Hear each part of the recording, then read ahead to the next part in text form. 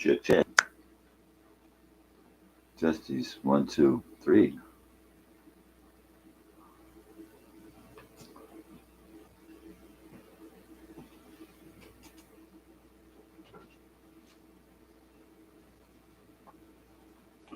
Howdy, peeps. Good morning, weirdos. I said good morning, weirdos. I mean good morning.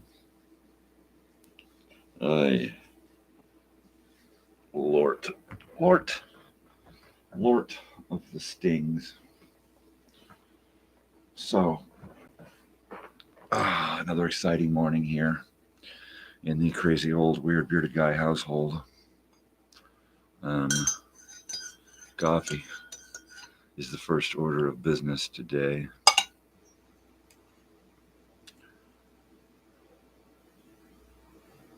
Stop spinning. You're making me dizzy. Oh, yeah. Glorious. Arg. So let's see what's on the books today. Well, it is Old Time Radio Wednesday, March 20th, 2024. I was going to say 1984. Wow. There's a brain fart. So 2024. Far stretch from 1984. Wow. That is a 40-year stretch there. 40-year stretch. Y'all see my new shirt? You'll see it. Stay tuned. Let's see. Okay, so what we have planned for Old Time Radio Wednesday is I was not able to find my cassette collection, mainly because I didn't really look. I got sidetracked doing other shit. I'm mainly taking a 3-hour nap. You know what? Since I've been doing this morning show, I've been getting better sleep. I don't get long sleep, but I get 2 really good chunks of sleep now. I get a chunk before I go to sleep, 2 or 3 hours. And then after I do this, most days I will take a 3 or 4 hour nap. And I couldn't take naps that were really long before this. They were either really, really short, or they would just last until the next day. I couldn't really take a couple of hour nap.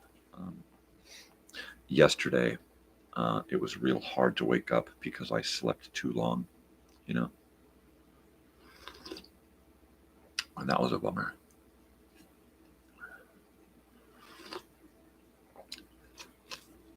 Yeah. So my cards should be here this weekend. And I think what I'm going to do is give my first card to David and tell David, so listen, dude, I make these videos, man. You want me to make a music video for you? Of course, we've already discussed this. But the thing is if I can put together one classy, artsy-fartsy music video, right, then that should lead to another and another and another. Now, the only thing I require for my services at this point is to be allowed to do it.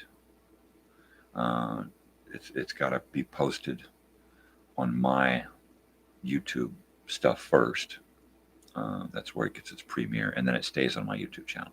It can be given to someone so they can then do what they want with it and then upload it and whatever. But I'm going to still retain the credit for it, and my credit is basically getting the likes and the views and stuff, all of that non-monetary stuff, right? And that's all I require. Like I said, this is just a big hobby. It's just a big hobby. Holly hobby. They call me Holly Hobby, all right? Because that's all it is, just a hobby. It's not an expensive hobby. It's a time-consuming hobby. Oh my God, when do you work? Well, I'm not a fucking slave. So I work when I work. I clean houses, right? So I work when the work is there. When the work isn't there, I don't work. You just do nothing? Oh, I do this. This is what I do. I do this among other things, music and video and stuff. And I'm a big movie guy. I like to watch movies. I like to listen to music. So in my off time, you can more than likely find me doing something like that. Playing some music, listening to an old radio show. Once again, segue back to today, Old Time Radio Wednesday. Now, the way I have this figured out is I should not have to get up from my position here to do anything bringing you this program. I should be able to DJ it from here, right? So, and while I could not find my, while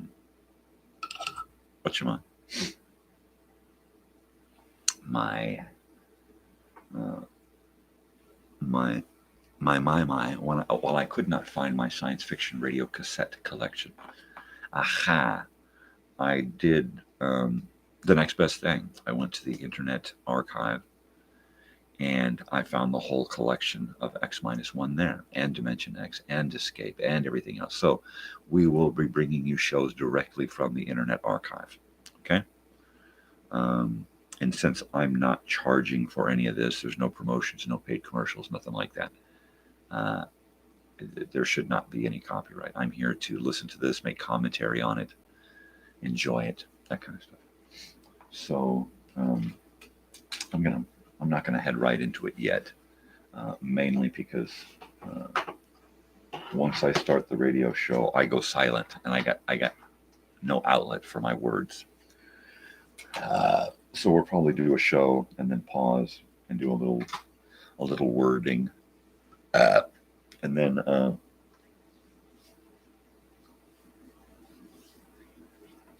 from there we'll just go into another show and another and another and another. My wife needs to wake up at 6:45. So if anybody's here, please remind me to wake up my wife at 6:45. It's 5 a.m. Pacific Standard Time. So use your clock accordingly. Let's see, we did get, did we do that whole time change thing? Did that happen a week or two ago? I mean, I've been so out of it lately. Luckily, my wife is with it.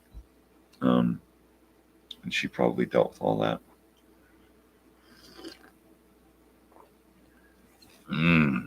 So let's see, like, that's choice, man. Totally choice. So yeah, I'm kind of bummed out. I went Monday night. Of course, the open mic at the Giant Rock Meeting Room used to be on Tuesday nights. Baby General has been dismissed. He has been demoted. He's no longer a general. I think he has been, what do they call that?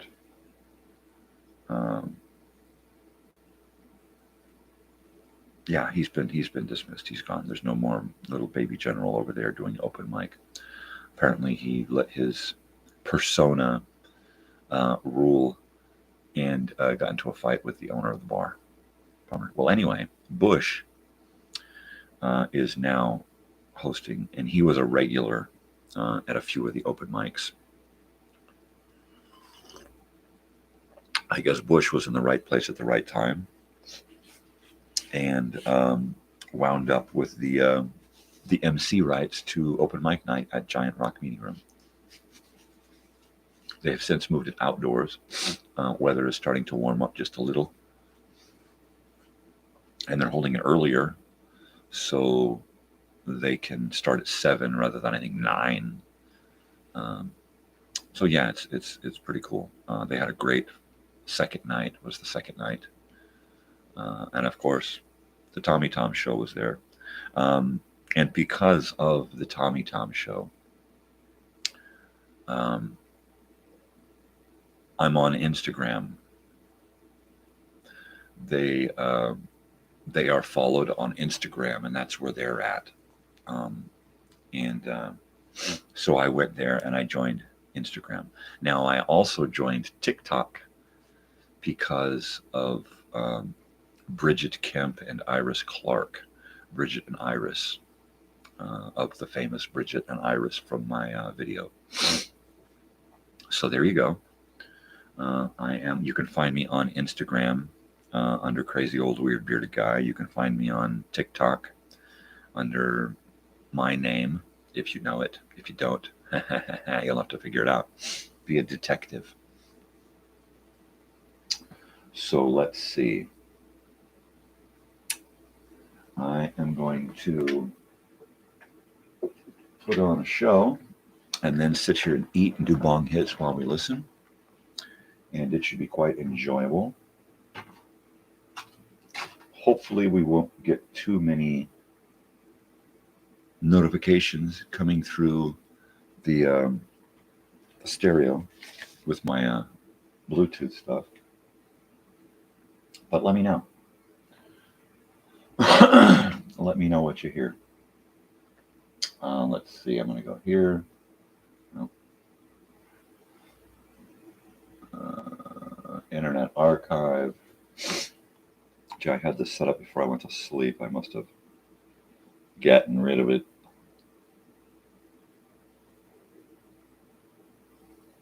Sound.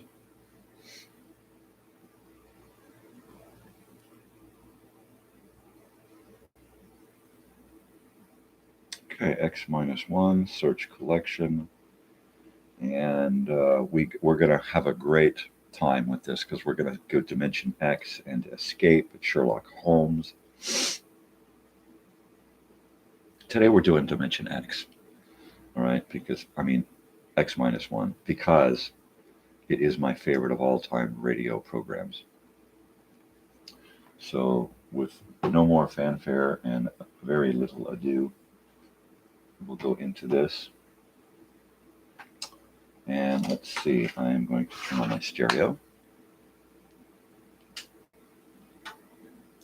And pair it up to my phone. And there we go. And now we are paired. And we are scared.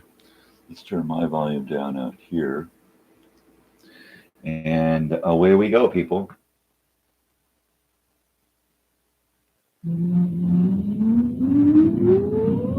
Countdown for blast off.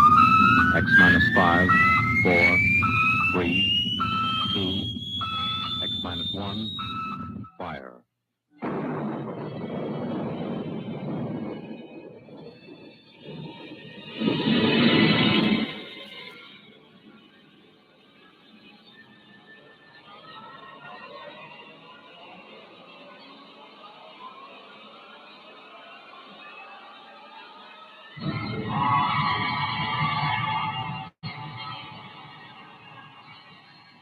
From the far horizons of the unknown come transcribed tales of new dimensions in time and space. These are stories of the future, adventures in which you'll live in a million could-be years on 1,000 maybe worlds. The National Broadcasting Company, in cooperation with Street and Smith, publishers of astounding science fiction, presents X-1.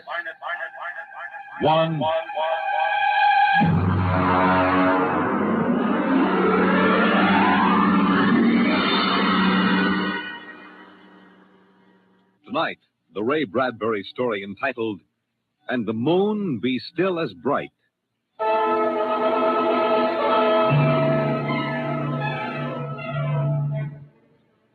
The first 3 expeditions for Mars left Earth in a mushroom of flame, arced through the atmosphere, and finally dwindled to tiny specks in the big eye of the Mount Palomar telescope, and then were lost to sight forever. The prearranged landing signals flashed back to Earth, and then the radios went dead. One after the other, ships had disappeared and were never heard from again. But still the rockets came. The 4th expedition emerged from the silent gulfs of space. angled down toward the floating red disk of Mars, down into an orbit as the order came to land. The last blast of the bow jets broke red against the blue desert sands, and the ship slid to a halt at the edge of a vast city that reflected the icy glare of the moonlight. For a while, all was still. All right, Park you. Open the airlock. Aye, sir.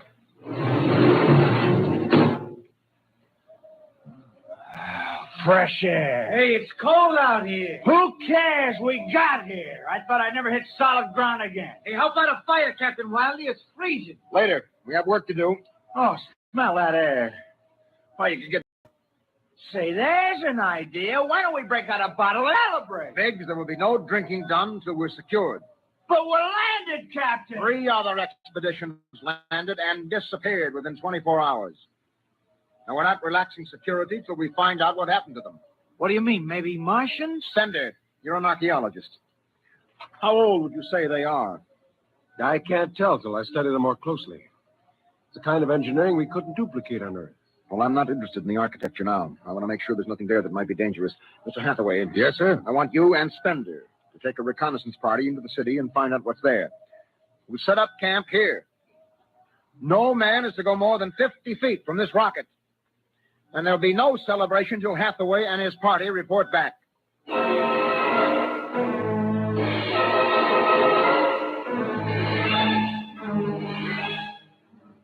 In the sea bottoms, the wind stirred along faint vapors, and from the mountains, great stone visages looked upon the silvery rocket and the small fire. The sky was black overhead, as the 2 racing moons threw knife-edged double shadows on the desert. All right, come and get it. Ciao. Hey, what do you got these, Cherokee? Sawdust, smothered in cold chicken fat. Good. I thought it was something I couldn't eat. Hey, Captain. Mr. Hathaway's back. Oh, Captain Wilder. Oh, yes, over here, Mr. Hathaway. Well, Most of the city's dead. Spender says it's been dead a good many thousand years, but we found one part about a mile over what toward about the... it? People were living in it last week, sir. People. Martians. Where are they now? Dead. We found bodies, thousands of bodies. They hadn't been dead more than 10 days. What did they die of? You won't believe it. What killed them? Chicken pox. Chicken pox? Yes. Where could they get chicken pox? From Earth. Oh, then the other rockets did get through. Yes. I don't know what the Martians did to them, but I sure know what they did to the Martians. They gave them chicken pox and wiped them out. They just didn't have any resistance to an Earth disease. Think of it, Captain. A race builds itself for a million years, refines itself, does everything it can to give itself respect and beauty, and then it dies. Of what? It's like saying the Greeks died of mumps or the proud Roman Empire collapsed because of athlete's foot. We didn't even give them a decent excuse for dying. We just gave them chicken pox. Spender, get hold of yourself. You didn't see those bodies, Captain. Yes, I know. It must have been a shock.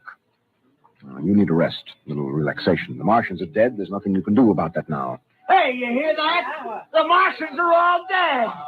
Come on, let's break out a bottle and whoop it up. How about a case, eh? Good Lord. They have to do that now? Isn't there time later to throw old beer cans into the canals? Spender, you're an idealist. They're not. All they know now is that they're safe. Little shouting won't hurt. You think too much. I was safe on Mars. The first Earthmen on Mars. We're going to celebrate. Yahoo!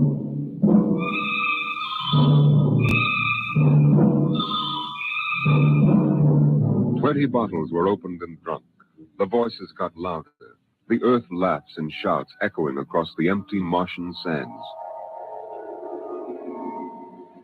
Spender listened to the wind over his ears, cool and whispering. He felt the land getting cooler. The stars drew closer, very near. The air smelled clean and new. He looked at the cool ice of the white Martian buildings over there on the empty sea lands. Oh, what a woman! Hey, what do we do with these empty bottles? Save them, stupid. There's a 2-cent deposit. Throw them away. Hey, wait. How about that building? 2 to 1 on a bucket, and he went right through that window. You're on. All right, here goes. Bullseye! Hey, double it up for the next shot. Put that bottle down, Biggs. Who's there, Mr. Spender? Stop smashing those windows. What's the difference? The planet's ours now. I guess I can do anything with it I want. Drop that bottle or I'll knock your teeth out. Yeah? Just watch me. I warned you. Big. Come on. What's going on here? Spender! I hit him. He's crazy, Captain. He just walked up and slugged me. All right, Biggs. Spender, you come with me. Now, suppose you explain. What was the idea? The noise, the drunken brawl. Friend, the men are tired. This has been a long trip. And you have a different way of seeing things. Oh, I'm seeing things all right. I'm seeing how we'll ruin Mars. We'll rip it up and rip the skin off the way we've already ruined Earth. Is that why you hit Biggs? Yes. I couldn't stand the idea of them watching us make fools of ourselves. Damn. The Martians. They're dead. They're all dead. But they know we're here. Doesn't an old thing always know when a new thing comes? We've come a long way to smash their windows and spit in their wine. Well, maybe you're right. But I'm still going to fine you $50 for that fight. Now, come on, Spender. Suck in your chin. We'll go back there and play happy.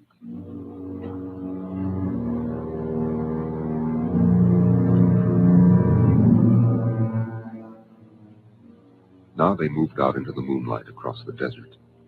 They made their way into the dreaming, dead city. The light of the racing twin moons glinted on the barrel of a pistol, the long blade of a machete, the round, gurgling shape of a raised bottle. The wind blew in from the Dead Sea bottom and brushed through the silvery wire filigree of the towers. Strange music drifted down to the double-shadowed streets, a thin, haunted music that played as it had played through the uncounted years of time. Nobody moved. The moons held and froze them. The wind beat slowly around them. Hey! Hey, you people in the city! Biggs! I just want to make a little noise. What kind of a celebration is this, anyway? Come on. They built this city thousands of years ago. And now where are they? How did they die? Who cares? They're dead. That's good enough for me. Lord Byron. What? Lord Byron, a 19th century poet. He wrote a poem that fits this city. Might have been written by the last Martian poet. So we'll go no more a-roving so late into the night. Though the heart be still as loving, though the moon be still as bright. For the sword outwears its sheath, and the soul outwears its breast. And the heart must pause to breathe, and love itself must rest. Though the night was made for loving, and the day returns too soon, yet we'll go no more a-roving by the light of the moon.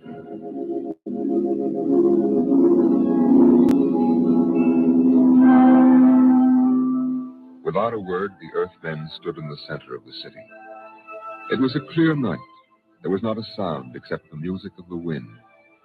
At their feet lay a tiled court, worked into the shapes of ancient animals and images. They stood there, silvered by the double moons beneath the crystal towers of Mars. And then Biggs was sick, and the sour stench of liquor filled the cool air. The men of Earth had come to Mars. And Spender turned and walked away into the city, alone in the moonlight, never once stopping to look back. It was a morning that might have been a Monday, or a Tuesday, or any day on Mars. Biggs was on the canal rim, his feet hung down in the cool water, soaking, while he took the sun in his face. Hey, what are you doing back here, Biggs? Didn't you go out with the search party? Yeah. I come back. I got a blister. Oh, yeah. Here. What do you mean? Look. Look, Cherokee, see that? Anyway, I had enough searching. 4 days hunting for that screwball Spender. Didn't find him yet, huh? Oh, good riddance. Oh, my feet. I'm going to soak them in the canal. If I was Wilder, I wouldn't worry about that nut spender. Let him go. He's a crackpot anyway. Oh, he's a little foggy upstairs, I guess. Hey, why don't you take your feet out of that canal, Biggs? I gotta make coffee out of that water. Coffee? You call that stuff coffee? I had a motorcycle once that dripped grease that tasted better Hey, than... wait a minute, Biggs. Hey, look over there. Where? By that bush, there's someone there. Hey. It's him. Hey, Spender! Spender? He's coming over. Why'd he stay lost, that crazy jerk? Hi, Spender. Long time no see. Hello, Cherokee. I've been exploring some ruins. Oh, you and them ruins. You're like a dog in a boneyard. What's the matter? Why don't you just say something? Where you been? Up in the hills. What would you say if I told you I found a Martian? Oh, yeah? Where? Never mind. Let me ask you a question. How would you feel if you were a Martian and people came to your land and started to tear it up? Well, I know how I'd feel. I've got Cherokee blood in me. My grandfather told me a lot of things about the way they kicked the Indians around in the Oklahoma Territory. If there's any Martian around, I'm all for him. How about you, Biggs? They're dead. They're all dead. There's a good thing, too. Well, I found a Martian. Up in a dead town in the hills. I've been reading their books, and they're easy to understand. And I've learned their language. And then I found this Martian. And I brought him here, now. I don't see no Martian. I'm the last Martian. What did you say? Biggs, I'm going to kill you. Oh, cut it out. What kind of a lousy joke is that? Now, don't put that gun away. You're kidding, huh? Spender, you're... He's dead. You killed him. You can come with me, Cherokee. You're an Indian. You know how the Martians would feel. You can be with me in this. You killed him. You just killed him. He deserved it. You're crazy. Maybe I am. But you can come with me. Come with you for what? Go on, get out of here, you crazy murderer. Of all of them, I thought you'd understand. I thought you'd remember what happened to your own people. You get out of here, you crazy murdering. Don't reach for that gun. Spender.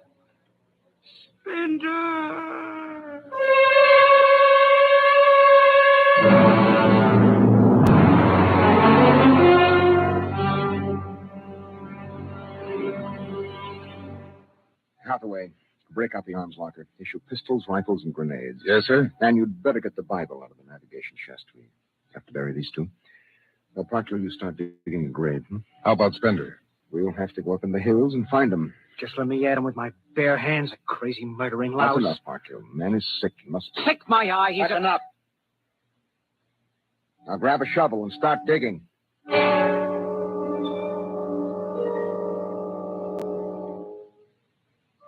Spender saw the thin dust rising in the valley, and he knew the pursuit was beginning. The sun burned farther up the sky, and the blue sand drifted lazily across the sea bottom below. He sat beside a quiet pool 10,000 years old and held the silver book. Through the house played the strange wind music of ancient Mars, and he heard voices whisper in his mind.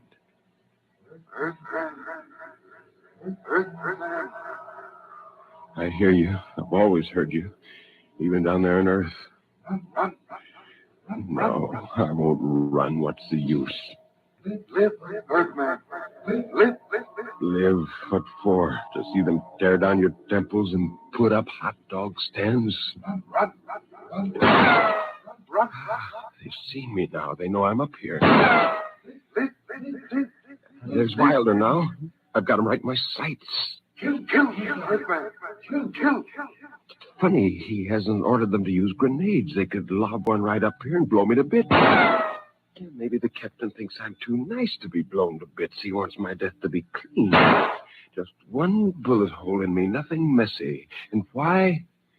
Because he understands me. Kill. The only one in the crew who ever did. Well, at least I can do the same for him.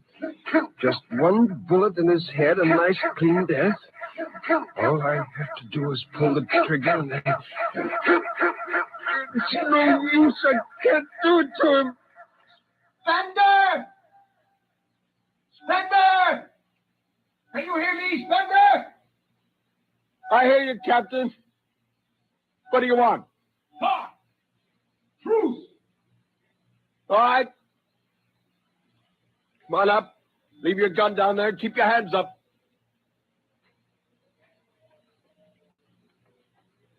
Oh.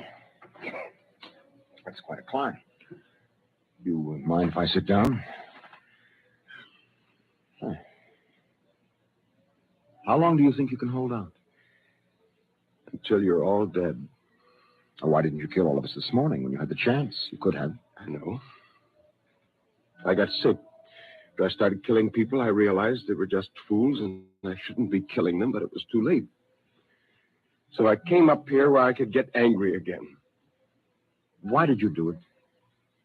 When I was a kid, my folks took me to visit Mexico City. I'll always remember the way my father acted, loud and big. And my mother didn't like the people because she thought they didn't wash enough. I can see my mother and my father coming to Mars and acting the same way. Anything that's strange is no good to us. We aren't fit to take over this planet. But to kill 2 men. How would you feel if a Martian spit on the White House floor? You know, you haven't acted very civilized yourself. I'll kill you all off, Wilder. That'll delay the next rocket 5 years, and then I'll kill them too. And if I'm lucky, I'll live to be 60. And I'll meet every expedition that lands on Mars. Oh, I'll be very friendly. I'll explain our rocket blew up one day. And then I'll kill them off. I'll save Mars for half a century. And by then, maybe the Earth people will give up. And yet you're outnumbered. We already have you surrounded. In an hour, you will be dead. I found an underground passage that'll take me back in the hills, Wilder. I'll go back there. And then I'll pick you off one by one. We'll see. Well, it's a nice town you've got here, Spender. It's beautiful. I'd like to live here. You can. Join me. You're not like them. Why go back to them, Captain? I'll show you what a good life these people had. No, there's too much earth blood in me. I may even agree with you about all this, but that does not change what I must do. You won't stay? No. This is your last. Look, you're sick. Now come along with me quietly. No. One last thing. If you win, do me a favor. Try to see that they don't tear this planet apart. Right. And if it helps, just think of me as a very crazy fellow who went berserk one summer day. Be easier on you that way. Now, I'll think that over. So long, Spender. Bye, Captain. Good luck.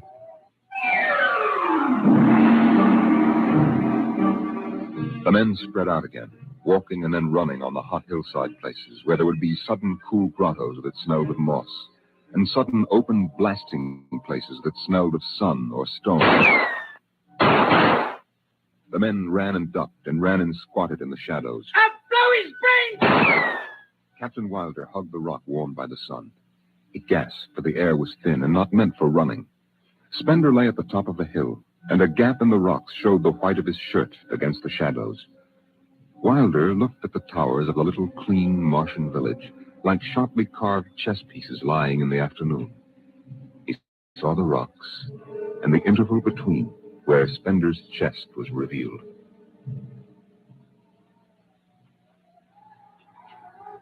Go on, Spender. Get out. You've only got a few seconds to escape. Go on, get out of the caves. Come back later. Here, go now. I've got to win this. I've got to think that I'm right. Pull this trigger. Go now. Get out. I'll get him! A slug in the head, I'll blow his bloody brains! No, Parkhill! Put down that gun. I'll do this myself.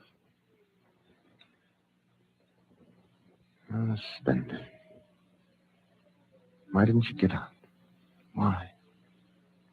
Why? Why?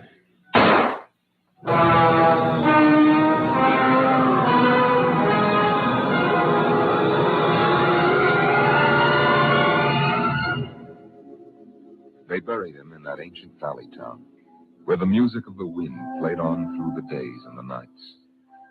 They laid him in an ancient silver sarcophagus with waxes and wines which were 10,000 years old, his hands folded on his chest. The last they saw of him was his peaceful face in the cold silver light of the racing twin moons. The captain found the poem in Spender's pocket, and he read it before he shut the marble door. So we'll go no more a-roving so late into the night. Though the heart be still as loving, and the moon be still as bright. Though the night was made for loving, and the day returns too soon, yet we'll go no more a-roving by the light of the moon.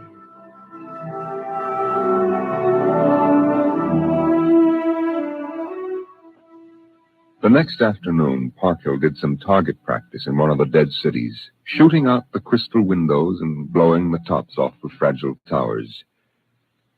Captain Wilder caught Parkhill and nearly knocked his teeth out.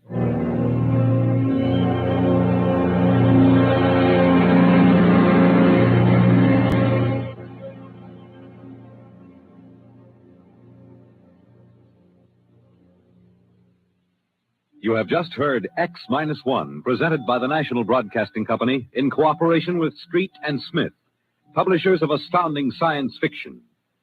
Tonight, by transcription, X-1 has brought you the Ray Bradbury story, And the Moon Be Still as Bright, adapted for radio by Ernest Kenoy.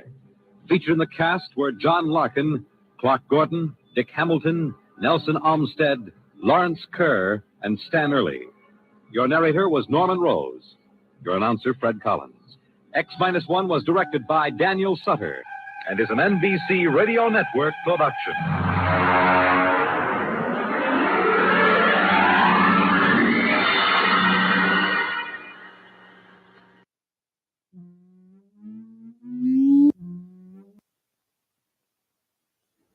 Well, wasn't that wonderful?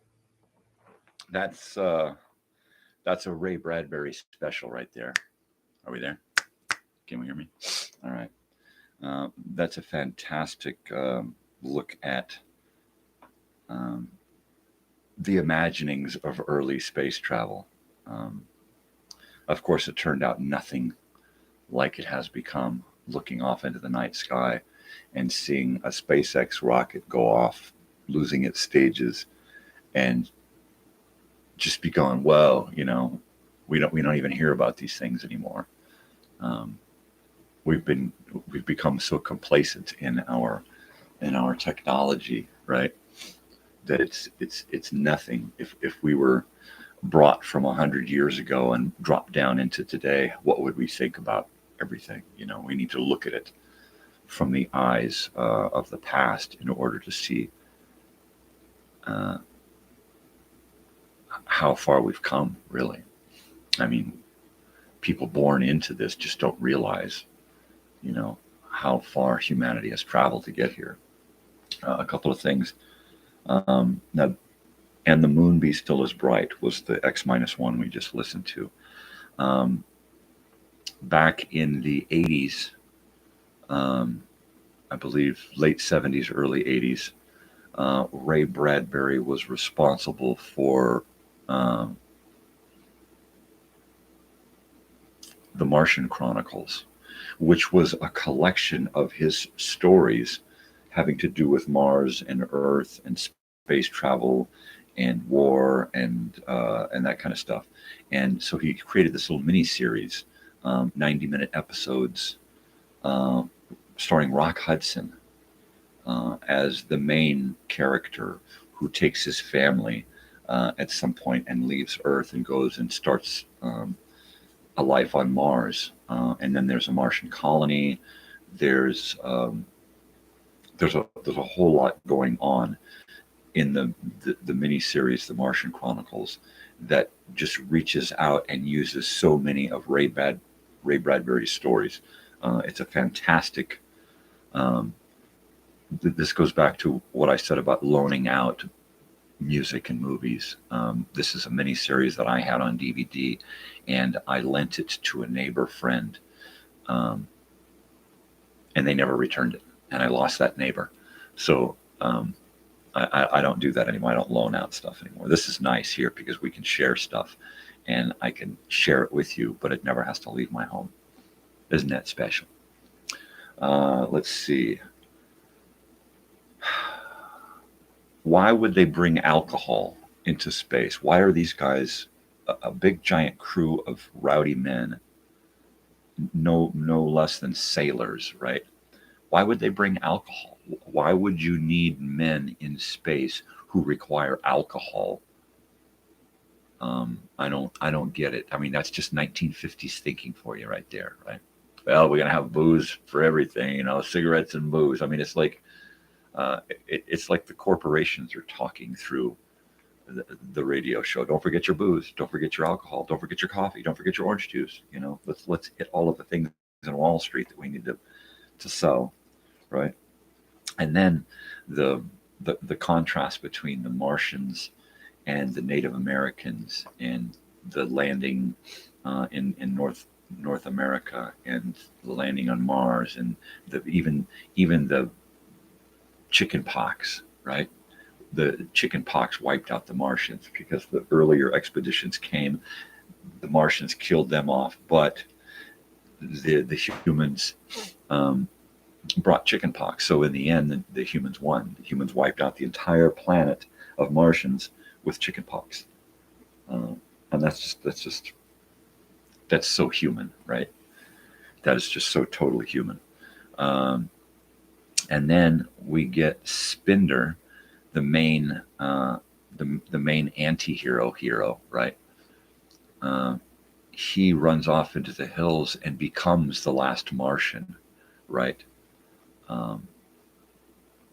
And it's just fantastic how there's such a similarity between Spinder up in the mountains shooting down on these guys trying to take the last of what it is to be Martian, right?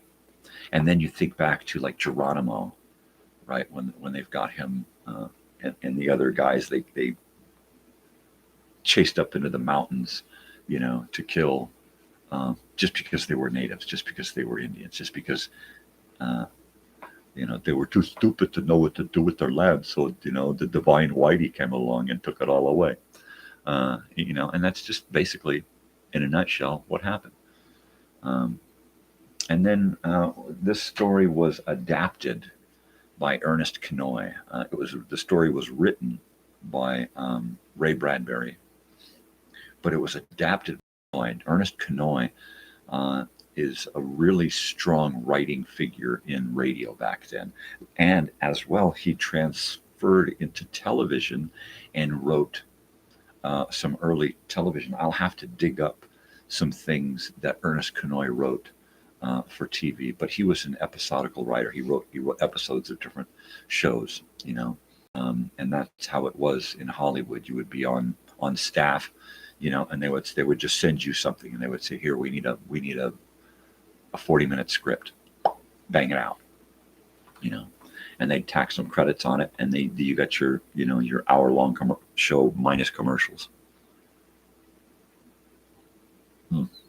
I am going to put on another show and warm up my coffee, and we will discuss more. The next show we have is No Contact. And it is another. All of these shows are my favorite radio listening. I can just put on X-1, Dimension X, Suspense, Escape, any of these shows, CBS Radio Mystery Theater, where every single week, every single story is different. There's no main characters that you see every week, with the exception of the oddball character that they kind of string through episodes on occasion, like Bat Ears Brady, the radio guy. You see a couple of Bat Ear Bradys throughout the series, and it's probably because one of the writers wanted to leave his little watermark on the show. And it could be a running thing between a few writers. Well, are you going to work in Bad Ears on this one? Yeah, I'm going to do that. So there you go. So let's get back to it. And I will see you in about 28 minutes.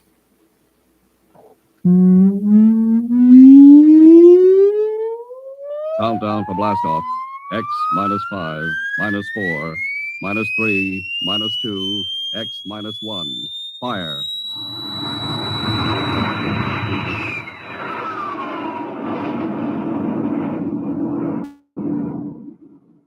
From the far horizons of the unknown come tales of new dimensions in time and space. These are stories of the future, adventures in which you'll live in a million could-be years on 1,000 maybe worlds. The National Broadcasting Company presents X -1.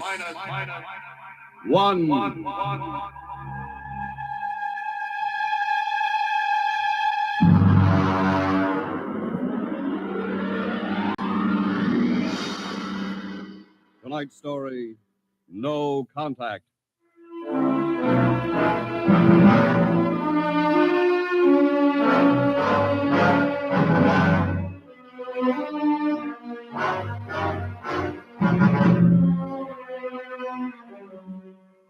It was in the year of 1982 that spacemen of the Great Galactic Barrier. In the past 10 years, rocket travel to the moon and the nearer planets had become commonplace.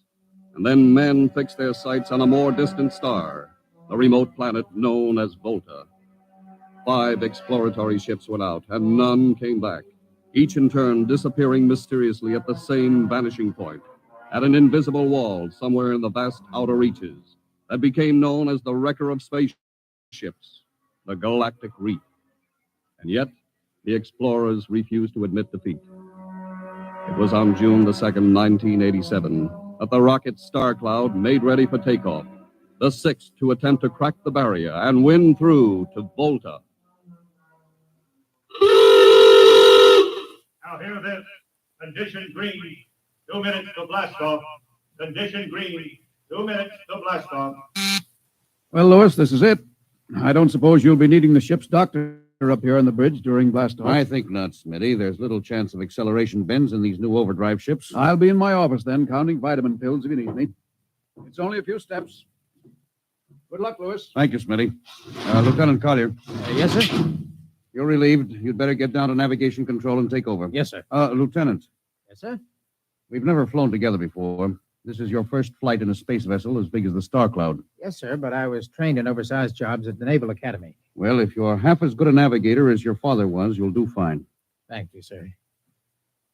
Did you ship out with my father? I served under him on one of the first rocket runs to the moon. I see. I almost went along on his last trip to the barrier. Too bad about that. Yes, sir. That's all, Collier.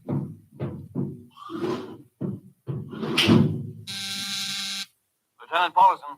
Get me the ground control tower on the field. I want to talk to Colonel Harrison. Yes, sir. Go ahead, sir. I patched in the bridge speaker.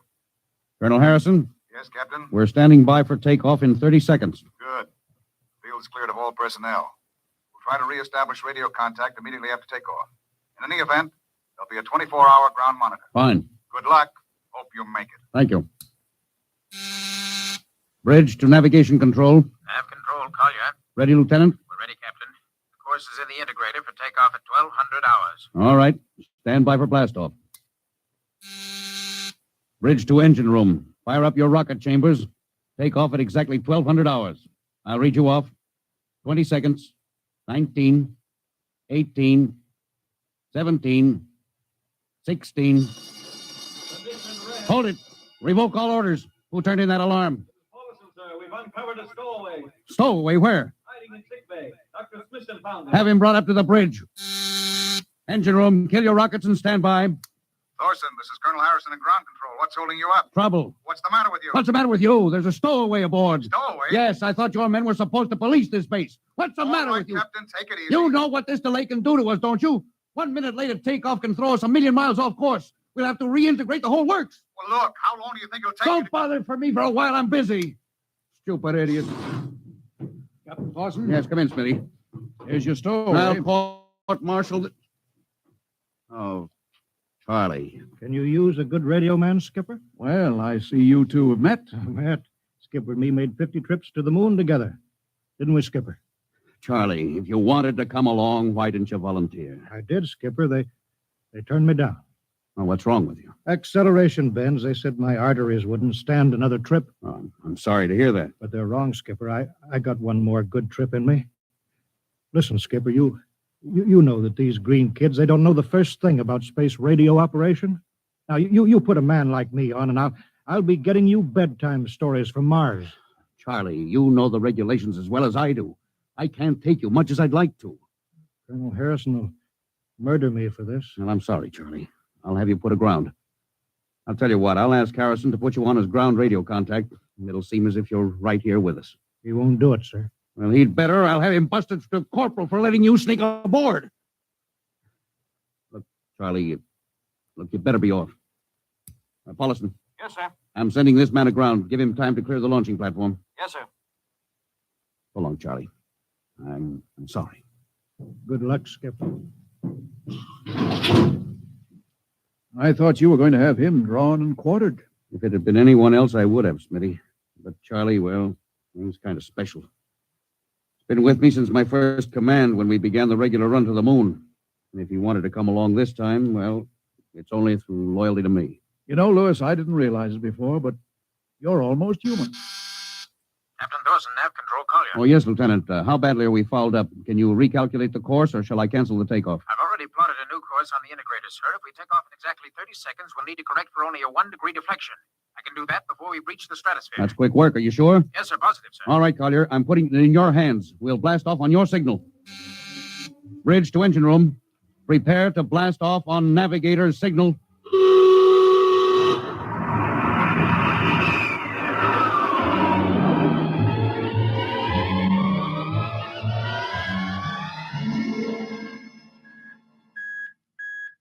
How are we doing, Collier? Coming on the bearing, sir. It's 4, 3, 2, 0. We've intersected the course vector. Good work, Collier. Course is corrected, sir. We're ready to go into atomic overdrive anytime you say. All right. Stand by. Yes, sir. Now hear this. Now hear. Prepare for maximum acceleration. Bridge to engine room. Kill your rockets. Rockets out. Fire up number 1 cyclotron.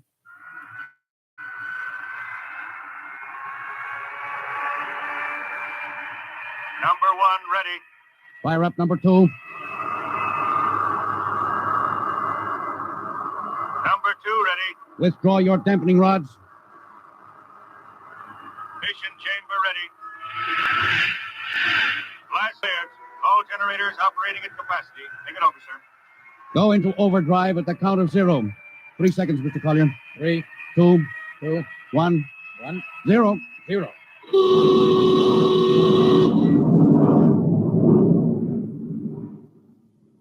How are we doing, Collier? On course, sir. She's running hot and true. My compliments, Lieutenant. This job would have done your father credit, and he was the best navigation officer I ever saw. Oh, thank you, sir. Start your gyros. Put her on robot control. All right, the bridge is yours, Mr. Collier. If you need me, I'll be in Dr. Smithson's office. Yes, sir.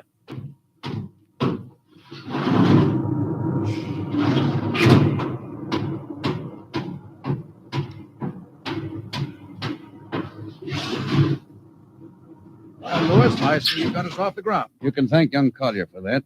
Chip off the old block. You knew his father? As a matter of fact, I knew him very well. First-rate spaceman. Oh, is he the one Yes, who... yes. He was lost in the galactic barrier on the second ship we sent out to Volta. Lewis, just what do you think this galactic barrier is? Oh, your guess is as good as mine, Doc. All I know is that 5 ships have gone into it, and none of them have come back out. You think it's a nit? How about Mestrovic's theory that it's a time warp in space?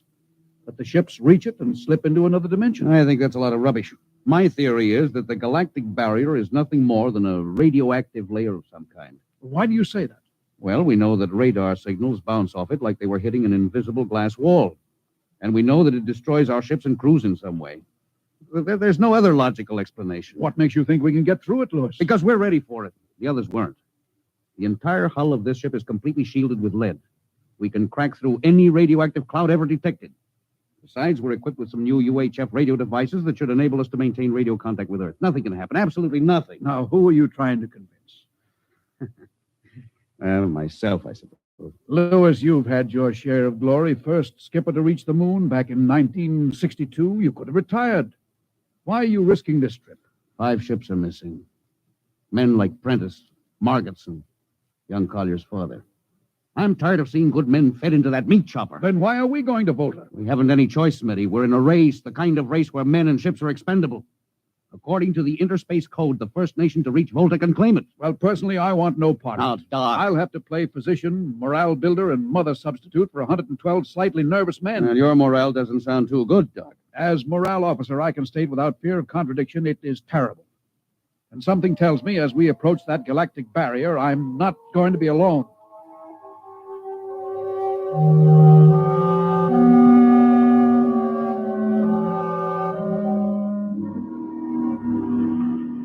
Hello, Earth. Hello, Earth. Captain Thorson of the Star Cloud calling Earth. Hello, Star Cloud. Hi, Captain. Charlie. Well, I see they haven't court-martialed you yet. No, sir, thanks to you. Well, it's good to hear you. You can read us the funny papers on Sunday morning. All right. Now, how's our signal? Strong. Clear as a bell. Now, here's our log report for Colonel Harrison. You ready? Shoot. June 2nd, 1987. 4 weeks out from Earth. Running through. No radiation. Operation normal. Still making our approach to the galactic barrier. That's all, Charlie. See you later. Good luck, Captain. I sure wish I was with you.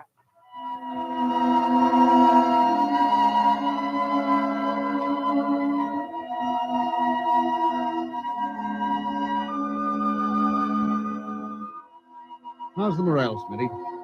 The men know we're getting closer to the barrier. They're beginning to show a little tension, Lewis. Well, how's their physical condition? Any sickness? About half the crew has come down with space blues. I was afraid of that. Are they bad? Same as usual. Lips and hands with a bluish cast. Eyes are sensitive to infrareds. I don't know. When I first started flying these tin cans, nobody ever heard of space blues. Well, now there's a theory it's caused by the terrific acceleration of atomic overdrive. Change in gravity affects the circulation. What do you think? I think it's psychosomatic.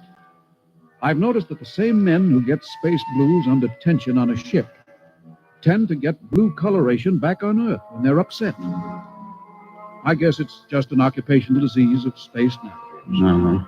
You think it's just nerves, then? Well, young Collier's got a bad case. I think it's tension from overwork. Maybe he needs some vitamins. Lewis, when will you realize that vitamins are not a panacea for all the troubles of mankind?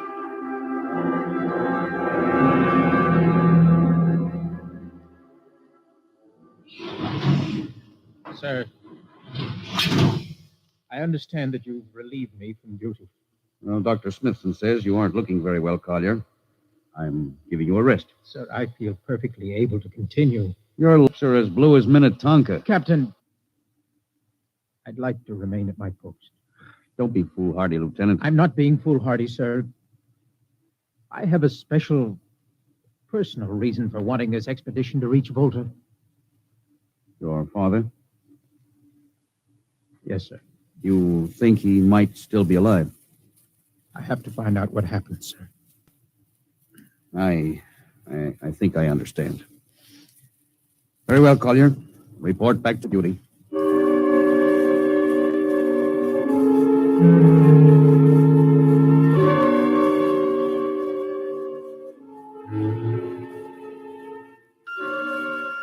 What's the reading policy? We're getting a +5 radar bounce now. Coming off the barrier almost as fast as we sent it out. What's the interval? 2 seconds. Shortening steadily. At this rate, we'll hit the wall in the next few minutes. All right. Alert the crew. Sound general quarters. Now, hear this. Condition red. We are now approaching the galactic barrier. All hands to stations. All radiation detectors to be fully manned. Full security will prevail until further notice. That is all. Paulson. Yes, sir? The radar bounce is up to +6. We'd better try to make final contact with Earth. Is Sparks still trying to raise the base? Yes, sir, but he's not having much luck. Oh? Seems to be some interference. That's the radio room now. Yes? You got him? We'll cut in on the bridge speaker. Captain will take it from here. Hello? Star Cloud to Earth. Can you hear me, Earth? Hello, Skipper. I can barely read you. We're getting heavy static from sunspots. That's not sunspots, Charlie. We're right on top of the galactic barrier. Getting a +7 radar bounce. Expect to hit the barrier almost any second now. Good luck, Skipper. If we crack the barrier and come through still in one piece, I'll try to get back to you on the high frequency band. Got you, Skipper. Don't worry. I'll be waiting. So long, Charlie. So long, Star Cloud. Must be getting awfully close now, Captain. Echo's bouncing back so fast it's almost beating the signal. Well, when they go inside, hold on to your hat. That's when we run into the wall. Any second. Hold on. Well, here goes nothing. Here it comes.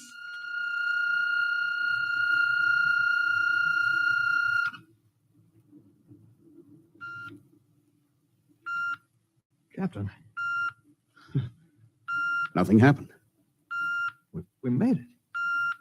We made it, Captain. No radiation, no time warp, no nothing. Now, the crew's gone crazy, sir. Let them. They've earned it. Doc, can you break out a few bottles of snakebite serum for medicinal purposes? I sure can, Lewis. This goes for a celebration. How's your morale now? It couldn't be better. How's yours? Couldn't be better.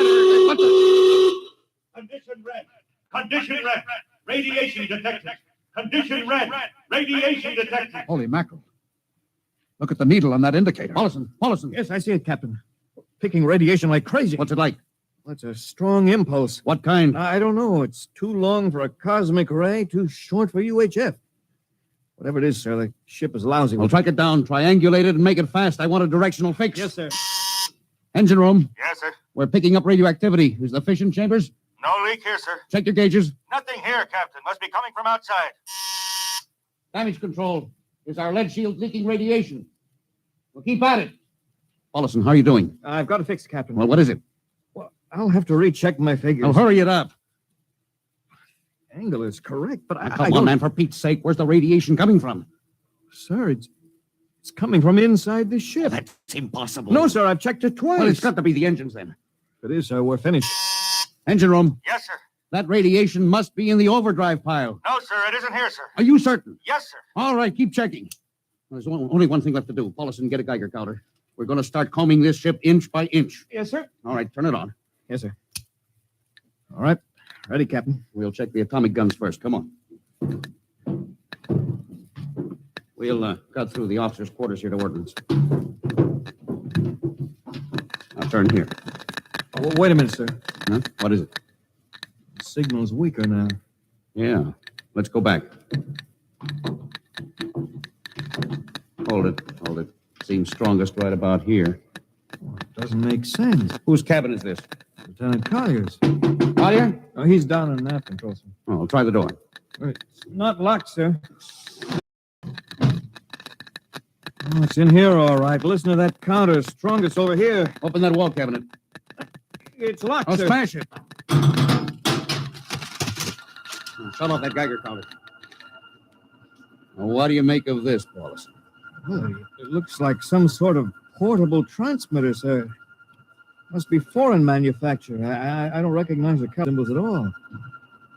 I've never seen anything like it. Which raises a small question. What is Lieutenant Collier doing with a transmitter in his cabin? I don't know, sir. Well, I intend to find out, Paulson. Get down to nav control and bring Collier up to the bridge on the double. Well, hadn't we better find some way to shut this thing off first? I know a way.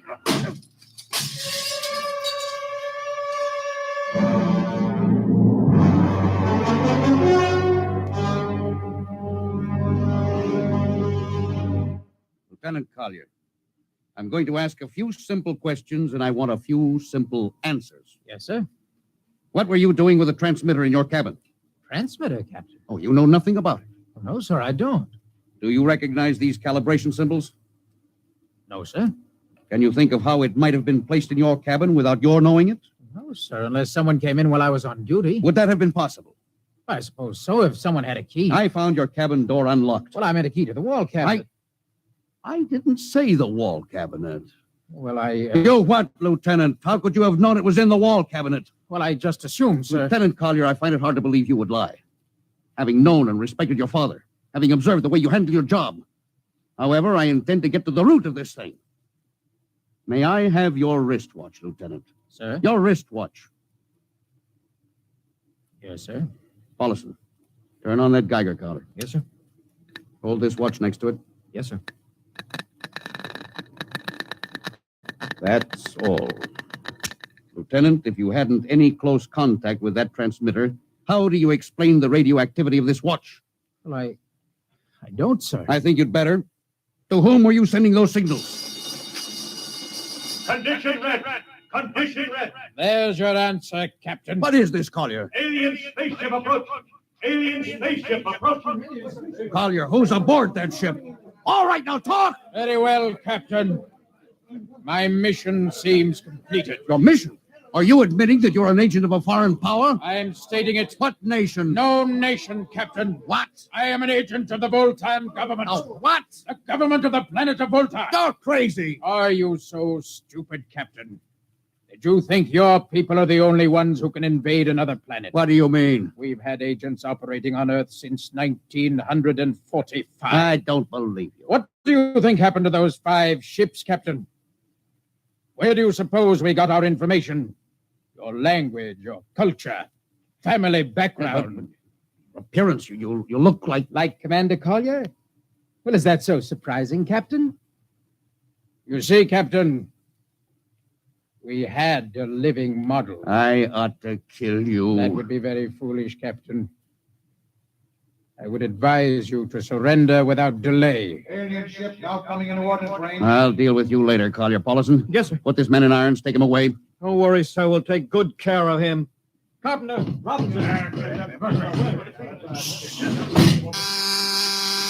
Gunnery, Gunnery Richardson, what's the range? 10,000 meters. They're closing fast. Put your guns on radar tracking. Tracking. Coming on the bearing. Fire! Fire, Richardson! Richardson, did you hear me? Fire! What's the matter down there? Did you hear me? Richardson, answer me. It's no use to shout, Captain. Collier, how did you get loose? Where's Paulson? Lieutenant Paulson is dead. All stations! Lieutenant Collier has escaped. Seize him, men! Don't waste your breath. Your men can't hear you, Captain. What? Those still alive are my men. You're lying. No, Captain. Every ship that has ever left Earth was controlled by a Voltan crew. That's impossible. Those were hand-picked men. Handpicked by us. I don't believe you. No? Then why not call for help? Carpenter, Robinson, Haley, report. You see, Captain? Carpenter, Robinson, Haley. It's quite useless, Captain. I would advise you to sit very quietly and do nothing. Very well, Collier. You've beaten us. What now? The ship will be taken to Volta for, shall we say, further experimentation. I see. Of course, there's one thing you hadn't counted on. Just what is that, Captain?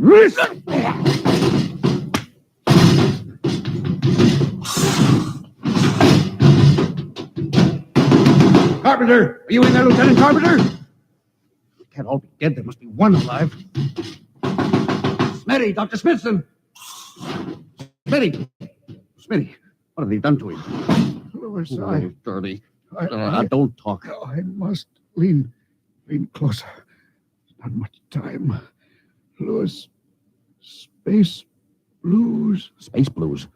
What is it, Smitty? What are you trying to tell me? All men with space blues.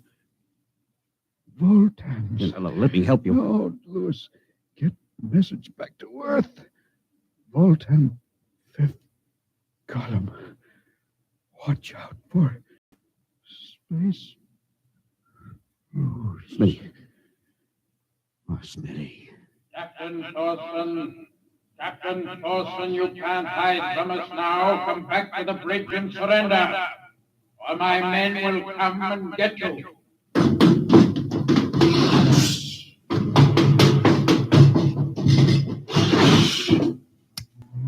Hello. Hello. Star Cloud calling Earth. Oh, please, God, let me get through before it's too late. Hello? Star Cloud to Earth. Come in, please. Come in, please.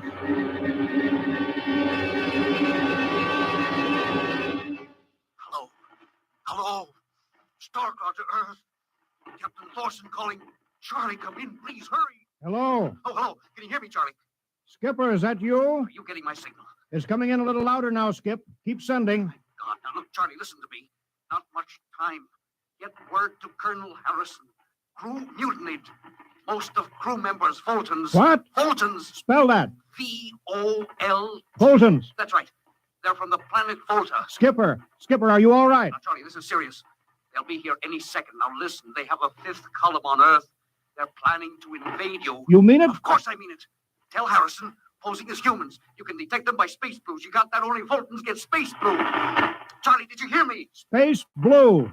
I get you. They're breaking in, Charlie. I'm depending on you. Warn everybody. Captain. They're opening the door. So long, Charlie. Tell Hannah. Captain Thorson. Hello. Hello, Star Cloud. What's the trouble, Sergeant? I was just trying to raise the Star Cloud, Colonel. I had any luck? No, sir. No contact. No contact, eh? No, sir. Well, nearly an hour since they hit the galactic barrier. I don't understand why they haven't tried to get a message back. No, sir. Neither do I. Oh, all right. I'll take over for a while. Yes, you do that, sir. It's all yours. Right. Oh, and Charlie, you better go out and get yourself some coffee. You look a little blue around the gills.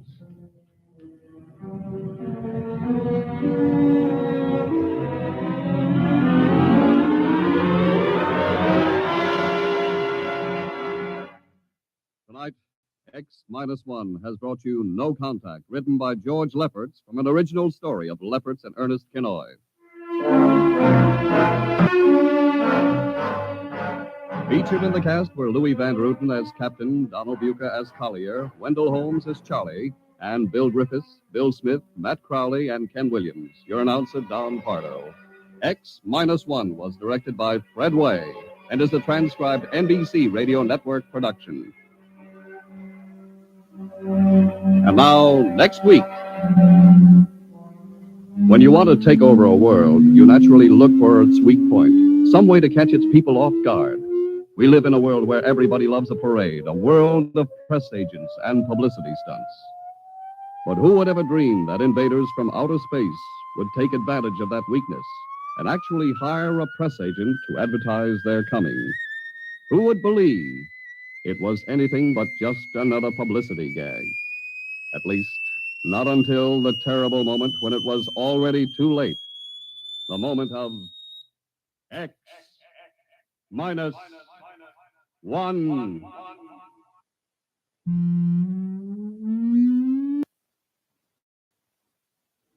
All right, that was awesome. That's one of my favorites. Charlie. Charlie is played by George Lefferts. George Lefferts pops up in just about every. I think he's probably in the next one. He's probably the Martian or the press. No, I think he's the Martian in the next one, or somebody. But George Lefferts, that old guy, Charlie, he pops up everywhere on NBC, especially. NBC was famous for their pool of writers, of course. George Lefferts, but the writer Ernest Kinoy was there again.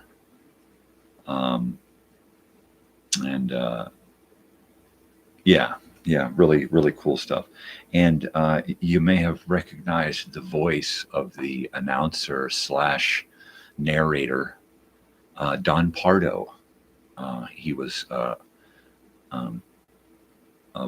big time fixture in NBC from the 50s on through the 80s, and popped up all over the place. Just popped up all over the place. Saturday Night Live, NBC, the first decade of Saturday Night Live, Don Pardo was there. He was always popping up, announcing that. He was the announcer for the first few seasons of Saturday Night Live. One of my favorite voices of radio and television, Don Pardo. Check him out.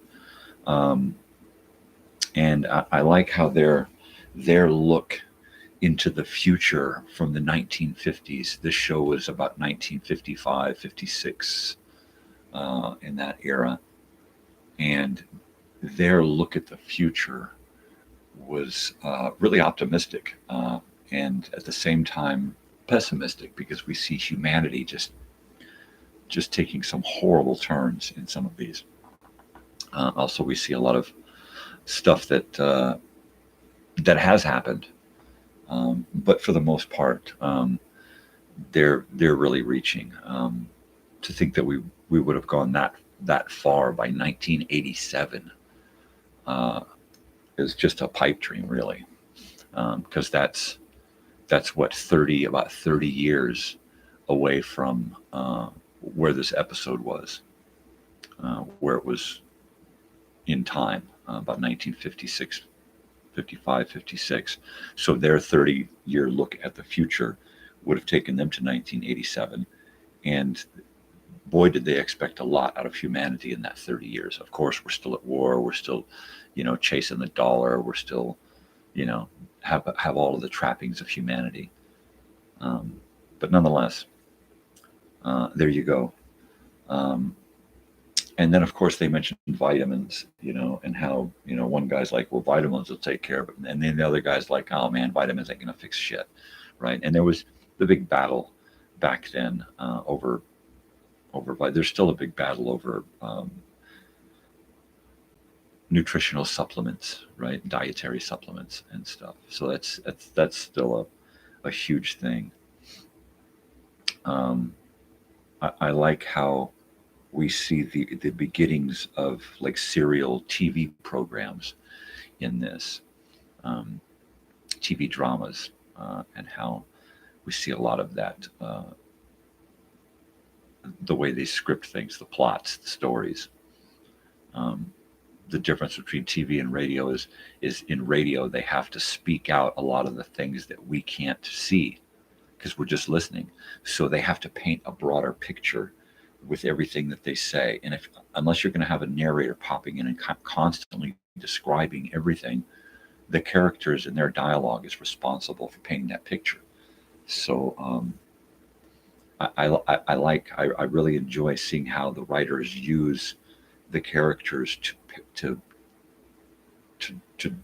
create that scenery, right, and take us into that place.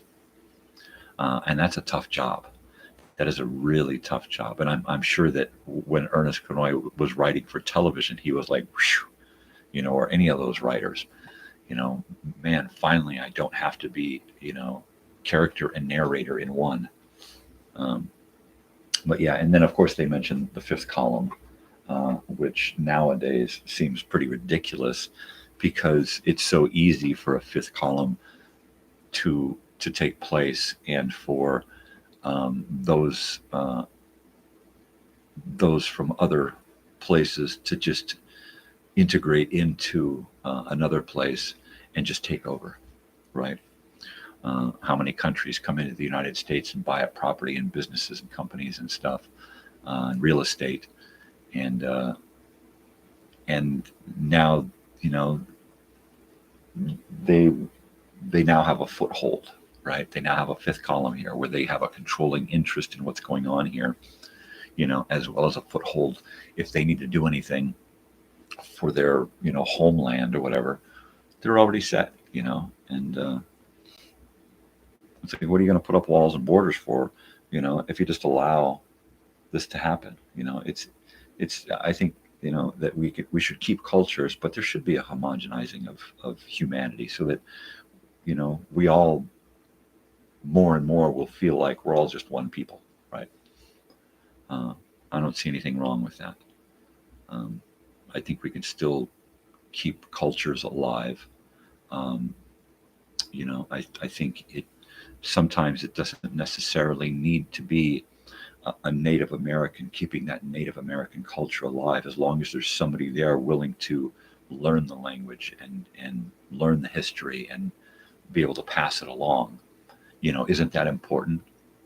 you know,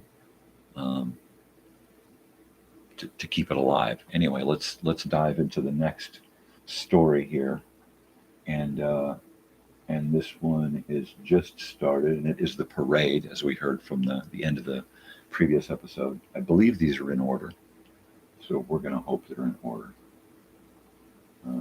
Okay, so here we go with the parade.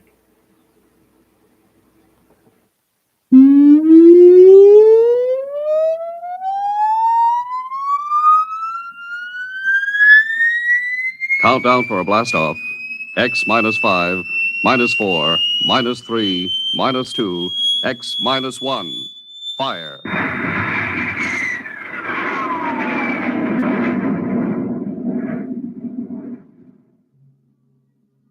From the far horizons of the unknown come transcribed tales of new dimensions in time and space. These are stories of the future, adventures in which you'll live in a million could-be years, on 1,000 maybe worlds. The National Broadcasting Company presents X minus 1.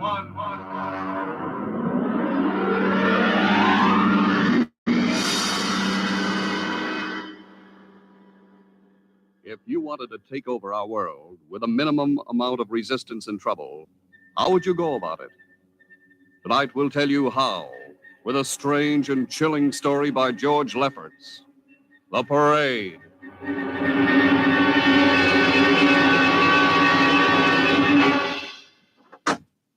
You are Mr. Sid Ryan. The same.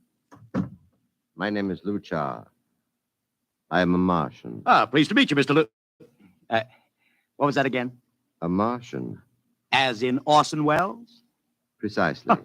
I'm a Rotarian myself. Sit down. Thank you. Now that we've had our little joke, Mr. Luchar, what can Publicity Associates do for you? I am interested in obtaining publicity. It has been my observation that advertising and publicity are the very backbone of earthly civilization. Spoken like a true Martian, Mr. Luchar. Now, if you'll tell me the name of the client. The client, of course, will be the Martians. You don't give up, do you? Give up? The gag, I mean. Oliver. Yes, Mr. Ryan? This is Mr. Luchar. How do you Mr. Luchar claims to be a Martian. Take him outside, will you, Oliver? I am happy to see, Mr. Ryan, that my telling you I am a Martian has approximately the effect I guessed it would. I believe we can do business. I have here cash retainer of $5,000. $5,000? Oliver, take a look at that wad of lettuce. It's the real stuff, Mr. Ryan. And my client is prepared to spend many times that amount. Sit down, Mr. Luchar. Oliver, get the client a cigar, the 50-cent box. Yes, sir. Thank you. Well, now, what can I do for you, sir? I wish you to manage a publicity campaign. A very large and important campaign. Is the product established, or is it something brand new? Something quite new. Now, what would you judge the most effective type of campaign? Well, if the client has a lot of dough to throw around, a suspense campaign is best. First, you place ads in the paper saying, watch this space. Then about a week later, you run an ad saying XYZ or PDQ, and you get people guessing what it means. Then finally, when you've teased them enough, you bust loose and unveil the product. Excellent. We will conduct a suspense campaign. Of course, in this kind of campaign, secrecy is very important. Once the name of the product leaks out, it spreads like wildfire, and the whole campaign is kerfloppo. Quite so, quite so. The utmost secrecy. You realize, of course, these things cost like crazy. Would, say, $1 million cover expense? Come again? I said, would $1 million cover it? Why, yes, I am at... You did say $1 million.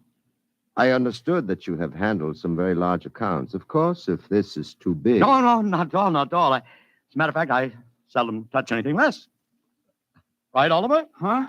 Oh, of course. That's right, Mr. Ryan. Absolutely right. Yes, sir.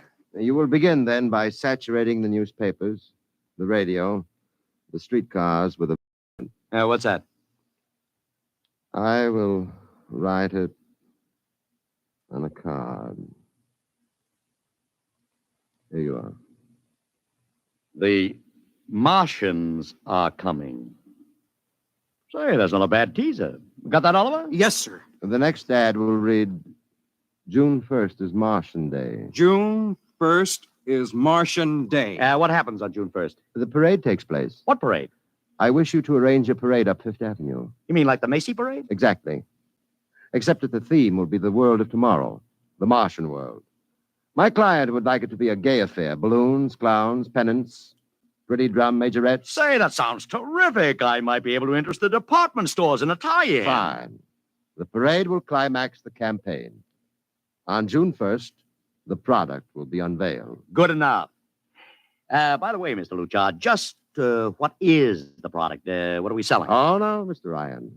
Secrecy, remember? Yeah, but after all... Mr. Ryan, all will be revealed to you in good time. For the moment, let us say that we are selling a concept. A concept? The concept of invasion from Mars.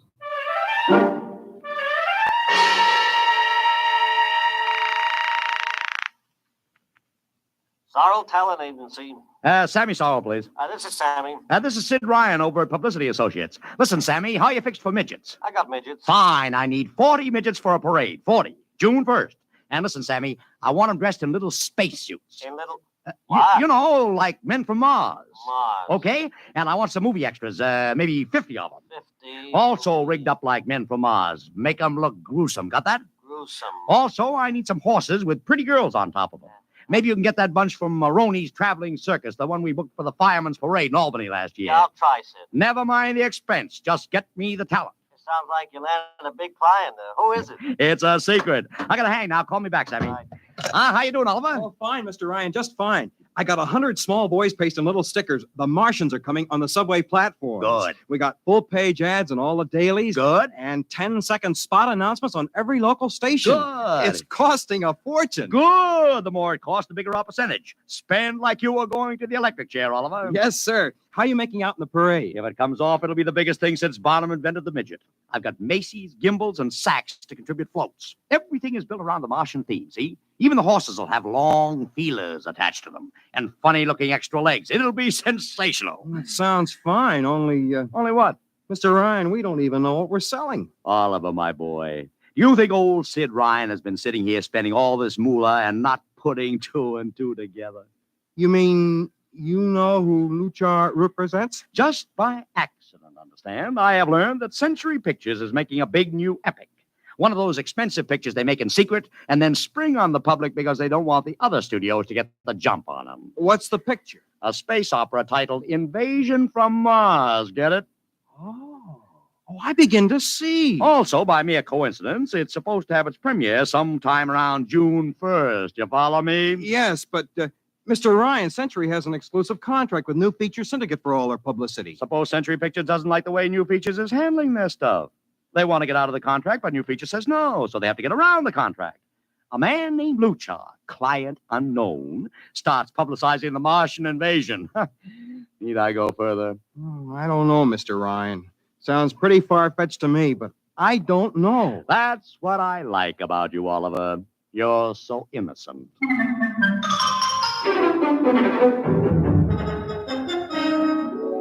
Let me talk to Commissioner Patrick, please. Sid Ryan.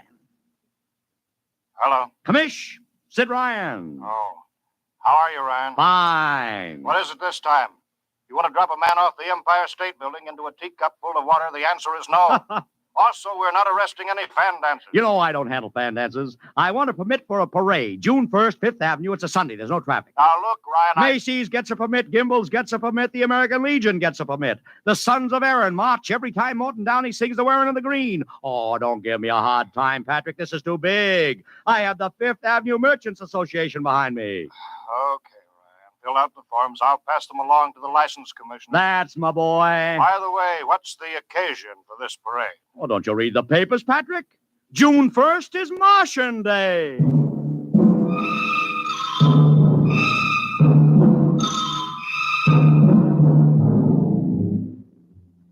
How is the campaign going, Mr. Ryan? Like wildfire, Mr. Luchar, like wildfire. Everybody and his brother is going along with the gag. Yesterday, we distributed 50,000 Martian hats to school kids. I got some of the merchants doing World of Tomorrow displays in their windows. Every big novelty manufacturer in town is climbing on the bandwagon. They want to get into the parade with floats, giveaways, anything. Everybody smells a buck to be made. I wouldn't be surprised if the mayor himself declared Martian Day. I've even arranged for Commissioner Patrick to accept a $50,000 check for the Policeman's Benevolent Fund from the man from Mars. Oh, it's terrific, terrific. My blood pressure's up to 200. Excellent. I understand Century Pictures spent over $1 million making that space opera. I beg pardon? Oh, come, Mr. Luchar. Sid Ryan wasn't born yesterday, you know. I know who our client is, even if you don't admit it. You do? Always thinking that's me. Well, as long as you know, let's keep it to ourselves, shall we, Mr. Ryan? As you once remarked, when these things leak out, it destroys the surprise and ruins the effectiveness of the campaign.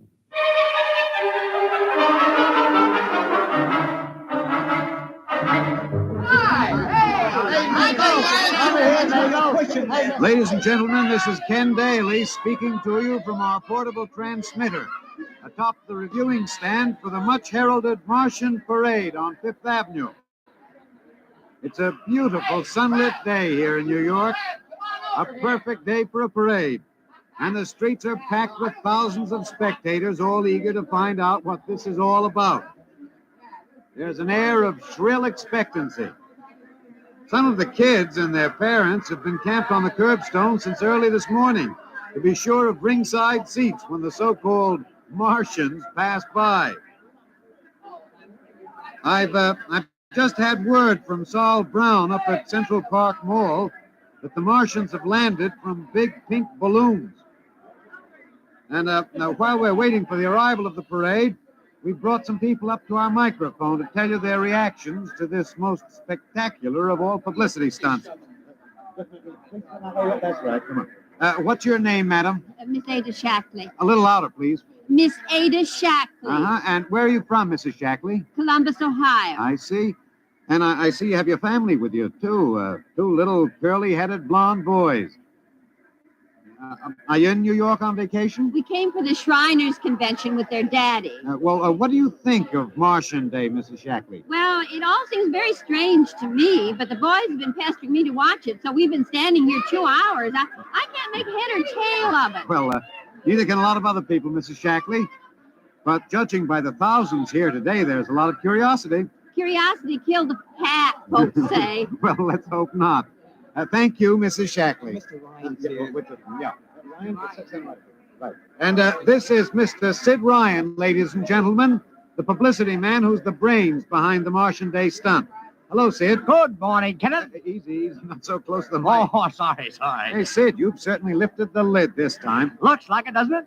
Sid, there's been a great deal of speculation as to exactly what all this is leading up to. I've heard some folks say it's a big war bond drive. Others think it's just to stimulate local business. And, look, I understand in the trade itself, the smart money says you're building for the premiere of Century's forthcoming extravaganza, Invasion from Mars. Now, come clean. Can you tell us what the real story is? Ken, I'd like to, but honestly, I can't. Oh, man of mystery, eh? Are you going to watch the parade from the stand here? No, Ken, I can't stand noise. I'm going up to my office and watch it govern. Well, thank you, Sid Ryan, and good luck. And here they come, ladies and gentlemen. The first units of the big Martian parade, swinging down Fifth Avenue with fanfare, colored streamers, music, confetti, floats, all the trappings of a Mardi Gras. And here in the vanguard is a whole troop of little midgets in weird-looking pink and blue spacesuits, carrying Rube Goldberg weapons with signs painted on them. Let's see, I can read one which says, Atomic Blaster. Another one has a placard reading, We're Martian through Georgia. And here come the clowns, laughing and falling all over each other. They're giving free sugar candy to the kids along the way. Yes, ladies and gentlemen, this is a happy, laughing crowd along Fifth Avenue today. A true reflection of the great sense of humor and good nature that makes America the place it is.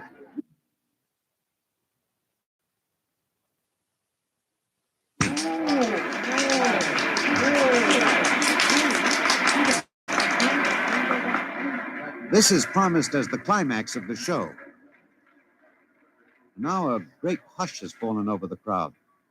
It's quite a sight to see these thousands of people standing here expectantly, hearing only the great regular sigh of their mass breathing. Now here they come, ladies and gentlemen, the Martians, marching in booted, helmeted ranks, row after row of them. My, this is an impressive sight, ladies and gentlemen, and a rather serious contrast to the rest of the joyous slapstick parade we've witnessed. There are perhaps, 200 tall, broad-chested men dressed in metallic gray spacesuits with thick glass visors drawn across their faces. Each is holding an ominous-looking ray gun at the ready position. They're marching in absolute silence, keeping step perfectly, as though some mute, unspoken command were marking time for them. The crowd seems rather grim and serious now. Perhaps they're reminded of the actuality of war and possible invasion. They stand solemnly, silently, watching.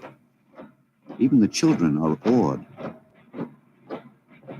And now the first ranks of the Martians are moving past us down Fifth Avenue toward the reviewing stands at the square.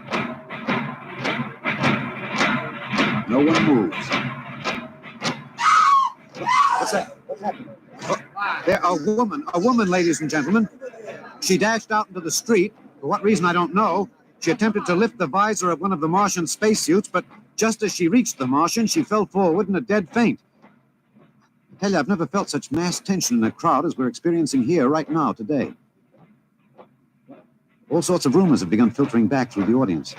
There are excited whispers of she's dead, she fainted, and now an undercurrent of, what? They're really Martians. This is an example of how a single incident can precipitate mass hysteria, ladies and gentlemen. I tell you, it's a mighty reassuring sight to see the blue uniforms of New York's finest spaced every 10 feet or so along the avenue. Somehow, I can't explain it. This incident has begun to work on what was a moment ago a happy, carefree crowd, and the complexion is changing.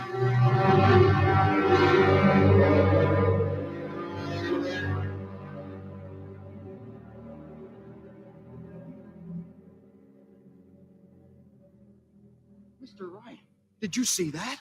A woman fainted. Of course I saw it.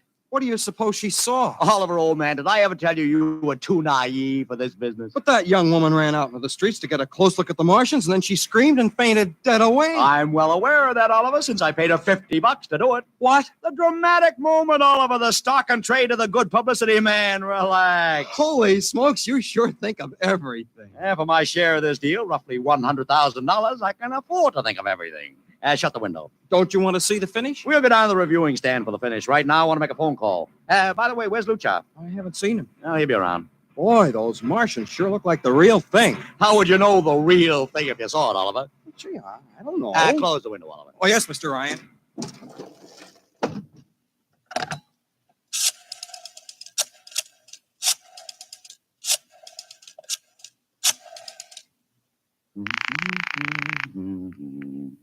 Sorrel's Talent Agency. Sammy, this is Sid Ryan. Say, listen, Sid, I was gonna call you. I'm awful sorry about those Martians. What do you mean, sorry? They're terrific. No, don't joke, Sid. I mean it. Well, I mean it too. They're great, great. Are you in the bag? Never felt better. You mean it, don't you? Of course I mean it. What is this? There are Martians in the parade? About 150. Of course, I only ordered 50, but Sid. under the circumstances... Sid. Well, what is it? Sid, don't you know? I couldn't get you a single movie extra. There's a studio strike in New York. I was gonna call you, but I figured... Wait a minute. Where'd these guys come from if you didn't hire them? I don't know. Maybe Oliver. Oh, hold on. Oliver, Yes, Mr. Ryan? did you hire those Martians? No, sir, Sammy, this is on the level, isn't it? Honest, Sid, Okay, Sammy, I'll call you back. What's the matter, Mr. Ryan? I don't know. I just don't know. I've got to locate Lucha. What's Century Pictures number? Mr. Ryan, this is Sunday. Oh, yeah. Well, get me their publicity director, Marty Sanford, at home. Oh, yes. Yeah.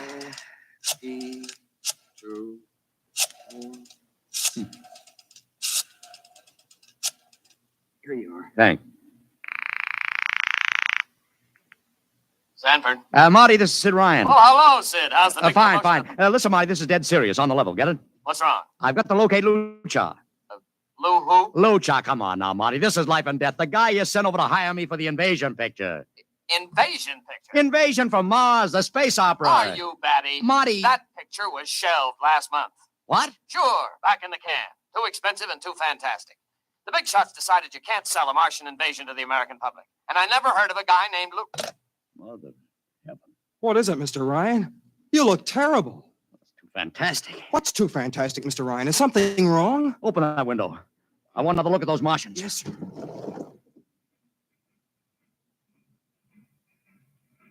Look at them. Oliver, you were in the Army.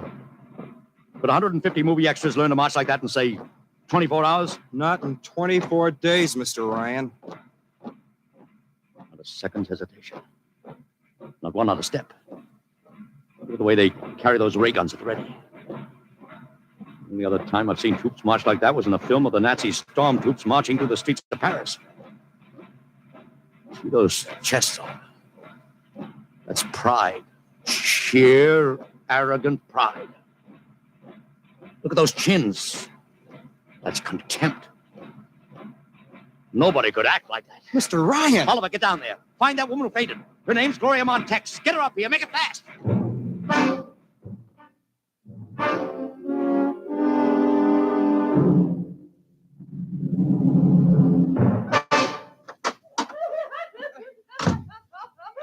Here she is, Mr. Ryan. I can't get much sense out of her. Stay away from me. Gloria, it's me, Sid Ryan. Oh, don't kid me. You're a Martian. Gloria, settle down. No, you're wearing a mask. Baby, it's me, Sid. And underneath, it's awful. It's all big green eyes and those feelers like a catfish. Baby, snap out of it. Listen, what happened down there? You ran out and screamed like I told you, but the fainting, that wasn't in the act. Oh, go away, please. Go away. What'd you see? Oh, no, please. It's too awful. Please, please. Just one question, baby. Inside that helmet, what'd you see? You won't get anything out of her, Mr. Ryan. She needs a doctor. Okay, Oliver, I've heard enough anyway. You take care of Gloria here. Get her a drink. Where are you going? To see the commissioner. We got to stop this parade before things begin to happen.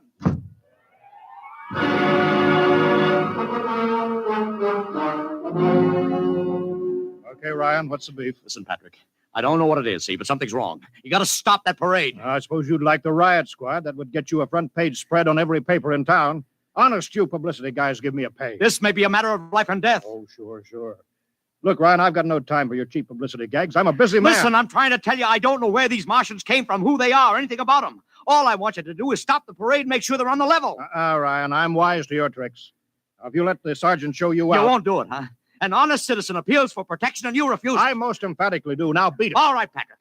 I'll go right to the mayor's office. I'll have you busted flatter than a fried egg. Go ahead. I'm sure his honor will be glad to toss you out on that phony nickel-plated skull of yours.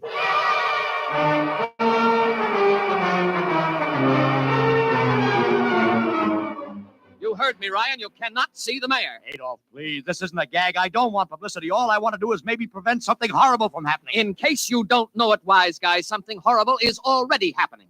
A couple hundred little kids are in the hospital with ptomaine poisoning from that phony Martian candy you passed out.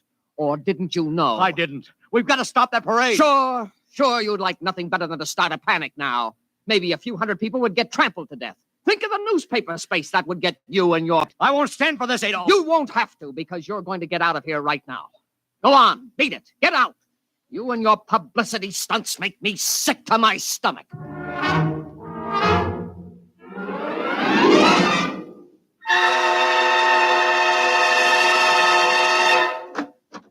Oliver!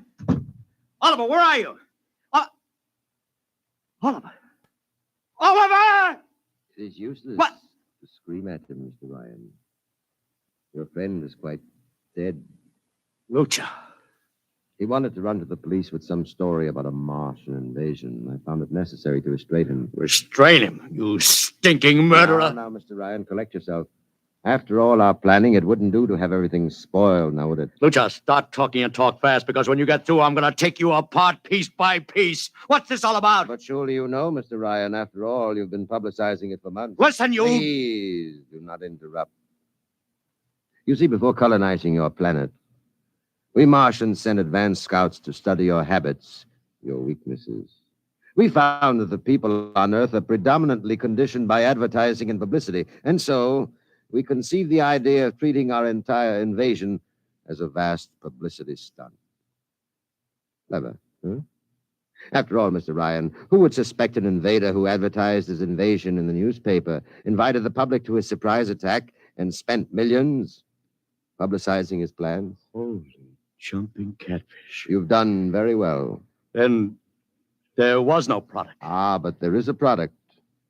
The product is death. What are you trying to do, Lucha? We Martians are a humane people, Mr. Ryan. We do not like to destroy thousands where a few hundred would suffice. In exactly 2 minutes, our troops will treat the world to a spectacle of death, which will bring the rest of your planet to its knees in horror. Nations will clamor to surrender. Perhaps, Mr. Lucha, but not if I can help it. You...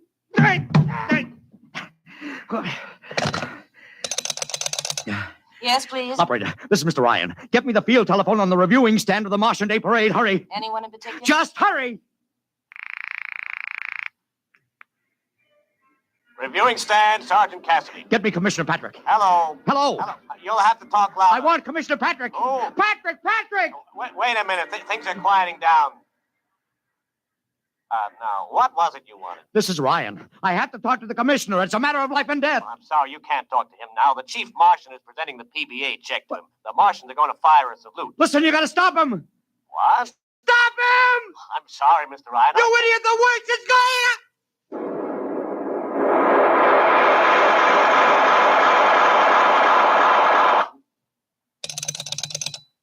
This is the operator. I'm sorry, Mr. Ryan, you've been cut off. I can't seem to get them back. Doesn't matter, operator. Nothing matters now.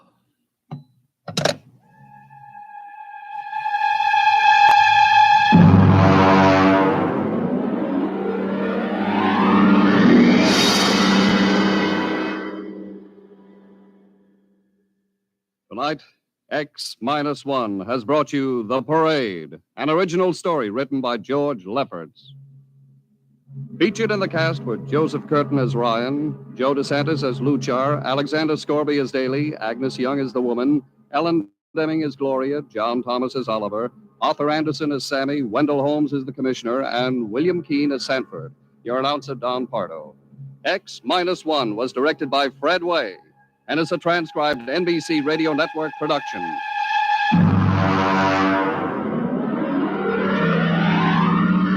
Next week, the tables turn. Instead of Martians invading Earth, we bring you a tale of men invading Mars. Ray Bradbury's brilliant short story entitled Mars is Heaven.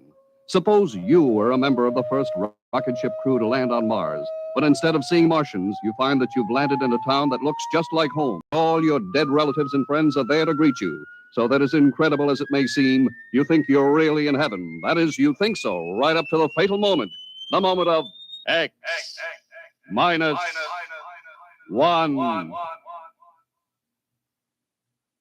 Join the Abbotts on another baffling mystery tonight over most NBC radio stations.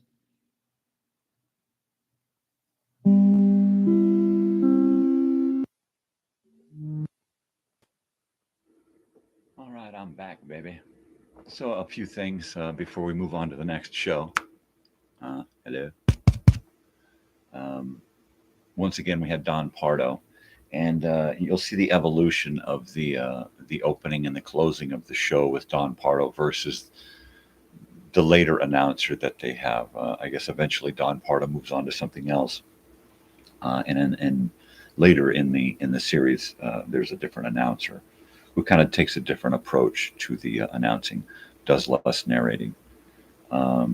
This show, of course, evolved from Dimension X, which had a slightly different, although very similar, opening to the show. Now, I had mentioned in the previous episode that George Lefferts played Charlie. It was Wendell Holmes that played Charlie. George Lefferts shared the writing credit with Ernest Kinoy. So I just wanted to get that straight. And to me, it's not a surprise how humanity would just totally sell itself out for a buck, to a foreign power, an alien foreign power, and just give itself up for fame and fortune. It could be happening now. You see all these boobs running around with fame and fortune and stuff, and how did they really get it, right? A lot of these guys don't really seem all that intelligent. These superstars that are out there, they're not all that entertaining, for the most part. So is there something in it? Are they part of a fifth column, right? And the admin, of course, they go right to the admin, the used car salesman of the capitalist world, right? And of course, the admin will just glob onto it and for a buck and totally sell the soul of humanity. It's just, it's totally, that's like timeless, right? The music, if you listen to the music, I pay close attention to the music because the music, they keep using similar melodies and themes and stuff throughout the series. So you'll hear the music from this episode, you'll hear in a bunch of different episodes, and all over the radio on NBC as well. At one point, we heard the sound kind of drop away about halfway through it and then come back. And that's because it was played on a record usually. And what it was is they had two records, they had a side A and a side B, and they would go on live. They would just play this radio show, and they'd play the first part. And then when you get to the end, they would just switch to the other turntable and be playing the other half of the show. So sometimes you can hear a difference between the two sides. Like by the end of the first album, it's kind of grainy and staticky, and then they start the next side and it's like crystal clear, and the sound is a little higher or lower. But yeah, I just wanted to go into that. I'm going to put the next show on. The little lady's getting up, can have some coffee and get ready to roll out of town. So we're going to listen to this, and then I will be back after that. This next episode is Mars is Heaven, which is another Ray Bradbury story. It's part of the Martian Chronicles, which was his collected works. And then that collected works eventually made its way onto television as the Martian Chronicles miniseries. I think it was like three parts, starring Rock Hudson. So we're going to see another episode of the Martian Chronicles in this X-1 episode entitled Mars is Heaven. Now, the fascinating thing about this one is if you pay close attention to the plot and the whole scenario, you are going to notice that it is very similar to a Twilight Zone episode and an exact copy, or a Twilight Zone is a copy of this. So pay close attention to it. This is Mars is Heaven.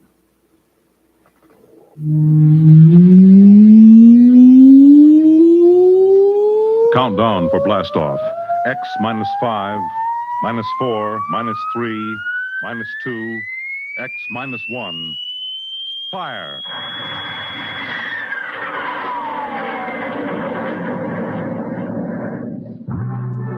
From the far horizons of the unknown come transcribed tales of new dimensions in time and space. These are stories of the future, adventures in which you'll live in 1,000,000 could-be years, on 1,000 maybe worlds. The National Broadcasting Company presents X -1.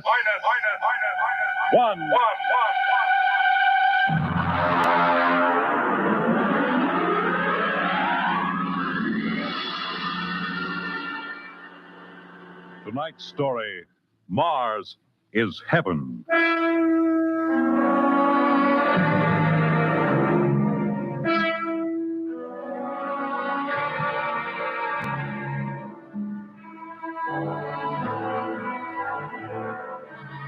When the first space rocket lands on Mars, what will we find?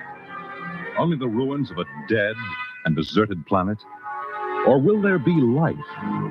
Intelligent life in some strange form that we can only imagine? Will we be welcomed with open arms? Or will the Martians treat us as invaders? Only one thing is certain. Someday, a giant metal ship will take off from Earth to travel through the black velocities, the silent gulfs of space, to descend at last into the darkness of the upper Martian atmospheres. And on that day, man will finally know the answers. The day we first land on Mars.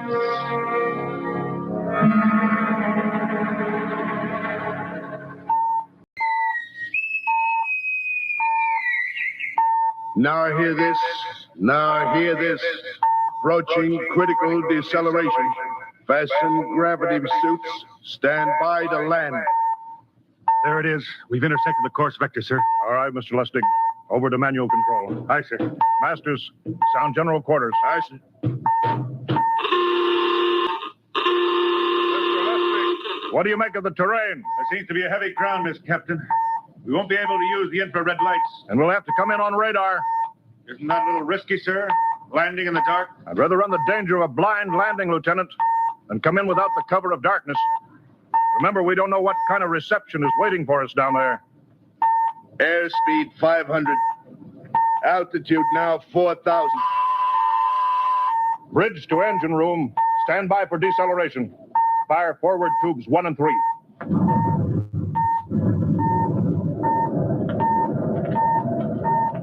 Steady as she goes, Mr. Lustig. As she goes, sir. Airspeed 100. Altitude 1,000. Radar indicates a level stretch dead ahead, sir. Skids down. Skids check. Altitude 500. 4. 350. 3. Up a point now. All right. Let's set her down.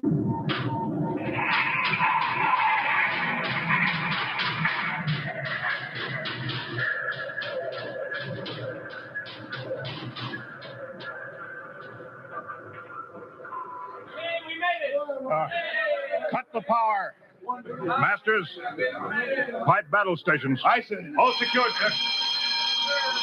Well, gentlemen, we're now on Mars, April 20th, 1987, 4:33 Greenwich time. Enter that in the log, Masters. Aye, sir. Well, gentlemen, it's less than 2 hours till dawn. As soon as it's light, we'll send out a landing party. Masters, get me an all-over hookup.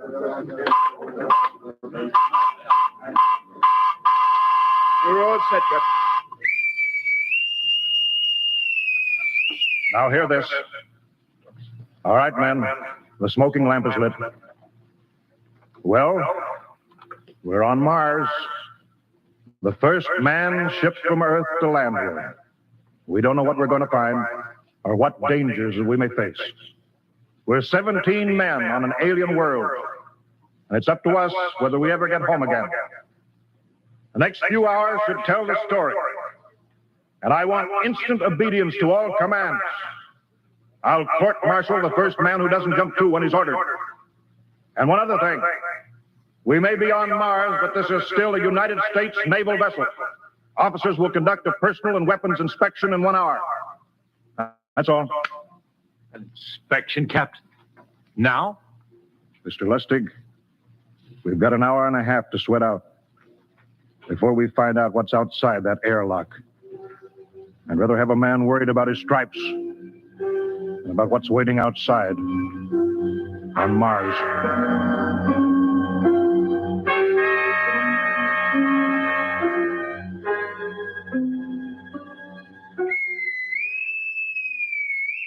Now hear this. Landing party report to forward airlock. Captain Black, Lieutenant Hingston, Lieutenant Lustig, and Dr. Horst. Report immediately to forward airlock. It's now landing time -5. Well, they're paging us. You ready, Dr. Horst? Yes, Mr. Lustig. As ready as I will ever be. Come on, let's get in the lock.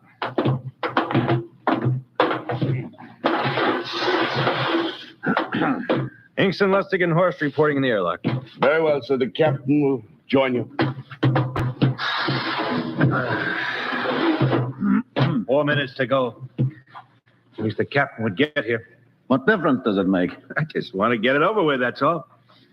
Anybody got a cigarette? Yeah, I think you're smoking too much, Lieutenant Lustig. Are you nervous? I offer you, Horst. Wondering what's hidden outside underneath that ground mist? I've been giving it some thought. It'll be very interesting to find out. A very unusual planet, Mars. Why? It has an atmosphere. A wonderful thing, an atmosphere. Where you find one, you find life. You mean Martians?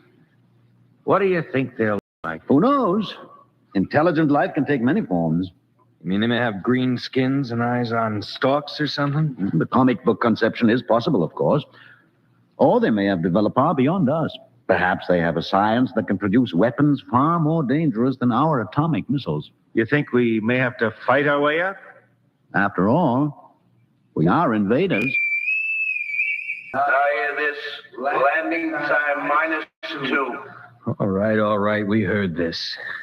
You know what I'd like to find outside that airlock? Good old Illinois. Ever been there, Lustig? Only Chicago. Well, you ought to see my hometown. Green lawns, big white houses. Sounds like my hometown. My grandmother used to have one of those iron deer on the lawn. Every Halloween, we'd paint another color. One time, we painted it black and white like a Holstein cow. Where does your family live, Dr. Horst? I have no family. When I was a child, they were gassed to death in the Dachau concentration camp. Tough. No, it has its advantages. I have no ties on Earth. Nothing to lose now. I imagine I'm the only one on board who is free to enjoy our present peculiar position. All right, Masters, you can button it up now. I see.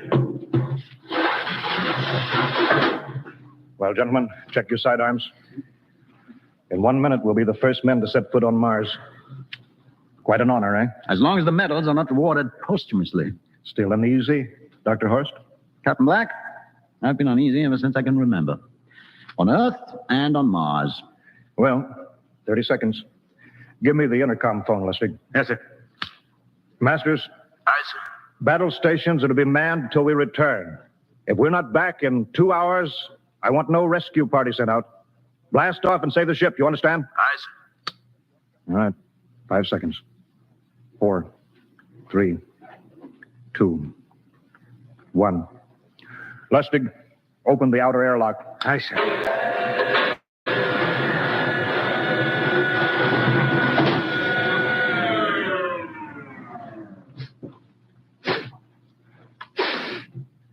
It's fresh air.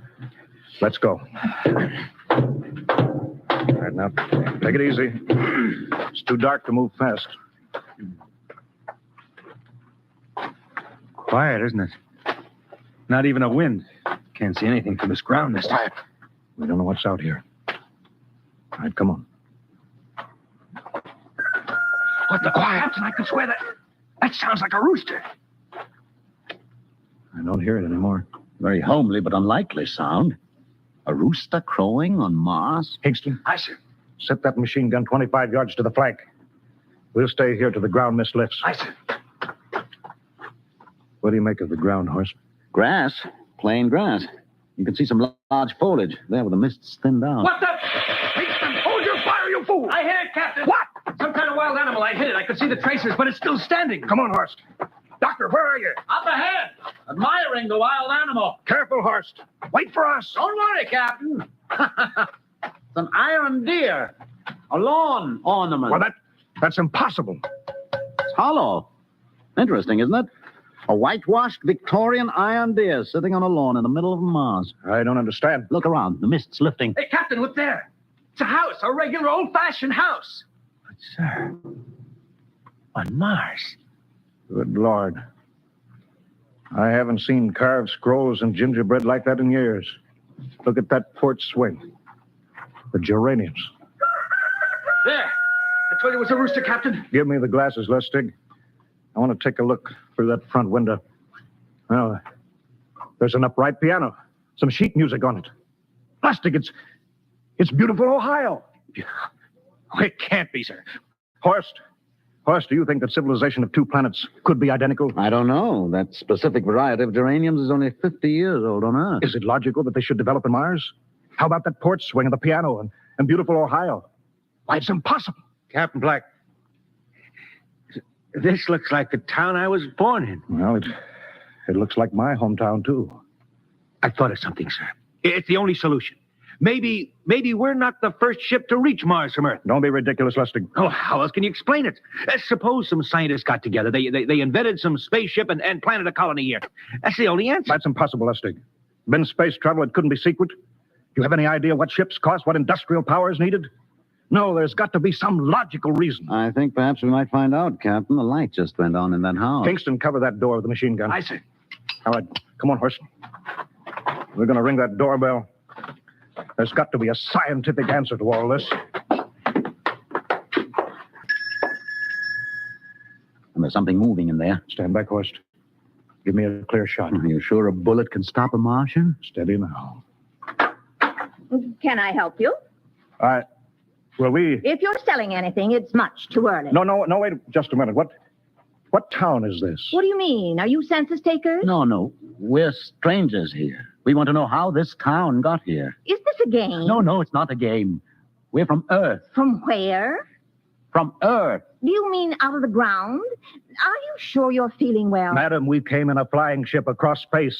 We're from the third planet, Earth. This is Mars. Now do you understand? Mars. You go away now, you hear? I'll call my husband from upstairs and he'll chase you. Go on. But this is Mars, isn't it? This is Green Lake, Wisconsin, in the United States of America. Bounded on the east by the Atlantic and on the west by the Pacific. Now go away. Goodbye. Horst, do you suppose it's really possible? I've got to find out more about this. I told you I'd call my husband. Now you go away. You've got to tell me one thing first. What year is this? Year? 1928, of course. For goodness sake. You hear that, Horst? And we know it's 1987, and we know this is Mars. Horst, is it possible that we got fouled up, made some tremendous blunder, circled around, and landed back on Earth? In 1928? Well, maybe some switch in time or dimension. Could we have shifted somehow, gone backward in time? Oh, Horst, this won't hold water. It's not logical. We checked every mile. We went past the moon, out into space. We're on Mars. Lustig out at point. Kingston in the rear. Keep that gun at half load. Aye, sir. Horst, there's got to be some cold, logical solution. Captain. What? That house down the street, the white one with the green shutters. Lustig, what's the matter? I never thought of. Thank God! Lustig, come back here. He's running for that house. That crazy fool, after him quick. Lustig, stop! Come down off of that porch. Lustig, what the devil do you think you're doing? Albert! Grandma, Grandpa, it is you. Lustig, what is going on here? Albert, it's been so many years. How you've grown, boy. It's so good to see you. Lieutenant Lustig! Oh, Captain, Grandma, I want you to meet my friends. This is Captain Black. Captain, I want you to meet my grandfolks. Howdy. Any friend of Albert's is a friend of ours. How long have you been here, Grandma? Oh, a good many years, ever since we died. Ever since you what? Oh, yes, sir. They've been dead 30 years. What? Oh, now, don't you trouble yourself. It's all right. We're alive again, that's all. You mean to tell me that Mars is heaven? Oh, nonsense, no. All we know is here we're alive again. And who are we to question God's infinite ways? Well, Lustig, we're going back to the ship. But, Captain, I want to talk to my grandpa. Lieutenant Lustig, I don't like any part of this.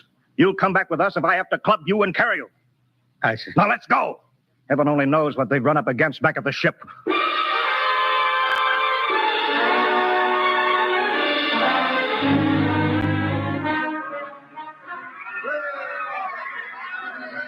Horst, look at that crowd around the ship. Looks like we're being welcomed with a celebration, Captain. Celebration? Celebration! They've abandoned ship. Every port is open. No guard set. You masters! Hiya, Captain.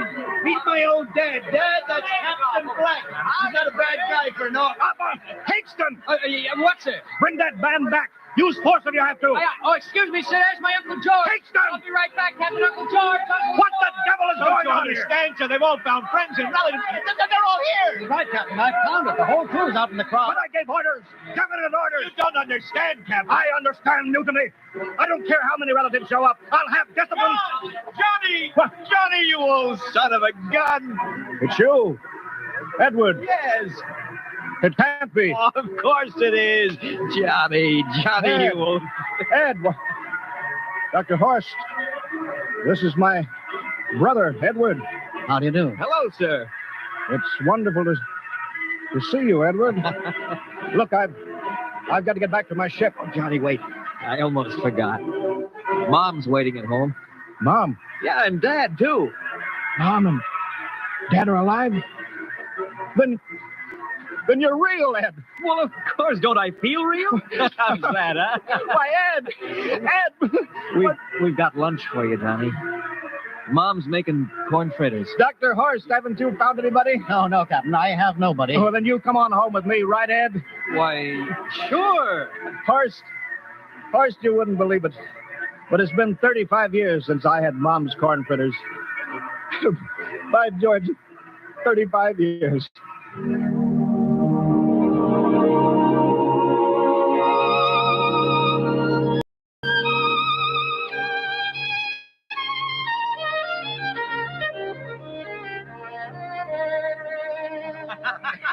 And there's plenty more in the kitchen, so don't hold back, Johnny.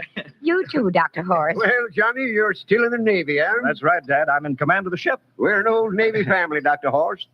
All three of our boys in the service. Yeah, Ed was the best pilot in the Pacific, too. What did happen, Ed? What's the difference? I'm here now. Yeah, but... You know, it's almost perfect. All we're missing is your brother, Will. Then the whole family could be together. Well, it won't be long, Mom. Will's in charge of the XR-54. Next rocket coming out to Mars. Oh. Well, little Will. When does he leave, Johnny? Well, the takeoff's scheduled for September, but it depends on what we report. Oh, yeah. There's no question about that now, huh? No. Christmas together again. That'll be something. Sure will, yes, sirree. Well, this calls for a celebration. How about a little of the old dandelion wine, eh, Johnny? Now, Father, don't you go giving Johnny too much wine. He's a big boy now, Mother. Well, sir, isn't everything just fine? Just fine.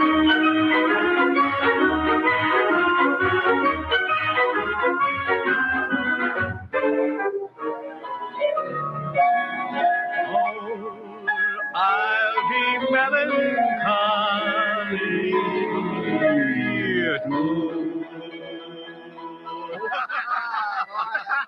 All right, play that one again, will you, Ed? Oh, sure.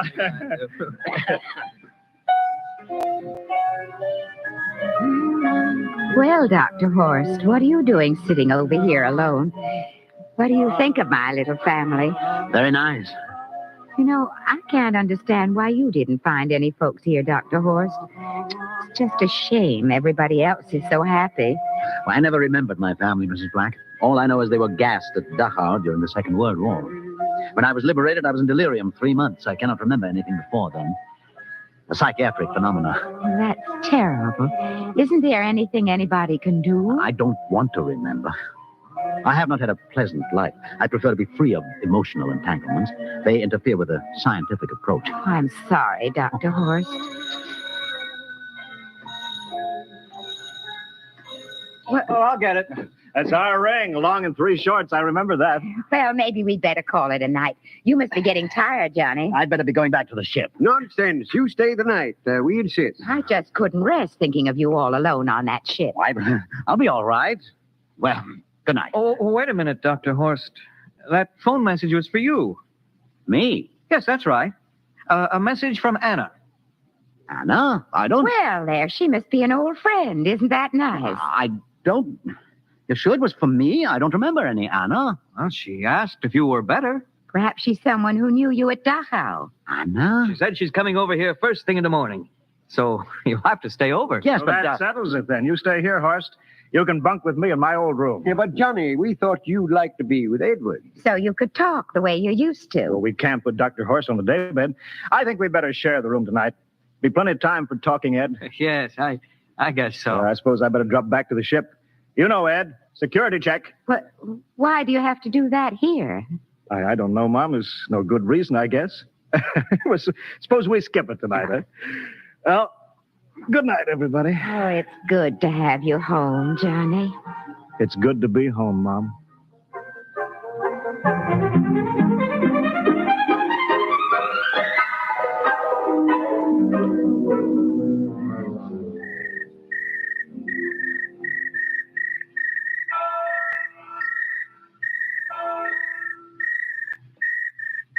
Captain Black, you asleep? No, I've been thinking about what we were expecting. Green-skinned Martians. All the time there was only Mom and Dad and Edward waiting. That's funny what tricks your imagination can play on you. Well, I guess Mars is heaven, Horst. You know, I've been thinking about Martians, too. Captain, just suppose there were Martians, and they saw us land, and suppose they thought of us as invaders. What would be the best weapon they could use against our atom bombs, huh? I don't see what you're getting at. They would want to disarm us first, to wipe out all suspicion, to make us feel at home. Captain, suppose this house isn't real. Suppose the people are just images, stolen from our own memories by Martians, created for us by telepathy, hypnotism. Oh, that's the craziest theory I ever heard. Maybe that's why there was no one for me, because in all my life there is no happy memory, no real loved person, not even my mother. I don't remember her, only the pile of rotting corpses of Dachau. There was no happy emotion for these people to recreate. How about that phone call? Anna? Yes, Anna. I didn't remember who she was, but I do now. I just remembered. When I was freed from Dachau, sick, delirious, I raved about a wonderful, kind nurse named Anna that took care of me. Well, there you are. It's logical. She's coming to see you tomorrow. But there was no Anna. I'd been nursed by a man. What? Anna was only a dream. And there's only one way they could have learned about her, by reading my subconscious mind. That's impossible, Horace. Why? The whole crew was thinking of home. Suppose the Martians read our minds. Yes, but if there are Martians... If there are, they have us separated. Each man in a different house, sleeping, trusting. No one at the guns. I left my pistol downstairs.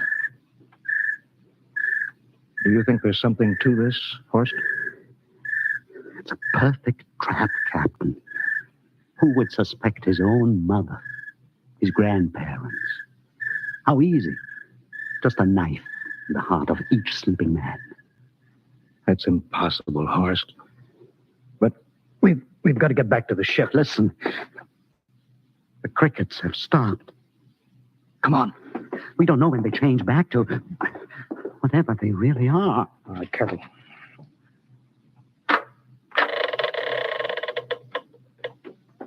Where are you going, John? Ed, we wanted to drink of water. That's all, Ed. You're not thirsty, John. You don't want a drink. Look out! You don't want a His face! It's changing! He's a Martian! Run, horse! Run! You can't get away, John. This way, horse! Horse, where are you?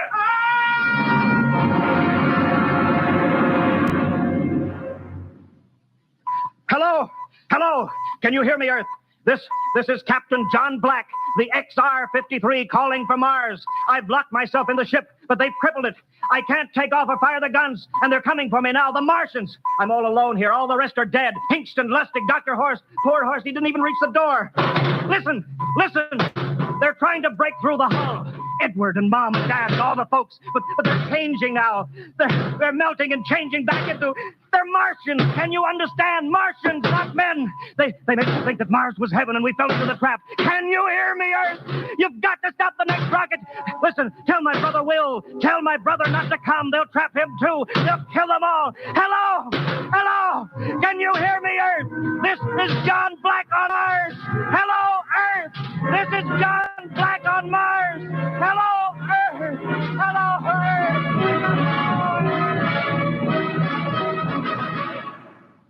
Tonight, X-1 has brought you the science fiction classic, Mars is Heaven, written by Ray Bradbury and adapted for radio by Ernest Kenoy. Featured in the cast were Wendell Holmes as Captain, Peter Capell as Dr. Horst, with Bill Zuckert as Masters, Bill Lipton as Hingston, Margaret Berlin as the old lady, Bill Griffiths as Edward, Ken Williams as Lustig, Ethel Everett as Mom, and Edwin Jerome as Dad. Your announcer, Fred Collins. X-1 was directed by Fred Way and is a transcribed NBC Radio Network production.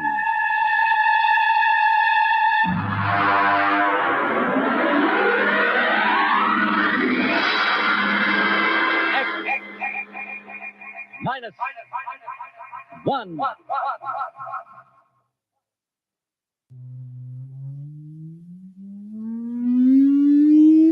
Countdown for blastoff. There you go. And that is another fantastic episode of X-1. This one was entitled Mars is Heaven and is another Ray Bradbury story connected to the Martian Chronicles, which is the collected works of Ray Bradbury, who really, really was fascinated by Mars. If you watch the Ray Bradbury Theater where he opens the shows, much of the stuff in his office is just, he's got this big giant Martian globe. I'd love to have one of those big Martian globes. At the end here, you heard Fred Collins.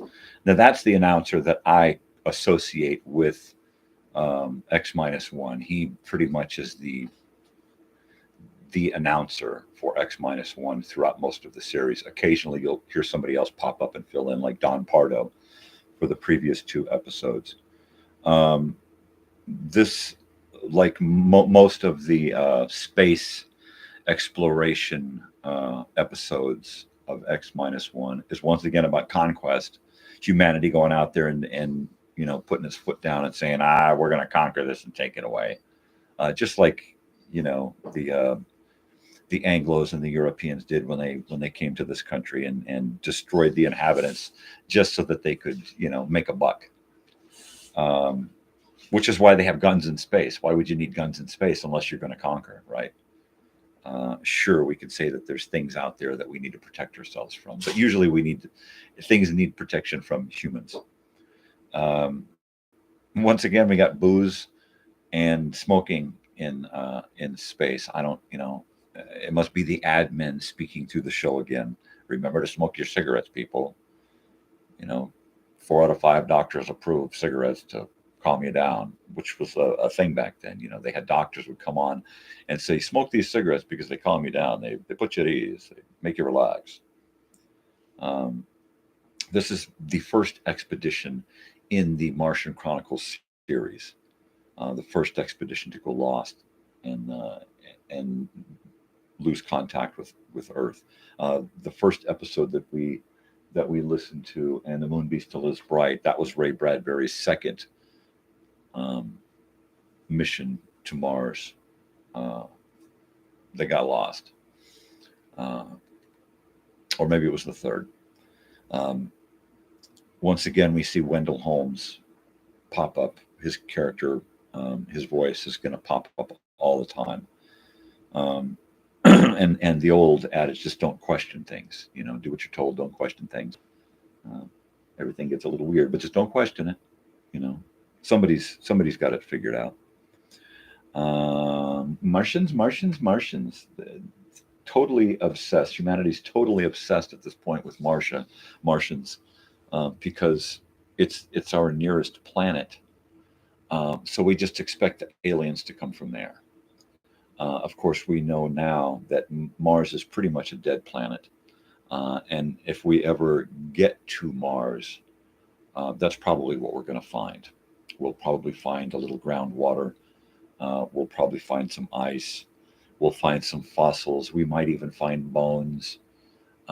We might even find technology, but it's doubtful we're going to find anyone still living there.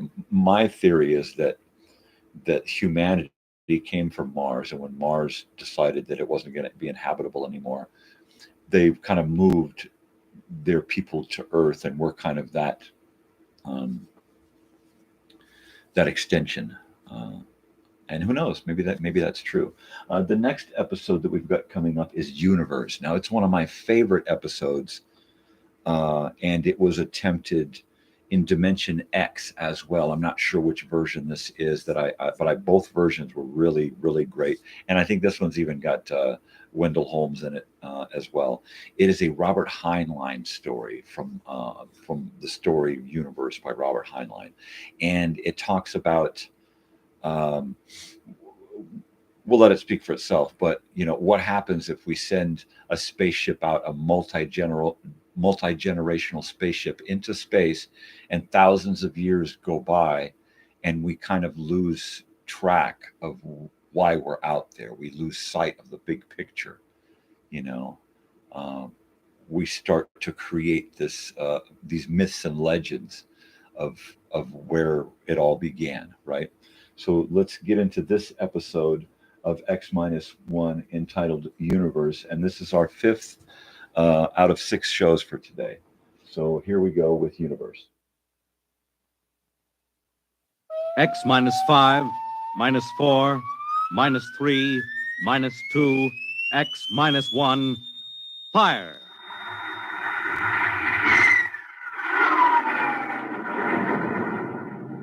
From the far horizons of the unknown come transcribed tales of new dimensions in time and space. These are stories of the future, adventures in which you'll live in 1,000,000 could-be years on 1,000 would-be worlds. The National Broadcasting Company presents X -1.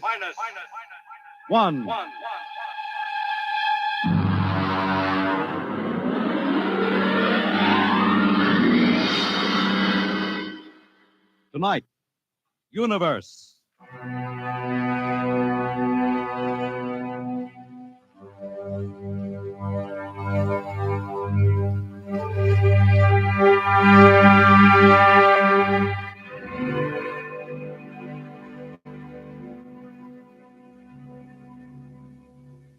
We are just beginning to discover how boundless our universe really is. And yet, as man reaches out to the stars, out toward infinity, ironically enough, he may be building himself a new kind of prison. What would it be like to live all your life in a world no larger, say, than a single gigantic rocket ship bound on an endless mercy?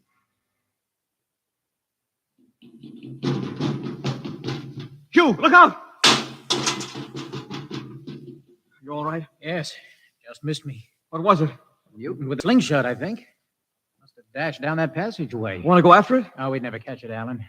Probably 12 decks above us by now. I didn't think they ever came down this far. Trolls usually get them before they reach this level. They get more daring each generation. This one looked like a female. Male or female, it might have killed us. I told you this trip was pure foolishness, climbing 24 deck levels to hear a crazy old man rave. All right, Alan, we're almost there now. Let me see, compartment X15, level 24. This is the place. This area smelled as if it hadn't been visited by a sanitation crew for generations. This part of the ship is almost deserted. Yes? Is this the compartment of John the Witness? Who are you? My name is Hugh Hoyland, cadet from Scientist Barracks. This is my friend Alan Mahoney. What do you want of John the Witness? Well, only to talk. Are you a believer in Jordan? Naturally. I have heard that there are those among the younger scientists who doubt the word of Jordan. To doubt is death. We're not heretics. Ah, enter.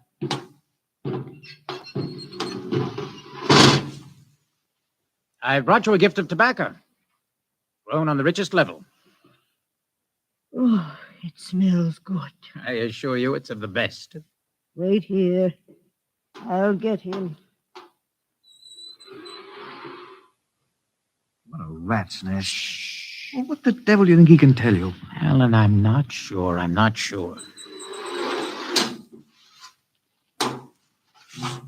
Well? Are you John the Witness? I am. Good evening to you. I'm Hugh Hoyland. This is my friend, Alan Mahoney. What brings a gentleman of the scientist class to my humble compartment? I've heard that you and your parents before you have been keepers of the legend of the ship. Since Jordan gave the word. I'm anxious to hear the word as Jordan spoke it. Why? Because our young scientists, well, among them there have been some who talk against the word. There are regulations against such heresy. Still, some of them say the ship has no purpose. They say that we are here accidentally, that we have no more grace in Jordan's eyes than the most deformed mutant who dwells in the highest level of the ship. What shall I say to you? Well, I wish to hear the word from the mouth of one who knows, in order that I may become more convinced. Sit. You have a gift for the witness? The finest tobacco. Good. I will dim the lights. Now pay close attention, for these are the words as my father's father's father gave them to his son's son's son. This is how the ship came into being, how our people were created. In the beginning there was only Jordan, thinking his lonely thoughts. Out of his thoughts came a vision. Out of the vision came a planning, and out of the planning came decision. Jordan's hand was lifted, and the ship was born. Mile after mile of good compartments, tank after tank for gold and corn, ladder and passage, door and locker fit for the needs of the yet unborn. He looked on his work and found it pleasing, meet for a race that was yet to be. He thought of man, and man came into being. Then Jordan checked his thoughts and searched for a key.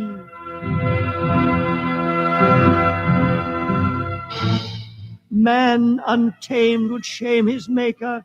Man unruled would spoil the plan.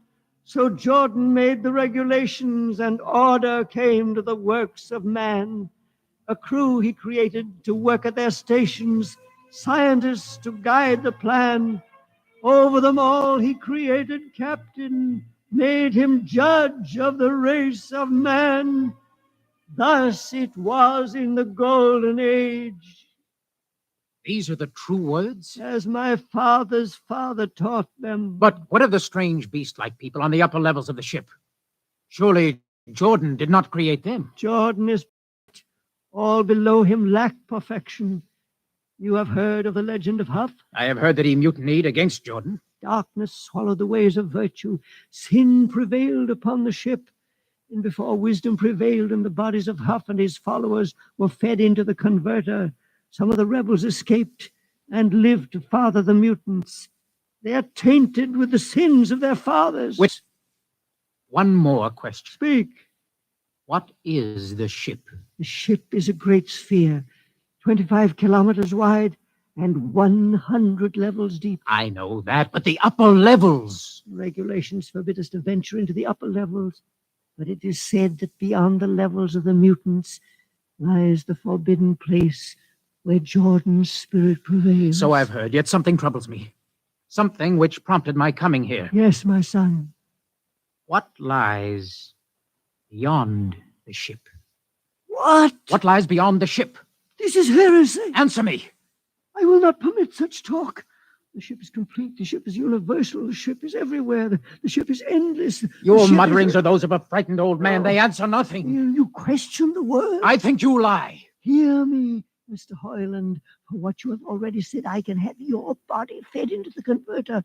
Your soul launched on the endless trip. You threaten me. You, for Jordan's sake. Do you think I fear this dried fig of a man? You! Sir, my friend is impetuous.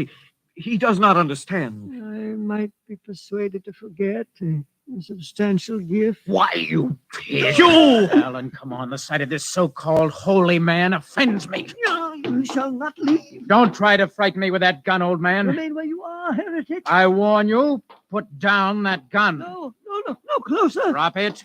Very well, then. Death to the heretic. Alan, get him. Alan. He's not breathing. Is he dead? I don't know. Come on, Hugh. We've got to get out of here. Right. Nowhere. We can't go back. They'd feed us into the converter before we could even... What's that? An alarm. That old woman must have turned it in. Come on, Alan. The patrol will be here in no time. Where can we go? Yes, where? The upper levels. No, the mutants. We'll have to take our chances. Come on, Alan, let's go. Listen, that's the patrol. Come on, we've got to climb. There's a hatchway down the corridor. All right, quickly, quickly. Oh, there we fire! Alan, up, ladder. Up. Come on, Alan, come on.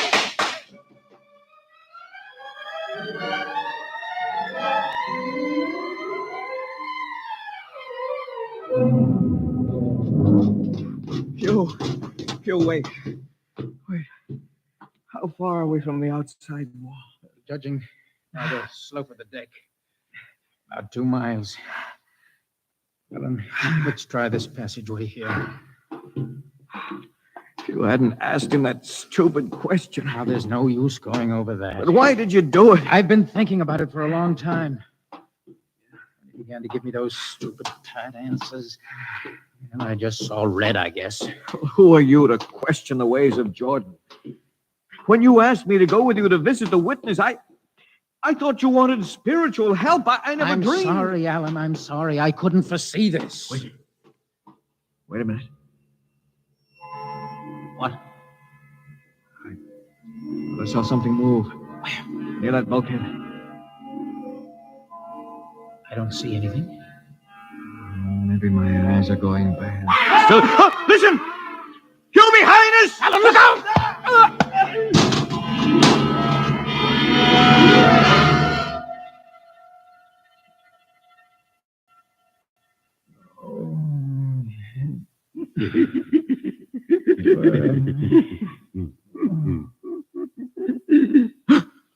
No. What are you? Put away that knife. Keep away from me, you. Don't kill him. Not yet. Who are you? You must forgive my friend Bobo. Like so many of my people, he's rather impetuous when members of the so-called super race are concerned. Who are you? What place is this? You can guess from my leg. I'm a mutant. Mutant? Where is Alan? Your friend is dead. Dead? I was not able to restrain my people in time to save him. Why don't you destroy me and get it over with? We do not kill for pleasure, Mr. Hoyland. Only when necessary. You know my name? I read your identification tag. Who are you? Mutants can't read. My name is Gregory. Gregory? I'm a leader of my people. You see, although we have now heredity, Mr. Hoyland, many of us are quite intelligent. Why do you live like animals? We'd rather live like free animals than like regimented slaves, as you do. I've heard you practice cannibalism. Undoubtedly, you hear many things about us. You turn your head. Why? That monster. I've never seen a creature. Bobo is an unfortunate. He was born without the power of speech. How can you tolerate such a monstrosity? You've learned to live with difference. If we began to destroy our imperfects as you do on the lower levels, there would soon be no one left. It violates the regulations. The word of Jordan states Mr. Hoyland, your people are really quite primitive and barbaric. You dare say that to me? I dare say a good deal more. Let us go to my compartment and speak further. I'm always interested in information on the lower levels. I'll give you no information. Bobo. No. I want Mr. Hoyland in my cabin, please. No. I advise you to go quietly, Mr. Hoyland. Bobo has a hatred of superior beings, which is unfortunate, but quite understandable. Proceed.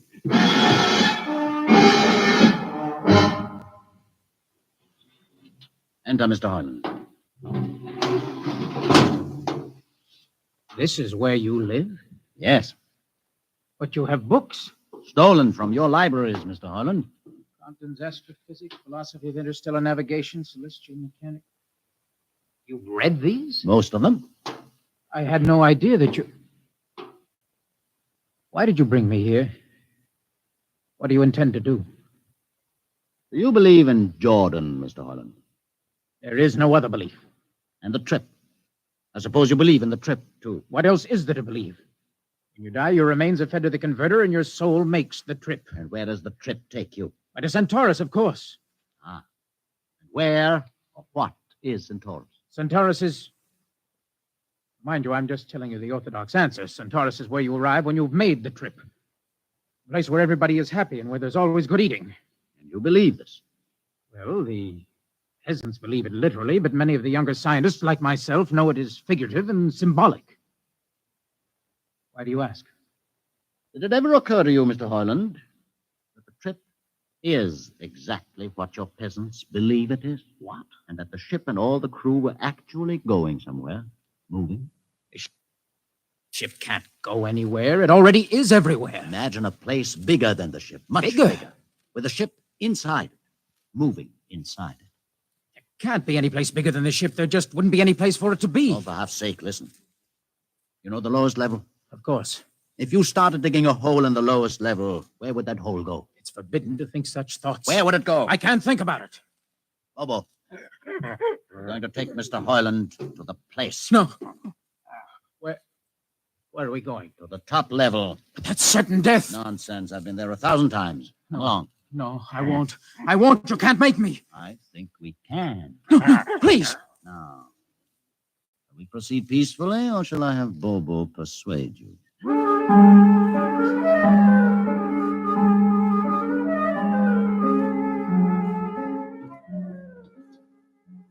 Open the door, Bobo.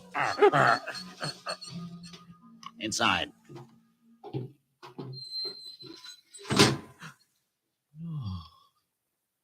What place is this? This, Mr. Hoyland, is the main control room. Mr. Hoyland, you're trembling. It isn't true. No. No, there's no such place except in mythology. Ah, you younger men are so wise, Mr. Hoyland, except for one thing. This happens to be the main control room of the ship. Main control? But it's just a huge room with an instrument panel. And what did you expect? How do you know this is the main control room? See these instruments? Using them, the navigator many hundreds of years ago actually steered the ship on its voyage. I don't understand. I didn't suppose you would. Sit down. Very well. Look up. What do you see? A huge shield. Watch it for one moment, Mr. Hoyland. You're going to see something that few of us have ever been privileged to witness. What are you doing? I'm dimming the lights. Don't be frightened. Keep your eyes focused on the shield above us. Ready? Watch. It's sliding back. Ghost of Jordan. Well? What am I seeing? The universe, Mr. Hoyland. The universe in all its beauty. The stars, the planets, the suns and moons and constellations. No. No, it can't be. The ship is the universe. There is nothing but the ship. Ah, but there it is. You see it before your eyes, spread out like a canopy of glory. Do you still deny it? Answer me, Mr. Hoyland. Do you deny it? No. No, I can't deny it. They've lied. They lied to all of us. Good. I have showed this to others of your people whom we captured, and though they saw it before their very eyes, they would not believe it. Please tell me all about it. Tell me the truth about the ship and about the universe. What are these things? How did this come about? Many thousands of years ago, on a planet like those you have just seen, a planet called Earth, a scientist named Jordan decided to build a ship that would carry men from one planet to another. For many years, Jordan and thousands of others studied and planned. And when they were finished, they built the ship. A ship so large that it had to be assembled in its own orbit beyond a place called the moon. 60 years it took them to construct. And when it was finished, a whole new science had been conceived. Then the trip was begun. The trip that was to land a colony of Earthmen on a far-off planet called Centaurus, millions of light years beyond the furthest planet ever reached before. How do you know these things? Among my books are the log, which Jordan himself kept, and the records of the journey for the first 40 years. What happened? There was a mutiny. A man named Huth led a rebellion of those who wanted to turn back. In the struggle, the navigators were killed. The crew fell into a state of anarchy. In the years to follow, small groups of men tried to organize the ship for navigation, and each time they failed. Finally, the whole idea was abandoned. And so, for centuries, we have swung in space, unmanned, undirected, living in a lost world of our own making, without purpose, without direction. Why have you told me this? Can't you guess? You want to finish the trip. Yes, but I can't. You can't? Look at me, Mr. Hoyland. You see, a mutant, a man with a twisted leg. My people are outcasts, condemned to death if we so much as set foot in the lower levels of the ship. The main drive is in the lower levels where my people are forbidden to go. No. It would mean that both our people would have to work together. Our differences encouraged rather than denied. All right. I'll see the captain himself. I have an uncle on the central board. I'll tell him what I've seen here. And do you think he'll believe you? Send one of your people with me. That's asking a good deal. I'm risking a good deal by going back. Very well. Bobo will go with you. Bobo? He can't talk. There will be no need for talk. I will write a message guaranteeing safe conduct for a group of unarmed scientists to visit the main control room. Bobo will take you safely through our territory. What happens when you reach your own level is up to you.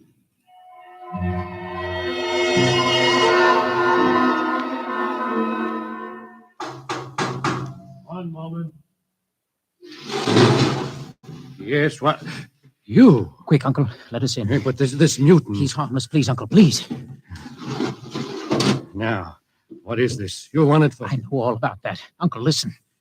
I must see the captain. The captain? Are you mad? Uncle, you're a council member. You can get me to see He'll him. kill you. You're wanted for heresy. I don't care. I must speak with the captain.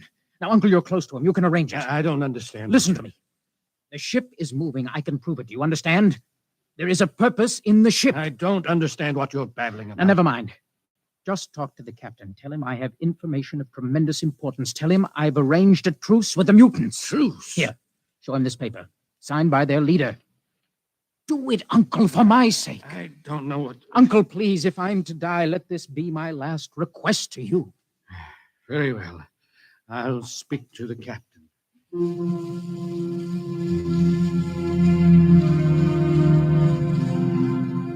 And you say, Mr. Hoyland, that you saw this with your own eyes? Captain. I swear it on the word of Jordan. Let me see the paper again. Commander Erst, what do you think? I don't know, sir. It might be a trick. I guarantee you safe conduct. If these things are as Mr. Hoyland reports them, it would pay to risk a few lives. The man is a convicted heretic. Still, we must not discard word. He has a safe conduct, and the mutant risked its life coming with him. I think we might investigate. Captain, you mean you will do it? I will have an expedition outfitted. Dismissed, Mr. Hoyland. Thank you, sir.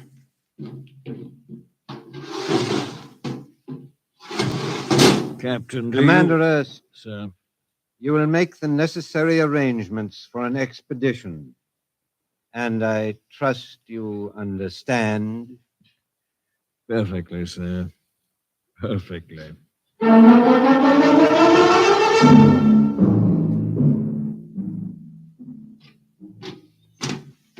Lieutenant. Mr. Hoyland? You better halt your men here. This is the spot. Patrol! Halt! Well, I see no welcoming party of mutants. There'll be none. Their leader will meet you inside the main control room. You don't say. Just where is this main control room? Beyond that door. I see. All right, man. Ready up. Lieutenant, why do you ready arms? In case of ambush. Ambush? Now, wait a minute, Lieutenant. What are those men doing with that ray gun? Just aiming it at the door. Are you mad? No, Mr. Hoyland, but most certainly you are to think that we could be lured up here to be slaughtered with a fantastic story about some mythical control room. Guns ready, sir. Lieutenant, I warn you, these people have acted in good faith. You can't break that faith. Oh, mutant! Come out! For Jordan's sake, Hold it. Lieutenant! A little too quiet. Comfort. Mutant! Open the door! Please, Jordan, don't let anything happen. Don't let... All right, it's opening. Ready, men? Someone's coming out. Steady. Gregory, stay back! You fools! You've killed him! Here come the rest of them. Fire! Fire!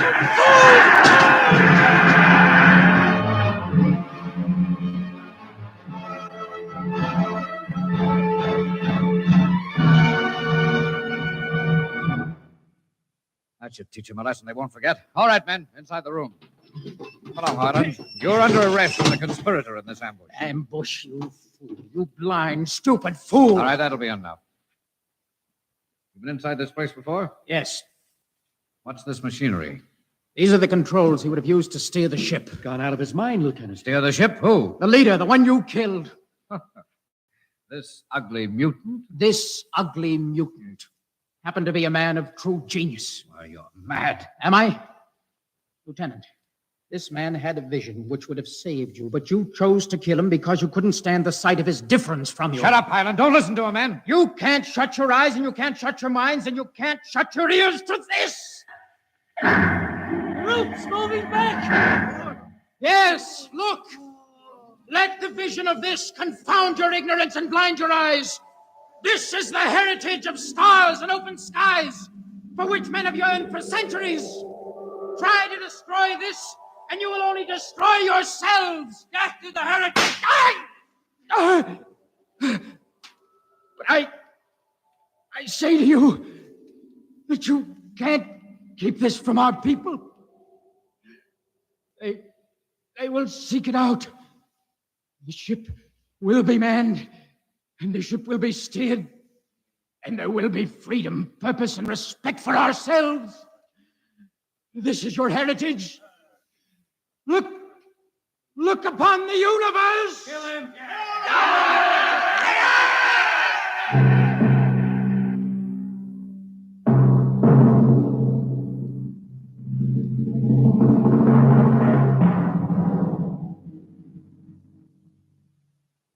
X-1 has just brought you Universe, a story written by Robert Heinlein and adapted for radio by George Lefferts.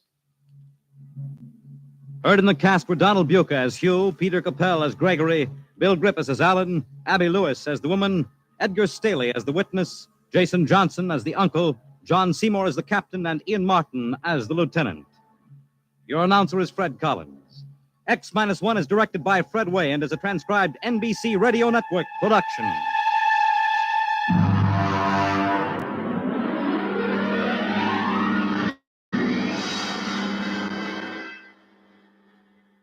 And now, next week we have a strange story to tell. A sweet, blood-curdling little story that is really only 2 sentences long.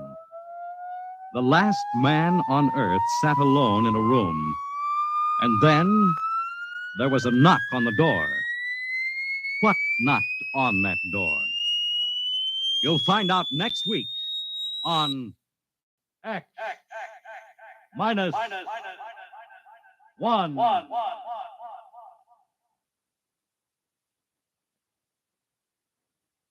When you buy United States savings bonds, you help to build your own future security. Here's an opportunity to save systematically for long-range personal objectives. So invest in United States savings bonds. Now follow the Abbotts to mystery and adventure over most NBC radio stations.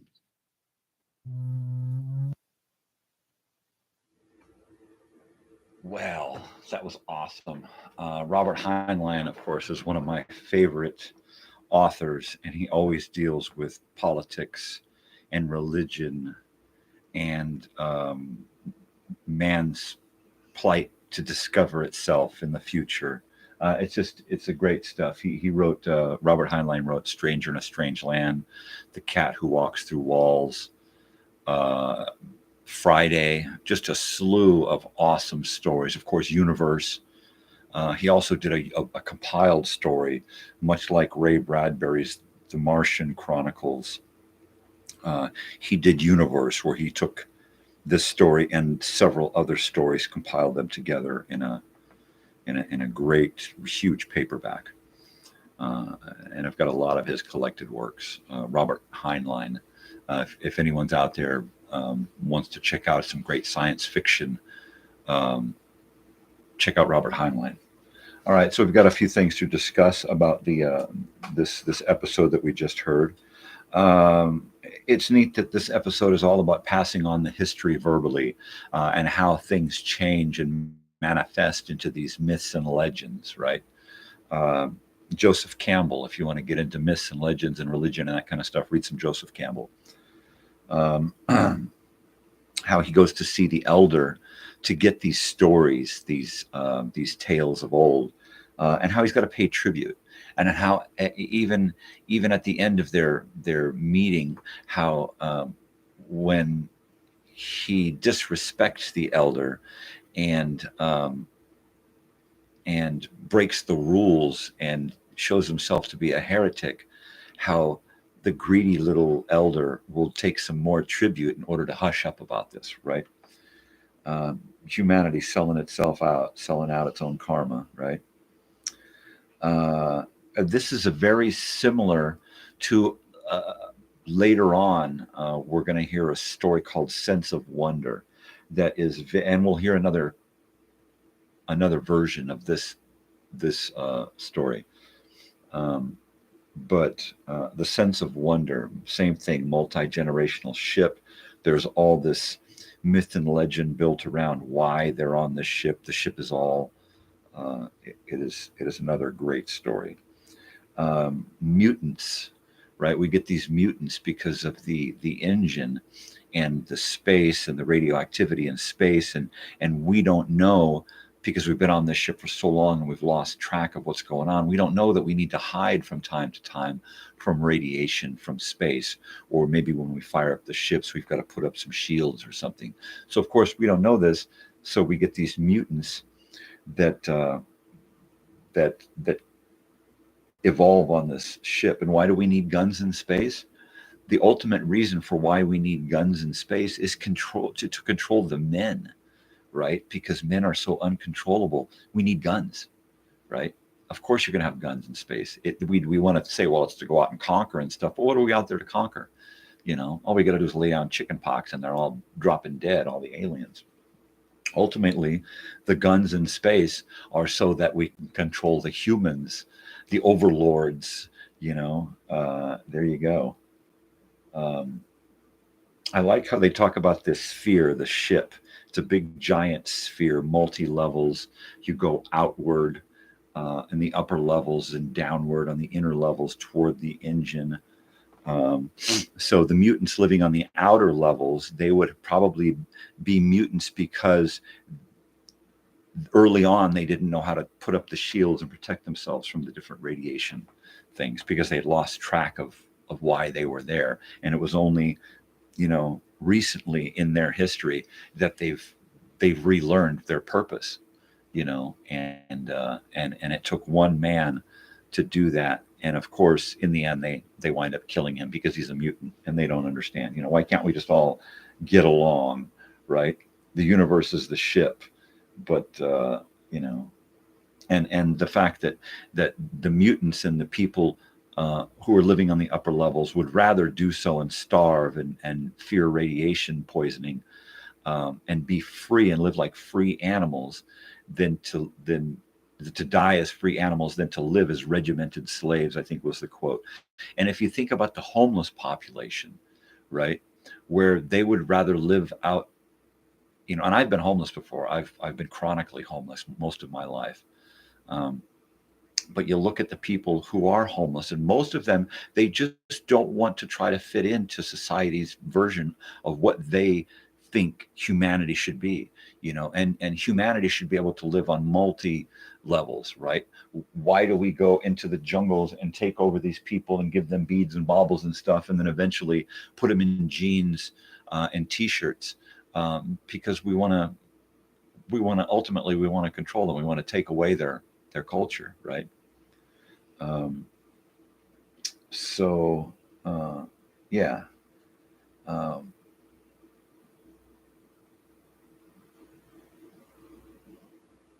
Remember when we look back into history and we see that humanity thinks of itself as the center of the universe, and you know, it's only recently in the last few hundred years that we've expanded beyond that and realized that, you know, it's not us that's the center of the universe, and it's not the sun that's the center of the universe, but there's this whole huge thing going on here, and we're just a tiny little speck. We're just a tiny little part of it. You know, and our planet Earth could very well be a multi-generational ship, right?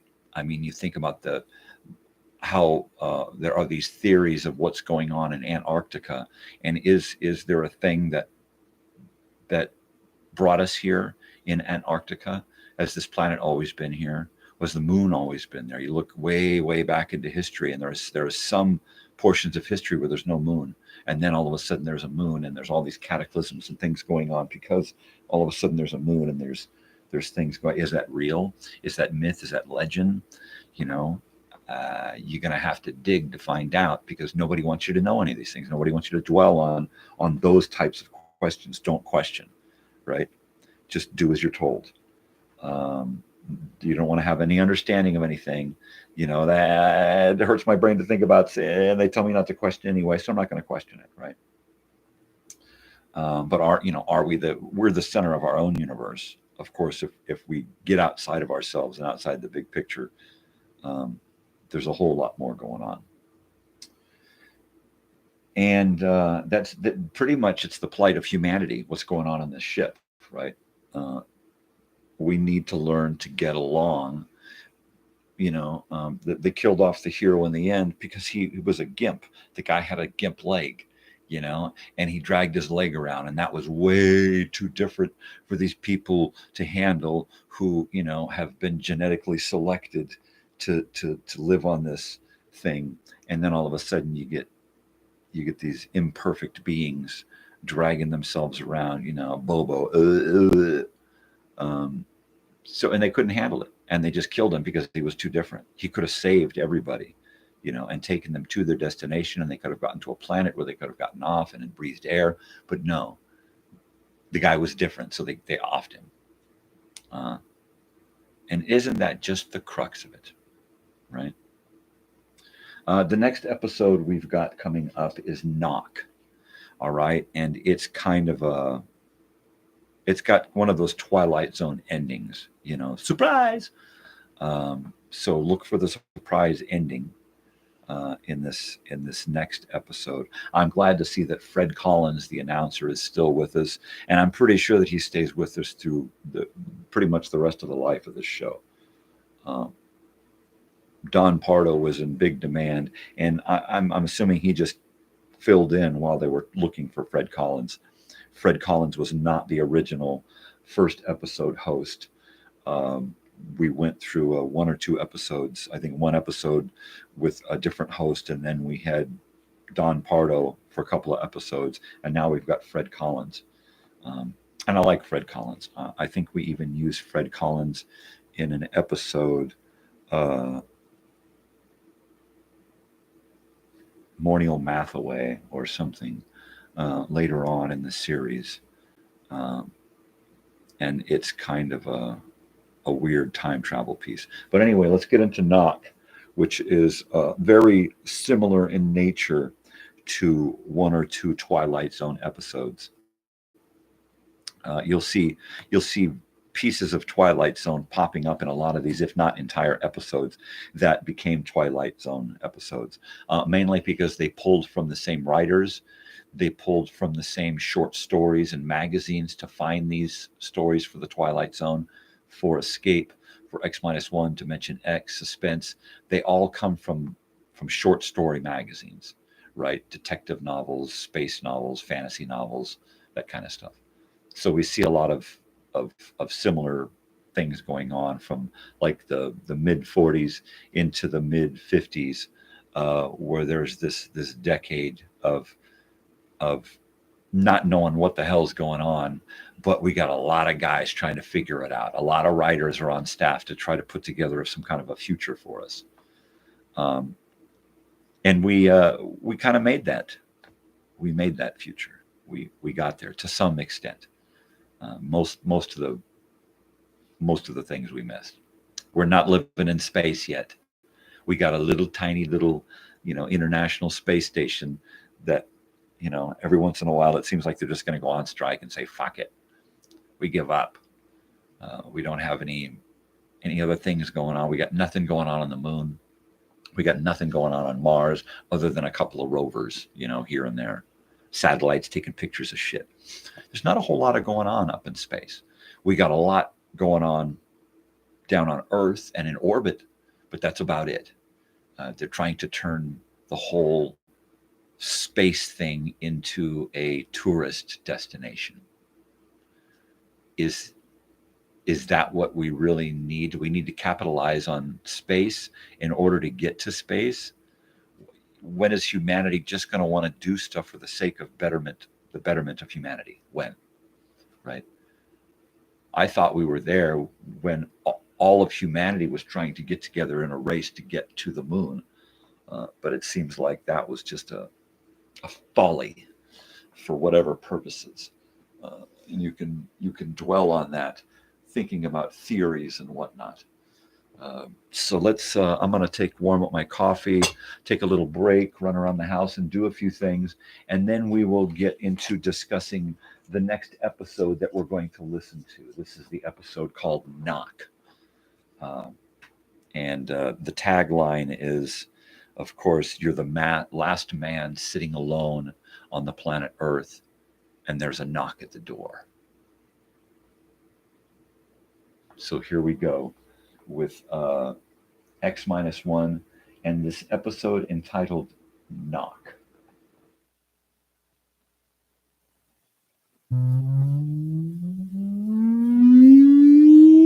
Countdown for blastoff. X -5, -4, -3, -2, X -1. Fire!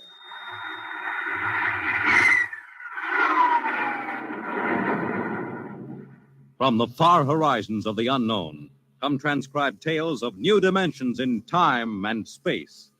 These are stories of the future, adventures in which you'll live in 1,000,000 could-be years on 1,000 would-be worlds. The National Broadcasting Company presents X -1.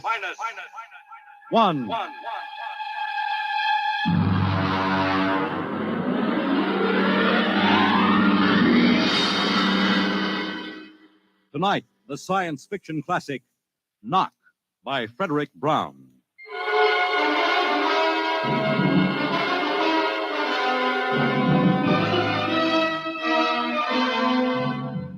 Tonight we have a strange story to tell.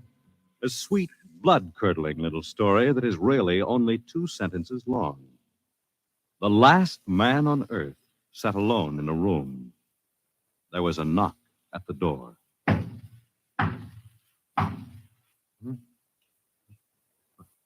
What's that?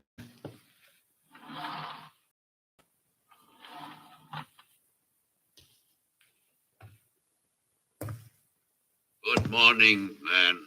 What? Who are you? You have regained consciousness. Who are you? I am Zan. I'm still asleep, I must be. You are not asleep. Maybe if I close my eyes, it'll go away. I will not go away, man. No. I got awake. What are you? I am a Zan. What's that? A Zan is intelligent life. Look, I don't... What happened? Where are you from? From Planet 7 in the 3rd galaxy in the 4th quadrant. Where? It is not necessary to repeat information which is correct in the original statement. Planet 7, but... You mean I'm not on Earth? You are still on your planet. What are you doing here? The Zans have annexed your world. You mean you've conquered Earth? Yes, that is correct. We will now prepare your planet for habitation by the Zan. How about the people? What about the population of the world? You are the population of the world. Huh? Now, wait a minute. I can't... I don't understand what's happened. The Zan have landed on your planet. We have removed the lower life forms to prepare for colonization by the Zan. When did all this happen? 2 days ago. You have been unconscious until now. You really mean I'm the last man on Earth? That is correct. Identify yourself now. What? Kindly provide data as to your position in the elementary social order of your planet. Oh, I'm Walter Phelan, Associate Professor of Anthropology at Nathan University. How do you speak English? We have deciphered your written and recorded records. It is not difficult to reconstruct your language. It is a primary type of auditory communication. Oh. Is there anything you want to complete your natural habitat? You mean I'm a prisoner? That is correct. What will you want further in your room? Do I have to stay here? Yes, The rest of my life? forever. You better bring me my books. That will be done. That's rather considerate of you. You know, I've got to call you something. Do you mind if I call you George? It is immaterial. I will be back, Associate Professor of Anthropology. Oh, that's all right, George. Just call me Walter. Very well, Walter. I will be back with your books. All right, George. I'll be seeing you around. You will not be around, Walter. You will be here.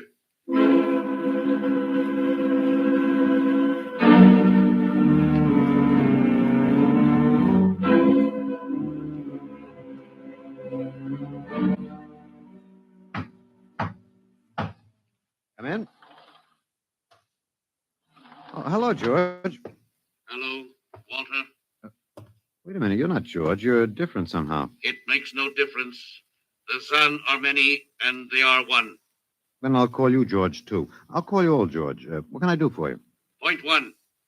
You will please henceforth sit with your chair facing the other way. Uh-huh. I thought so, George. That plain wall is different from the other side, isn't it? That is correct. It is transparent. Yeah, that's what I thought. I'm in a zoo, right? That is correct. How many other animals do you have in the zoo, George? 216. Not complete, George. Even a Bush League zoo could beat that. Did you just pick at random? Yes, all species would have been too many. Male and female, each of 108 kinds. Male and female, huh? Of all the animals? There is a female of your species among the collection. Anyone I know? Well, never mind. It doesn't matter anyway. Well, what do you feed us all, eh? For carnivorous species, we make synthetics. The flora was not hurt by the vibrations which destroyed animal life. Oh, nice for the flora. Well, George, you started out with point one. I deduce there is a point where. What is it? Something we do not understand. Oh? 2 of the other animals sleep and do not wake. They are cold. Don't worry, George. It happens in the best regulated zoos. What is wrong with them, Walter? Nothing much. They're just dead. Dead? Mm-hmm. That means stopped. But nothing stopped them. Each was alone. Well, maybe they just died of old age. Old age. I do not understand. You don't? Well, how old are you, George? Your planet went around the sun about 7,000 times since I was born. 7,000 years. Yes, I am still young. Yeah, a babe in arms. Look, George, you've got something to learn about this planet you've hijacked. Here on Earth, we've got somebody you don't know where you come from. An old man with a beard and an hourglass and a scythe. Your vibrations didn't kill him. What is he? Oh, old man Death. Down here, our people and animals live until somebody, the Grim Reaper, stops them. He will stop more? He gets us all, George. With your lifespan, it won't seem like a minute and we'll all be gone. Looks like you made a mistake, George. And I don't think there's much you can do about it. That is not correct. The Zan is a logical being. We will take action.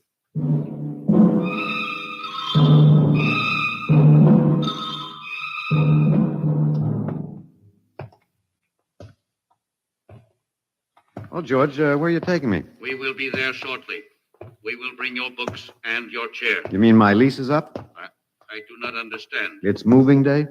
That is correct. We are here now. You will live here now, Walter. It is a larger room. Well, be it ever so humble, there's no place like home. Go inside. Oh, be careful with those books, George. Don't lose my... Oh, excuse me. Who are you? What are you doing here? I guess George didn't explain. George tries to be polite, but he hasn't quite caught on yet. I'm Walter Phelan. My name is Grace Evans, Mr. Phelan. What's all this about? Why did they bring me here? I think I know why, but let's go back a bit. Do you know just what has happened otherwise? No, not exactly. Well, I've been talking to George. George? Well, that's what I call them, all of them. There's no way to tell them apart anyway. There aren't many of them here yet. They come from outside the solar system, sort of an advanced scouting party. I saw their spaceship. It's as big as a mountain. Yeah, they're moving in on us. They cleaned off the Earth with some kind of vibration. It destroys all sorts of animal life. I don't know whether they did it all at once or if they had to circle the Earth a few times, but they killed everybody. No. I was afraid The cheerful note is that you and I and 200-odd other animals were picked up beforehand as specimens for the zoo. You do know this is a zoo, don't you? I suspected it. But I don't remember anything about being captured. I just woke up here. Well, my hunch is they used the vibrations just low enough to knock us all out. And then they cruised around, picking up samples at random. When they were all set, they turned the juice on full blast. How terrible. Yeah, well, they solved a lot of problems for us. Housing shortage, wars, even the atomic bomb.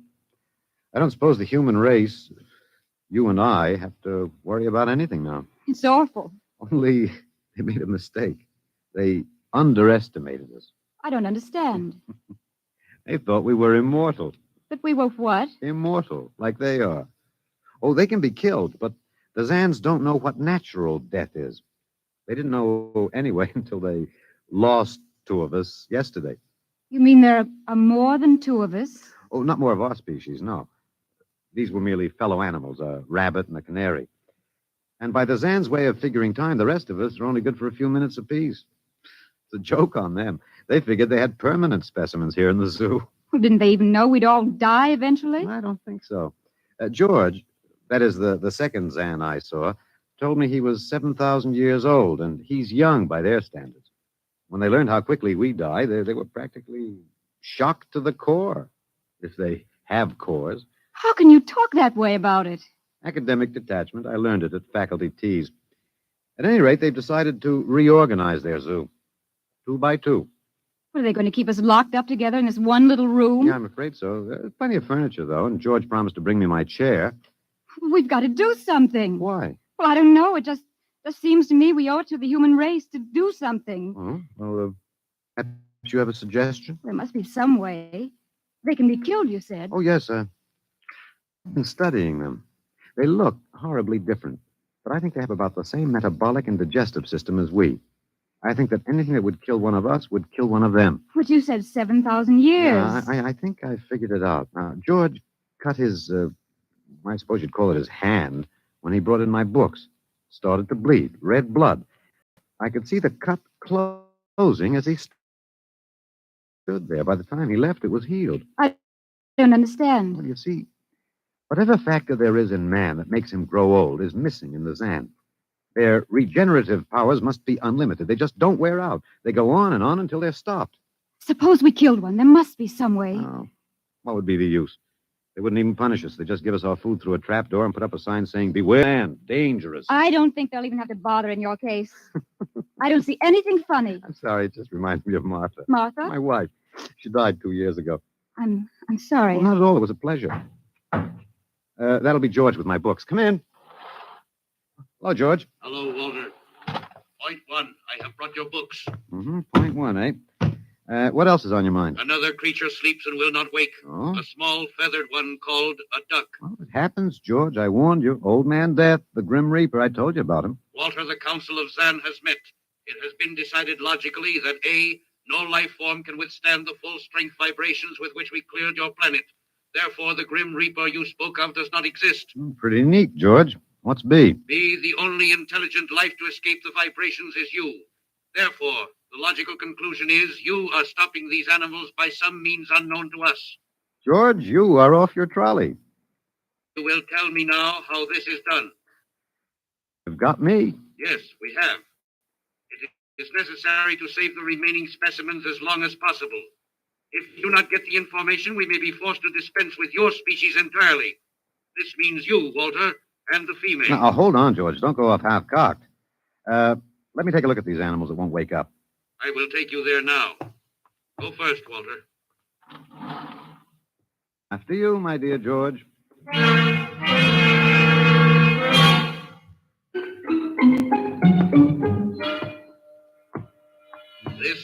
weasel. Now, you should have got him in the winter, George. The fur's worth more then. It's ermine. This is the reptile cage. Mm-hmm. Here are the ducks. That is the male. The female has been stopped. Yeah, lucky girl. What's the matter, fellow? Lonely? Hmm? Walter, you will tell me how you stopped the female duck. Well, you got me, George. I didn't do it. Maybe she died of the Dutch elm blight. Walter, you are not being logical. We have concluded you are stopping these animals. Tell us now how it is done. I've told you, George. I haven't the foggiest notion. Very well, we will have to take further action. Oh, what are you going to do, George? We will go back now to your room.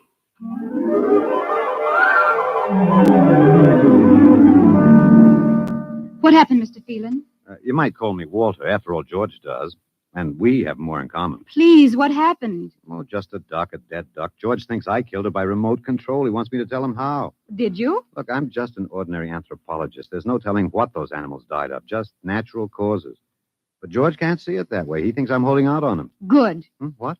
At least we can get back at them some way. At least we can do something to them. Well, why? After all, George isn't a bad fellow. If you like an ant mentality. How can you say that? They murdered the human race. I suppose so, but we can't change that now, so why think about it? We just can't sit here and do nothing. I fail to see how we can do anything else. But at least we could be fighting. I can't see the virtue in that. I was more or less content with my books, and we've got George to talk to. Of all the men in the world they had to pick, don't you want to fight back? Don't you want to keep on fighting to the end? It hadn't occurred to me. But we've got to, Walter. Why? Can't really explain it, but Walter, if there was any good in man, it was that he kept on struggling against nature and, in the end, even against himself. He kept on fighting for what he thought was right, and we're all that's left. Walter, we just can't end by giving up. We've got to keep on fighting. You know, you do remind me of Martha. There isn't much left for us. We could beat them in this one small thing. We can pretend there's a secret about death. We could refuse to tell them anything. Well, there isn't anything to tell. But they don't know that. Promise me you won't give in. Well, I suppose the worst they can do is kill us. All right, Miss Evans. Hello, George. Hello, Walter. Now you will tell us how these animals are stopped. George, this may come as a shock to you, but I've decided not to tell you. Why? Oh, a romantic attachment to lost causes. My grandfather was a Confederate officer. Walter, you are not being logical. Neither was my grandfather. He charged a Yankee battery with 1 round of ammunition and a corncob pipe. You are not logical, but that is expected in lower life forms. You will come with me now, Walter, Where are you taking him? to the second level. Go now, Walter. You won't tell them. I can't guarantee anything, but as of now, I don't intend to. We've got to fight, Walter. Remember that. We've got to go out fighting. Yes. Yes, I think you're right. Go now, Walter. Bye. It's been a pleasure, Miss Evans. I am waiting. Go now, Walter. After you, my dear George.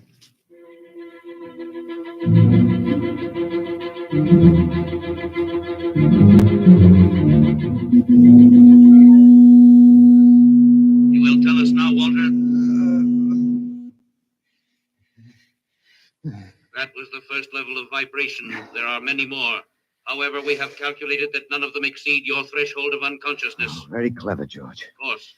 You will tell us now, how do you stop these animals? You will tell us now. As of now, no.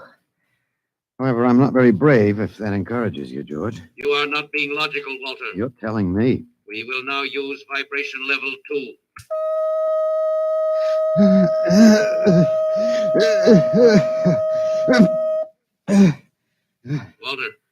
Walter, you are still conscious. Let me alone, George. You will tell us now how you stop the animals. Let me alone. Let me alone.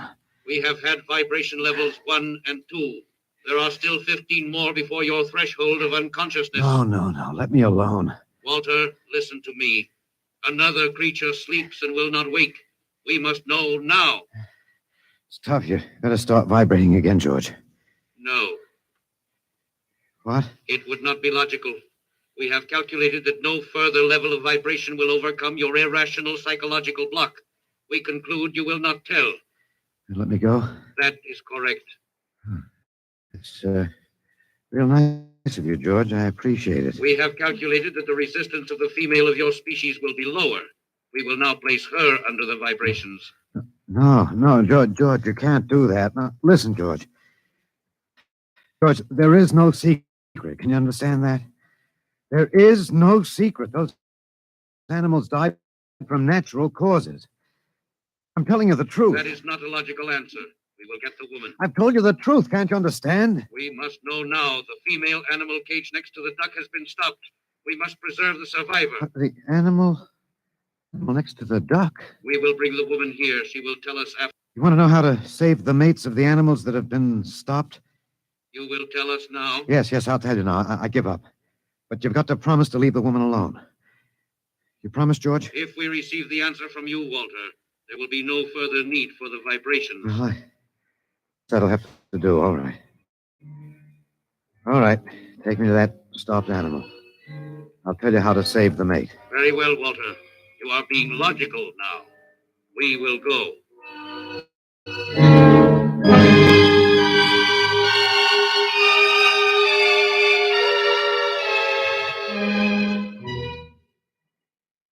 Walter, are you all right? Just let me catch my breath a minute. What did they do? What happened? After a while, I told them what they wanted to know. Oh, no. As George pointed out, it seemed to be the logical thing at the time. But you promised. I know. It was our last chance to beat them on even one little thing. Perhaps. You mind if I sit down? You gave up. I suppose you could call it that. I'm very tired. They've beaten us completely then. There isn't even anything we can do. The last of the human race, and we give up. We don't even die fighting. Oh, it isn't that bad. Something might turn up, Martha. What did you call me? Huh? No, I must have said Martha. Sorry, she was my wife. She died 2 years ago. What were you saying? Nothing. It doesn't matter. It's too late. It's too late for the whole human race. What now, George? The council of the Zan has met. No? Something wrong, George? The Zan has been stopped. What? Zan is dead? That is correct. Well, you didn't believe me, George. But you can die. You can really die. You'll have to get used to that if you're going to stay here. The council has decided. A, you have in some way stopped this Zan. B, you and the woman must be eliminated. Walter. No, you've got it wrong, George. The council has decided. This time you will have the full vibration. This time. Walter, what did they do to you? Oh, they have a rather effective third degree. They tortured you, Walter? Yes. And I thought... Oh, Walter, it was all my fault. I wouldn't even have tried without you. I suppose we have a last chance now to end with some dignity. I think you're a very brave man, Walter. No, not very. There isn't much else to do. We go now, George? Now, Walter. Wait. What's that? I have been told another Zan has died. Now, will you believe me? The council of the Zan meets now. 2 gone already, and you were with me, George. You know I didn't kill this one. What stopped him then? I told you, it's old man death. You came to the wrong planet, George. Your immortality doesn't go down here. He can stop you, but you can't stop him. And you'll all die if you stick around. What now? The council has decided. This is a place of death. You will leave your planet. Leave? You mean you're giving up? It is not safe for the Zan. Oh, Walter, they're leaving. They're really going. Go on then, George. And don't hurry back. It would not be logical to do so. We are leaving the Earth now. Goodbye, Walter. Goodbye, George.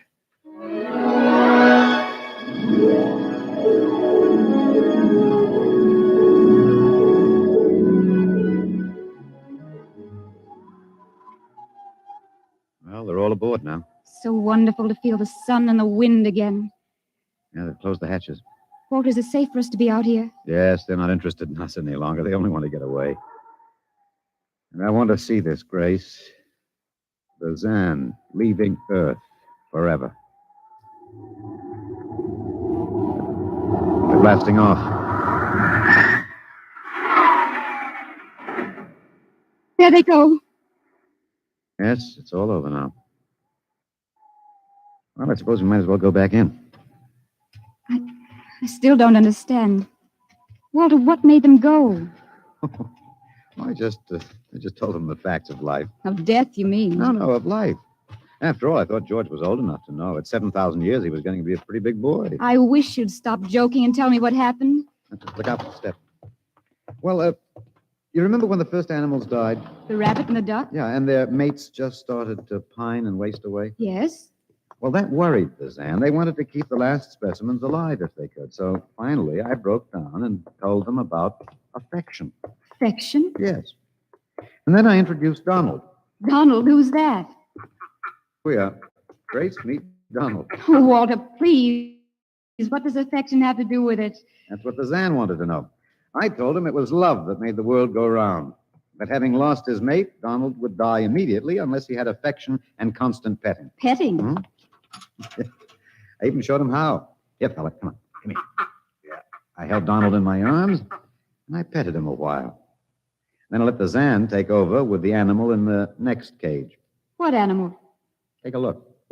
You mean this cage? Mm-hmm. Watch out. Don't go too close. Walter, it's a rattlesnake. Yes. Their metabolism made it impossible for them to die of old age, but I had a hunch that they could be poisoned. Then it was the snake that killed the two Zan. Mm-hmm. They never even knew what bit them. Then you outwitted them, Walter. Well, I suppose... I thought you'd just given up. Walter, I'm so ashamed. You don't have to be. I had given up. I probably wouldn't have fought if you hadn't pushed me. Well, we've got a world to plan. A new world, Grace. I know. We'll have to decide which animals to let out of the zoo and which ones it'd be safer to keep in. But first, there's a bigger problem. What's that? Human race. We've got to make a decision about that. Pretty important one. Yes, but... It's been a nice race, even if nobody won it. Of course, it may go backward for a while until it gets its breath, but we can save the books and all the most important things. Get it started ahead once more. No. It's the Garden of Eden all over again. But Eve, we'll have to watch out for that snake. Now, don't be ridiculous, Walter. You know, funny, you even blush like Martha. Only you're stronger than she was. Prettier, too. I wish you'd forget about Martha. I think I will, my dear, if you'll give me time. Now, Walter Phelan, you listen to me. If you think for 1 minute that I thought it would never happen to me again. It is love that makes the world go round. Grace, if you could only... No, I wouldn't marry you if you were the last man on earth. But that's exactly what I am. I don't care. I don't even want to talk about it. I'm going out. All right, my dear, but think it over. And please come back.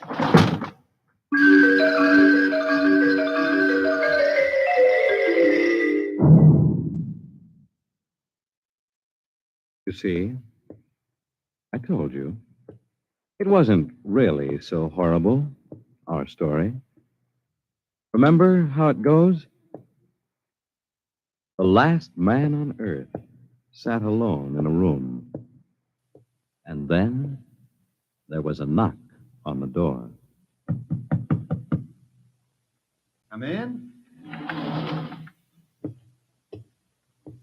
Come in, Grace, my dear.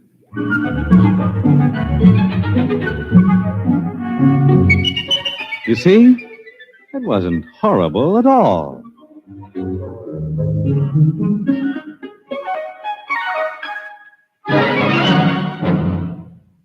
In just a moment, a word about next week's adventure. Tonight, by transcription, X-1 has brought you Knock by Frederick Brown, adapted for radio by Ernest Kinoy. Featured in the cast were Alex Scorby as Walter, Laurie March as Grace, and Louis Van Ruten as the Zan. X-1 was directed by Fred Way and is an NBC Radio Network production.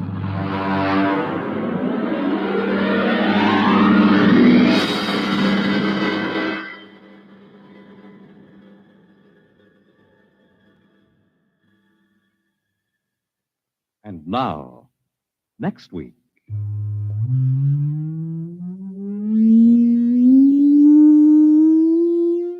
A strange and chilling story from the Bureau of Missing Persons. The story of what occurred when they accidentally intercepted a short-wave message, a cry for help from a missing atomic scientist who told them the fantastic story that he was now the man in the moon. How did it happen? You'll hear next week at X minus one.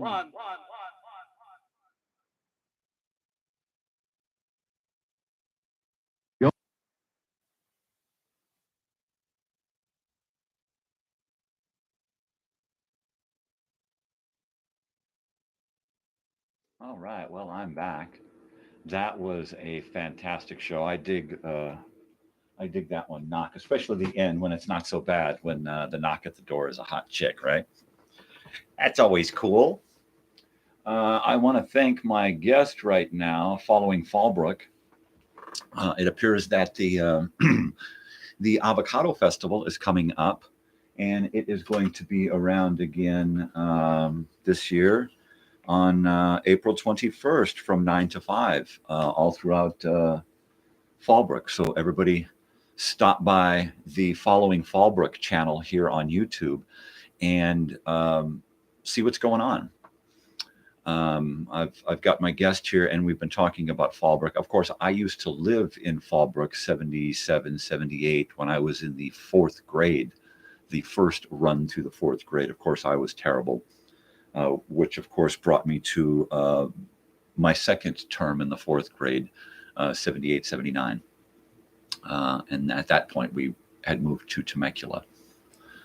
But yeah, we've been discussing quite a bit here in the images, and I appreciate that you're hanging out and sharing the love. And you know, I love it when I get to engage the people. Hey, thanks for stopping by. Yeah, come by anytime. Try to stop by on a Friday night at 5 Pacific Standard Time when we do the live show. I have a guest who does music. Check out the playlist. Check out my videos. You'll find something there that you enjoy. And look at my little documentary, that Hi, They Call Me Mike. I go a little bit into my Fallbrook experience there. Weird stuff my life has been. So stick around and check it out. Thanks for stopping by. I appreciate it, following Fallbrook. And I will be stopping by your channel, and I'll be following you. All right. So yeah, the radio show we had for today, this last one was Knock. And most of the episodes that we've heard previously were about us going out and conquering, right? And Parade, of course, was about us being conquered. And then this one here, Knock, is about us being conquered. Of course, you know, usually it's in these shows, it's humanity's own hubris or arrogance that gets them all screwed up. But this one, once again, we get conquered. We get conquered by some alien species. Yeah, cool. Yeah, stop by Friday night. Possibly not this Friday night. I'm not. I just started the Friday night and had my first guest last Friday.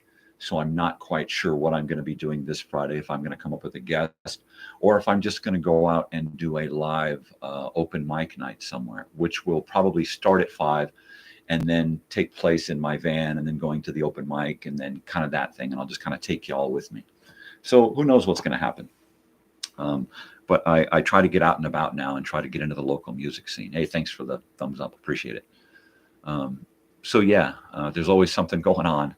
I might try to get my friend David to come over and be a guest again. So yeah, stay tuned. You never know what's going on. I like the main character's voice in this episode of Knock. He's just got a great sound, you know, one of those 1950s kind of aw shucks detective guys, right? Just really cool stuff. So that was 6 episodes of X-1 today. I hope you enjoyed them as much as I did. I've been listening to X-1 for decades, And I've been listening to old time radio since I was a little tiny kid. My father raised us on old time radio. He fell in love with it doing radio disc jockey work in at the Pasadena City College and then around Southern California. In fact, when we left, at one point, we left Fallbrook and lived in Parker, Arizona for a while, so my father could work at a radio station in Indio, and my mother worked in Hollywood. So we were kind of spread all over the map. But if you take a look at my past and history and these episodes and stuff, you'll realize that we were all over the map because we were chased all over the map. But it was a lot of fun growing up in Southern California, being on the road, being all over the places. I didn't have many friends, and I probably wasn't going to have them anyway. I wasn't the normal kid out there. At some point, I drank the rest of my coffee, so I'm done with coffee. It's kind of a bummer. Of course, me being a Southern California kid, I can always revert to my painkiller and do a bong hit. So I'm going to probably do that because that's another one of those things that I do. So if you look at my description, which is just almost 5,000 words, to any of these videos, you'll see my description or my channel description. And my channel is all about coffee and bong hits in the past, and movies and concert and TVs and Fallbrook and Temecula and Murietta and Vans and Nike and corduroy and denim and KMET 94.7 and so many things from my past.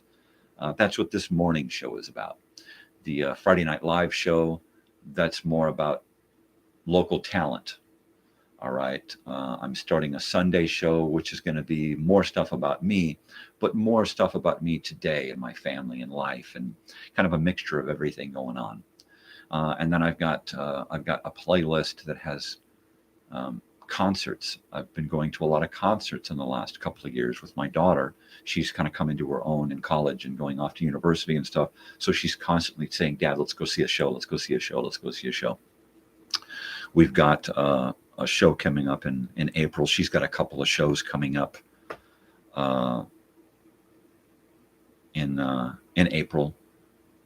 We've got just tons of stuff coming up this year. We've had tons of stuff happening the last 12 months, the last 18 months. It's just been crazy. So I'm starting to upload a lot of those concert footage videos. Of course, I like to dress them up a bit and make a lot more fun out of them than the other fan music videos that you see out there from concerts. So I just got another thumb drive for my daughter with more Harry Styles from his birthday on 2023 and 1975 at their very best in 2022 at the Forum. So I'm going to be uploading samples of that, entire songs, little bits of the concert. I'm going to do the Black Star Kids, who opened for the 1975, and I got most of their opening act, about 20-30 minutes of that. So I'm gonna upload that in its entirety. And the only bummer is that I've got an old computer, so it takes a while for me to edit this stuff and process it and wait and do all of that. So this Southern California kid's going to do another bong hit to relieve some of this chronic pain this morning. And then, it's neat that you stop by and hear from Fallbrook, because Fallbrook is always on my mind.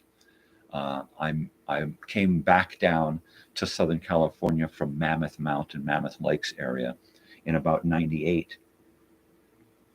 The end of 97, early 98, and met my wife, and we dated up into we dated for about 8 or 9 months, and then eventually got married December 17th of 99. So we've been married 24 and a half years, just about. 24 and 3 months. But our first home, our first place we lived together was in Fallbrook. We rented a little apartment, moved into it the day after we got married.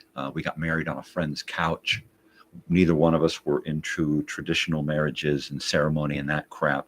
And I was not about to put on a monkey suit. Of course, now I'd like to go back, probably at our 25th anniversary, we might actually do a remarriage and go to my wife's church and get married that way. I'm not a real religious guy, but if my wife wants to get married in a church, you know, I think nowadays they will allow that.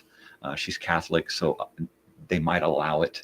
The rules are pretty heavy in Catholicism about outsiders coming in and marrying into the church. So it's kind of a weird thing.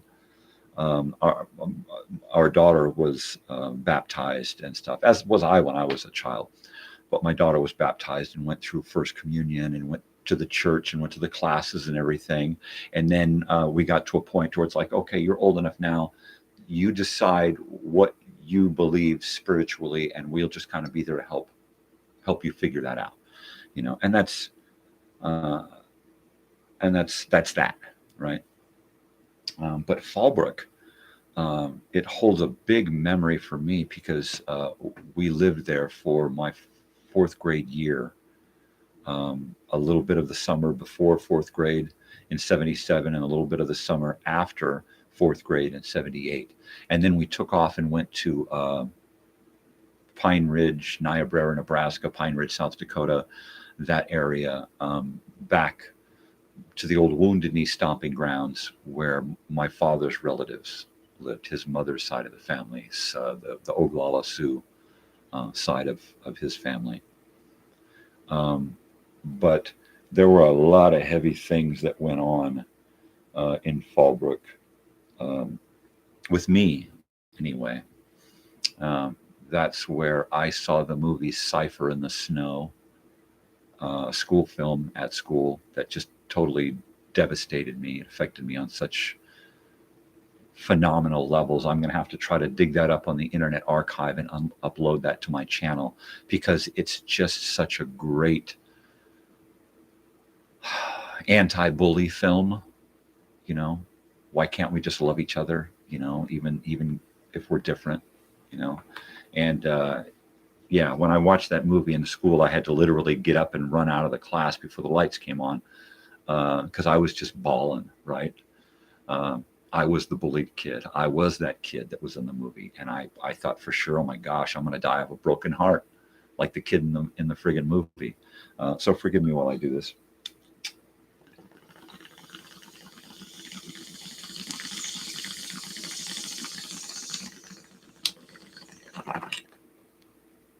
And like it says down in my description, I'm unapologetically me. I'm going to be me no matter what. I don't mean to offend anyone, you know, and I hope people can understand that we all do different things and live differently. I've smoked marijuana off and on through my life, and I got to the point in the last 10 or 12 years where the chronic pain, it was like either pain pills or something else. And I chose the something else. I went back to my childhood, teenage roots, and started smoking marijuana again. And my wife doesn't smoke. My daughter's never given two thoughts about wanting to smoke. Do you know about the Lakota sweat lodges in Joshua Tree? I used to go to them out there once or twice. No, not the sweat. I know there used to be some lodges, little beehive looking lodges right off of the highway out here. I think they're gone now. I don't know why. The county probably ripped them up. And then there was a teepee out in Pipes Canyon out beyond Pioneer Town, a teepee that you can actually live in as a vacation rental. But no, I'm not familiar with sweat lodges out here. I'm sure if you got on like Airbnb, they're probably on there at this point, and you can, you know, rent them out. I know there's a lot of teepees, there's a lot of yurts, there's a lot of domes that you can stay in out here. No, I'm not familiar with the Lakota sweat lodges in Joshua Tree. There is a huge artsy, eclectic you know, other than like the normal city dweller lifestyle. There's a huge thing going on out here with everybody wanting to live off the grid and live differently than those on the grid or whatnot. Looks like we got another viewer. Good morning. Yeah, there's always something weird going on out here. There's always some weird place to stay, some weird giant structure, sculpture thing that pops up out of nowhere. You drive out toward Wonder Valley and you see things alongside the road that are just popping up, big giant faces that are carved out of stone. There is this three-piece statue just down the road from here, and there are some pictures on my Facebook, and I'll have to transfer a lot of that to the community side of YouTube. And following Fallbrook, not sure what your name is. My name is Michael. Following Fallbrook, if you look at your YouTube channel, you've got videos, you've got shorts, you've got your home, you've got your video, you've got your shorts, you've got live, you've got playlists, and then you've got a thing called community. You can go to community. I don't know if you've used it yet, but you can go there and you can post photographs of stuff that's going on with your YouTube channel.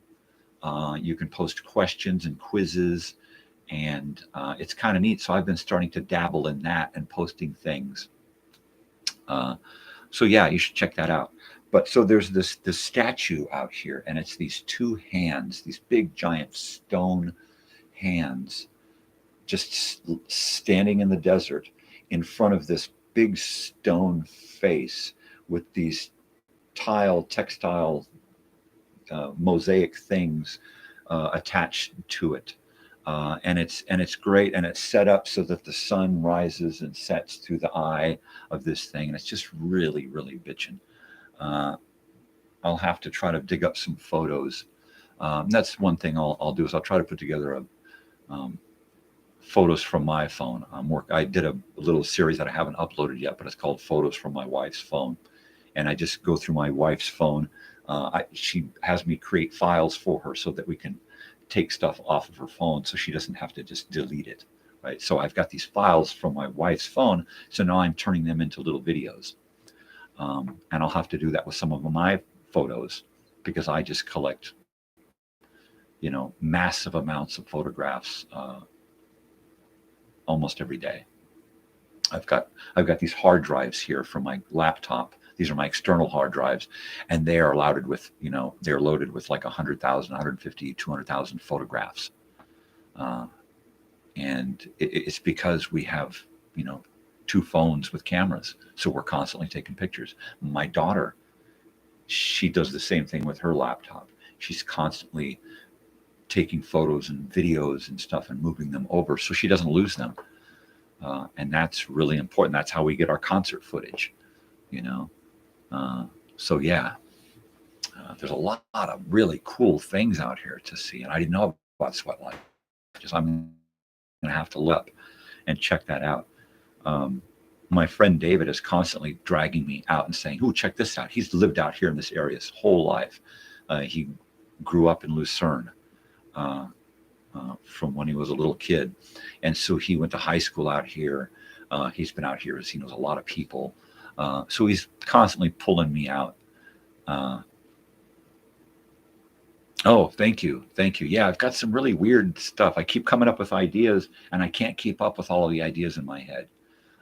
So I got like a million Post-its every day, and I try to put something down on paper because at some point I'm going to be able to come back to it and do that. The big thing that's been on my plate lately has been music videos, going out to see live music, going to concerts. In the last month, I've gone out and seen, you know, like 3 live shows and a bunch of open mic stuff, which is great. Yeah, there's always something going on. And my friend David just came over.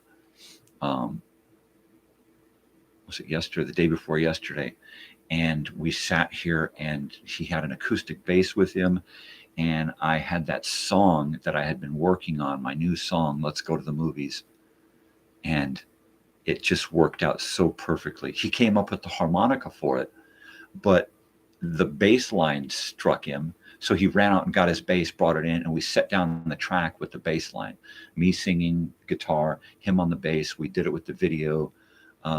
So now it's just a matter of him coming back over and us laying down the audio video for the harmonica, because I can edit all of that in together.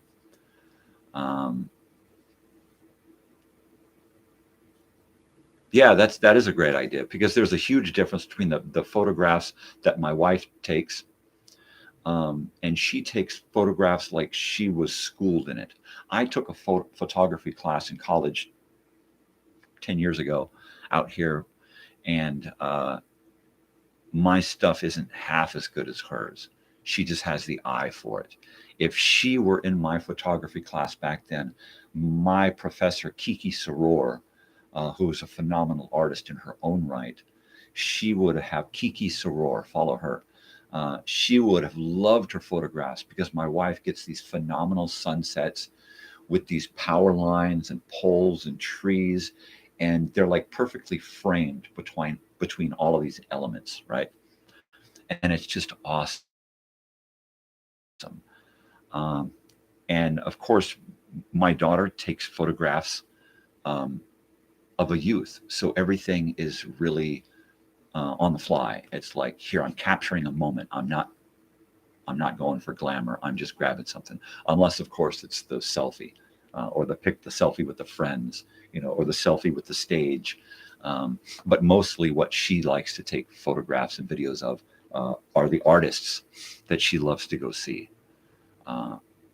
And my list of concerts is one thing that I'm constantly beaming over, because she's responsible for this list. She's responsible for getting the tickets, for making the dates, organizing our calendar, dragging me out and saying, okay, look, you're going to go with me to this show, or you're not going to go with me to this show, but you and mom are going to go do something.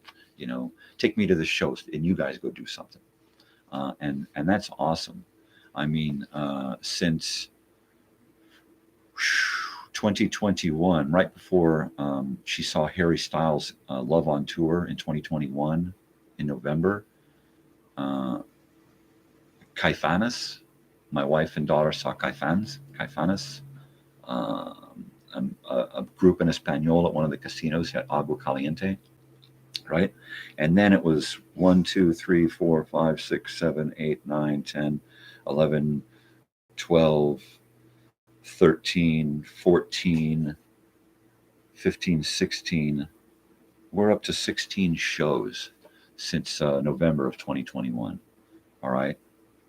I mean, literally, she's seen Harry Styles 3 times. We've seen the 1975 3 times. I've seen Lucas Nelson and Promise of the Real twice, just recently this month. Fall Out Boy, she's seen 3 times. I got to see them once.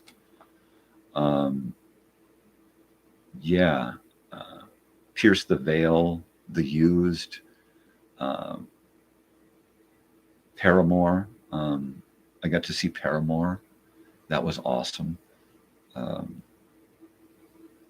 neat thing about seeing the 1975 3 times is the second time we saw them, it was at the Hollywood Bowl. And I was awestruck, because I'd never been to the Hollywood Bowl before. And it was one of my favorite venues ever. I've been to the Inglewood Forum, the Kia Forum. I've been there a million times, seen everybody there since the early 80s.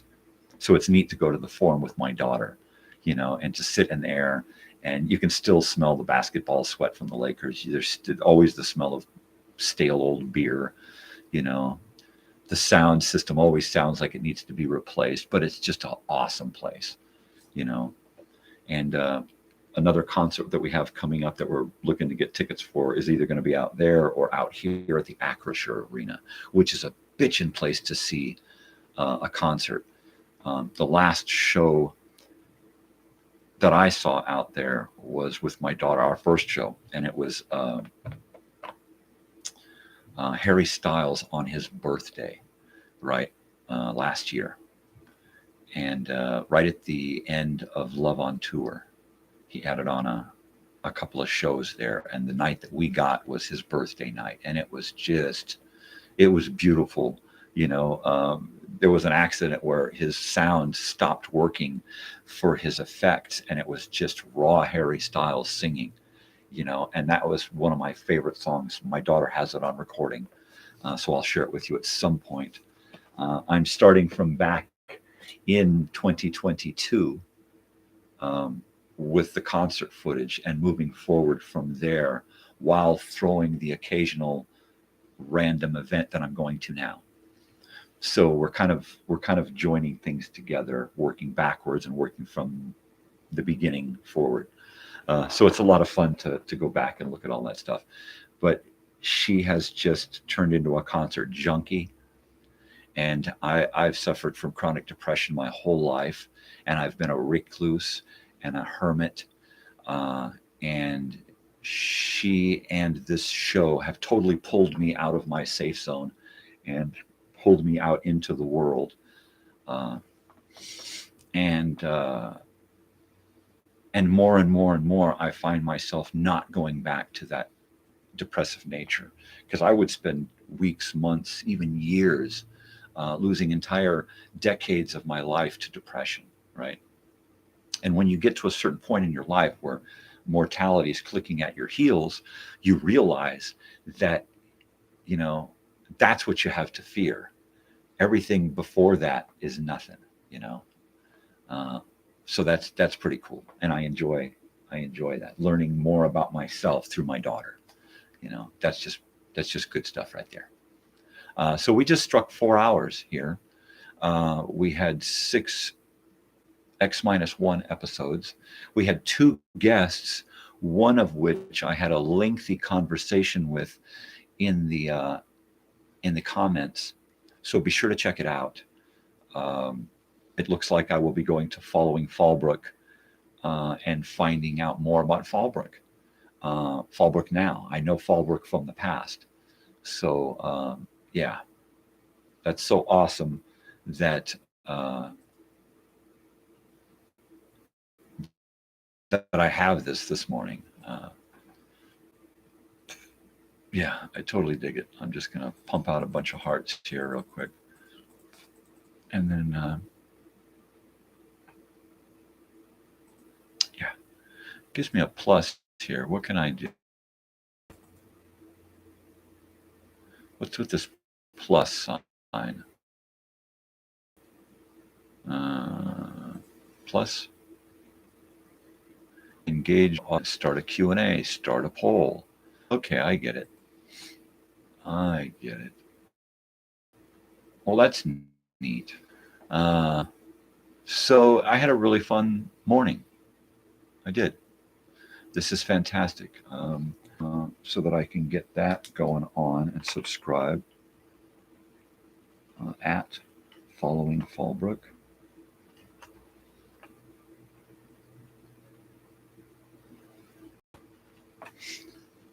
And that should be really, really bitchin'. Oh, my vegetable dog's here. I don't know if he's awake or asleep. His eyes are like barely open and he's twitching. So I think he's just sleeping with his eyes open. But did you know that dogs have 2 eyelids, 2 sets of eyelids, right? They've got a set of eyelids, the outside, and then they've got an inside set of eyelids. That's kind of a protective layer kind of a thing. And it's just kind of a gooey membrane that comes down and protects it. So if you grab a dog's eye and open it up like that, quite often you're going to find that second eyelid in there won't open up. Right? That's heavy. I didn't know that, dude.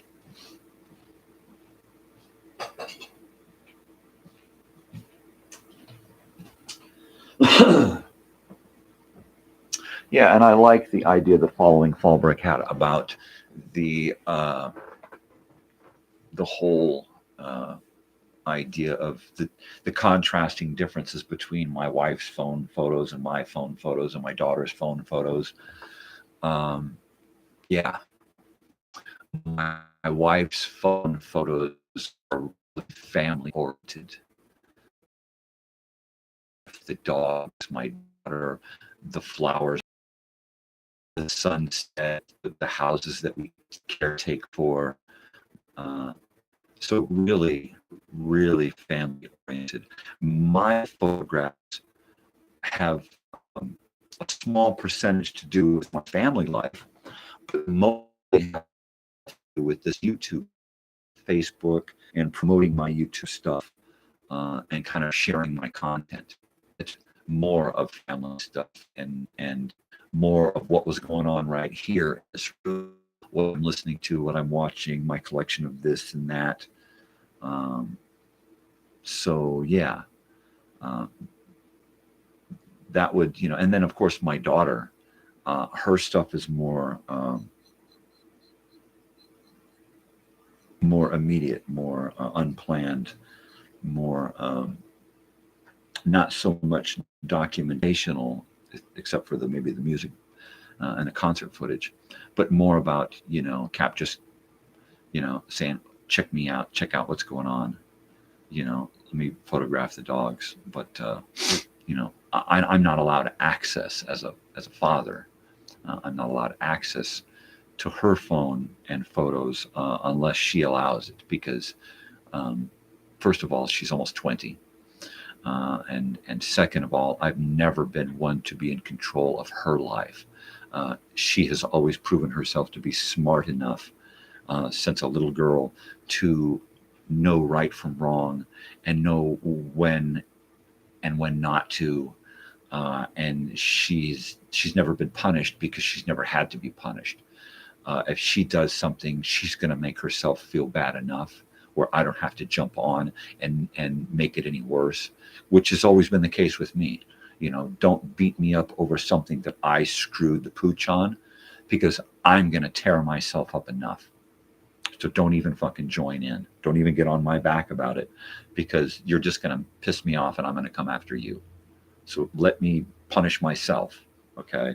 Which is what humanity needs more of.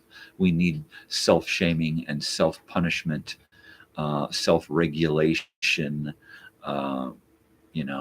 If we had more of that, we would need fewer judges. Literally, we would need no attorneys and fewer judges, and we would have less crime. If everybody took the time to think out every single thing that they did every step of the way, and didn't just blunder into things. Oh, I need this, I'm going to take it. I'm sure if you asked that person or somebody, you could get the help that you require without having to take something from somebody to achieve, the end goals, whatever they may be. So, I appreciate the comments from my new viewer here, and I'm glad that you finally caught the show. Yeah, it's a hard show to catch because it's pretty early, but that's why I have this show here, so I can come sit down, feel comfortable, enjoy my morning, and then get an occasional one or two guests that are going to hang out. I used to enjoy that so much when I was a kid, whether it was getting up and hanging out with my mother or father or brother or somebody, or most importantly, when I was a teenager and would go hang out with my friends' parents in the morning. My friends would be passed out, and I'm homeless, so I'm living with my friends, a half dozen different families around the lake in Elsinore, and they're my families. They're my parents. So I'm happy to get up because I have insomnia, right, since an early age. So I'm happy to get up in the morning and hang out with them, and maybe have a little bit of coffee and share in a cigarette and conversation. That was the thing, and to be able to go over to Rich and Charlotte's house, Tracy's parents, and hang out with them in the morning, to sit down with Charlotte and share a joint together, share a number, do a number, and hang out, and just talk about, my life as a kid, her life as an adult, whatever's going on, you know, and this morning show, when I get the occasional guest who is interactive, I'm right back there, man. I am right back there, living that time travel dream, you know. And that's what it's all about for me, you know, because more and more, all I want to do is, you know, revel in the past, the good times, and just be happy in the now, you know. And I'm more and more, I'm happy in the now, looking backward, you know. And yeah, fun stuff. My daughter's going to get up at about 9:30. She probably won't be out of bed till about 10ish. So we're probably going to go 5 hours today, right? I mean, why not? I didn't get to talk much during the program, which is why I jotted down a lot of notes about the show, so I had something to discuss in between, because there's nothing better than having a show or something on the show that you can discuss, right? And that's what Wednesdays is about, discussing old time radio. And I've been listening to old time radio most of my life. In fact, I don't remember a period in my life that I didn't have some form of old time radio, right? It's just always been there. It's always been a companion. Just like throughout my childhood, I always remember having a TV, a little black and white, a color.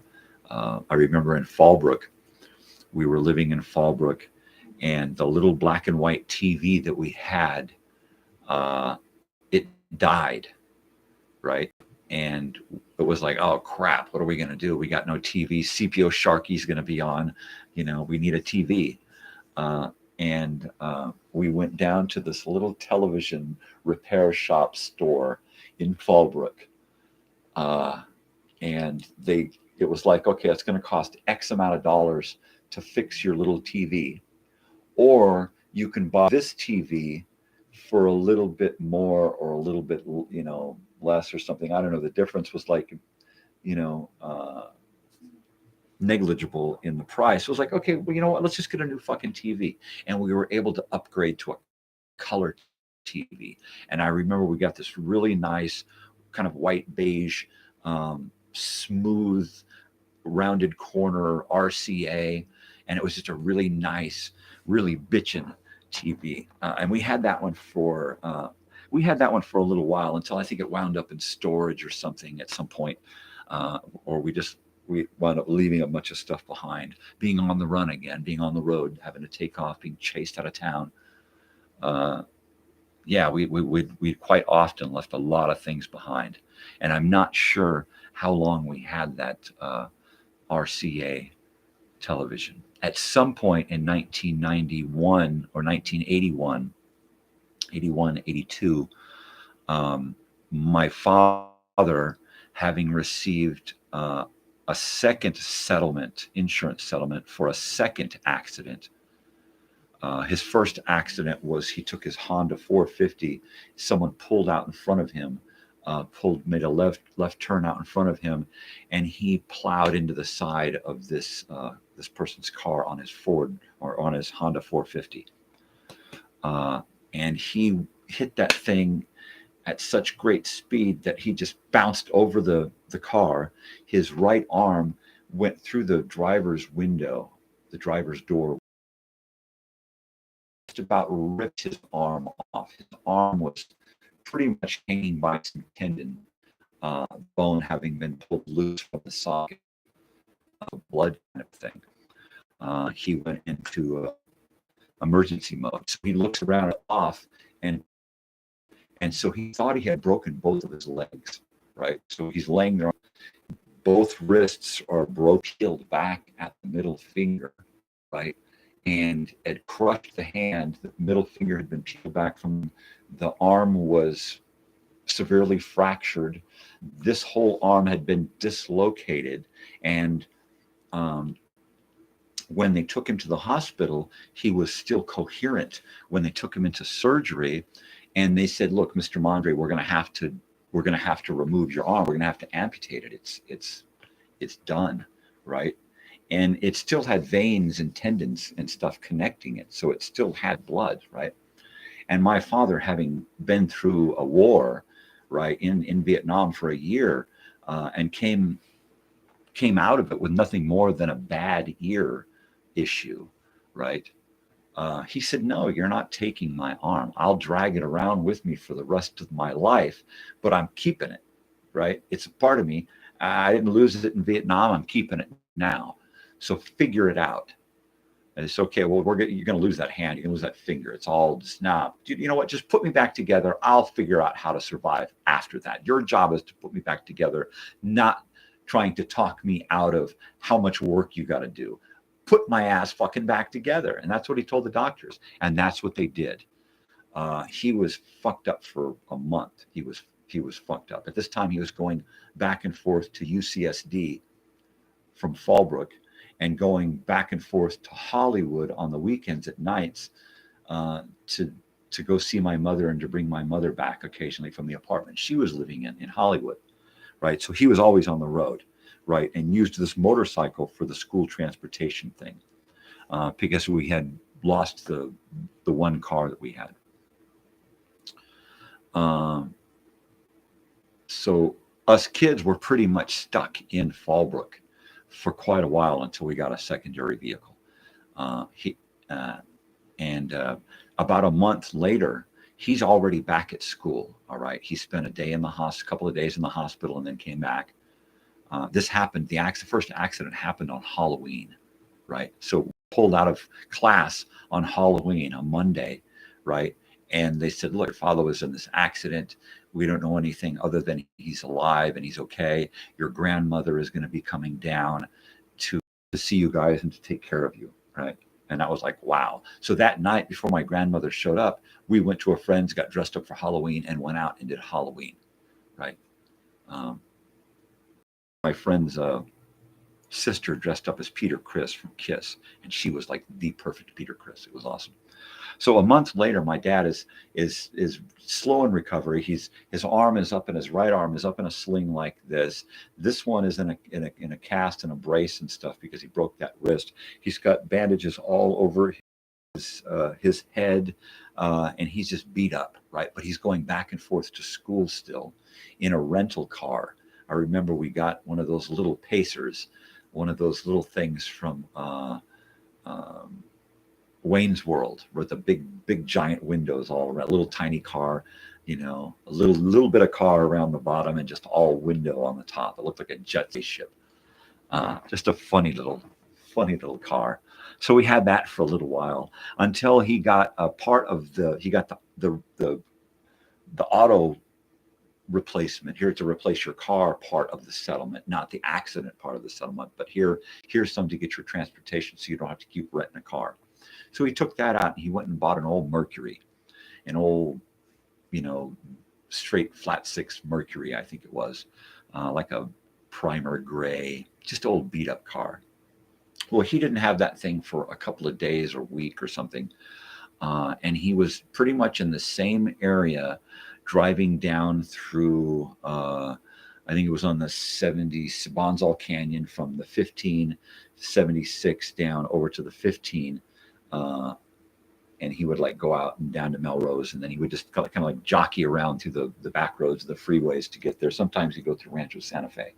But so he was going pretty much the same route, in the same area. Another lady doing her hair just pulled right out in front of him again, making a left-hand turn, smashed right into the side of another lady, just destroyed the car, right? At this point, he was taking Buster, our German Shepherd mix dog, was taking that dog with him back and forth to the UCSD campus and just leaving the dog in the car with the windows down. And it was a beautiful campus covered in trees. It was never warm. It was on the beach. So it was really just a great fucking place. But not even a month after this first motorcycle accident, he's in this car and this lady pulls out and he just destroys this Mercury. Of course, it's a bigger, tougher car. So he comes out of this in better condition. But what happened was the dog was in the back seat asleep. And when he hit this lady's car, the dog flew forward into the passenger seat, folded the passenger seat forward, and hit the dashboard and bent the shit out of the metal dashboard, right? The window shattered, and the dog jumped up out of the car and ran for its fucking life, not knowing what the fuck was going on, right? At the same time, the impact, my father instantly saw what was happening and took his holding steering with one hand, this automatic drive car. He reached with his dummy, broken, dead arm and grabbed the steering wheel in a flight of intense, what are they, adrenaline, right? He gets this adrenaline rush and grabs the steering wheel. And at the moment of impact, the steering wheel collapses and bends and breaks in two spots, this old metal steering wheel covered in thin plastic, right? And it just snaps. And the top that breaks open has jagged metal. And as he goes forward, the seat, it's like a belt, seat belt at this point in this car. And he slings forward and catches his chin on this jagged metal on the steering wheel. And it opens up a vein on his chin, and he's got blood just pouring out of his chin, right? So seconds after impact, my father gets out of the car and holding his chin, right, with his good arm, and this one now relieved of the sling is just dangling there because it's just been reattached, right, a month ago. And he's out there holding his chin, blood just squirting everywhere. And he's screaming at the top of his lungs through the blood and his fingers, Buster, Buster. And he's screaming, right? People are showing up, cops, emergency vehicles, and they can't understand what he's screaming because he's all broken up, right? And bloody and just, so they finally calm him down and get him into the ambulance and take him off. And he looks horrible because he hasn't even recovered from the first accident, right? And now we're between Thanksgiving and Christmas, right? And now this is Halloween, and now between Thanksgiving and Christmas, it's like holiday madness, right? And he's shuffled off to the hospital where they stitch his chin and rebrace the things on him that are already damaged. And they take him to the same friggin' hospital, and they're like, oh my God, how can you survive two horrendous accidents within a month of each other? And he's like, just get me the fuck out of here. I need to go get my dog. So he leaves from there, takes a taxi because the car is totaled, right? He takes a taxi out to the scene of the accident where the car is still there on the side of the road. And he goes out there and calls the dog and actually finds our dog, Buster, and scoops him up, takes him back in the taxi all the way back into Fallbrook, which isn't a real far ride from Vista, where he's at the hospital. And he makes it home, and he shows up late from, it's after school and it's dark and we don't know what the fuck's going on.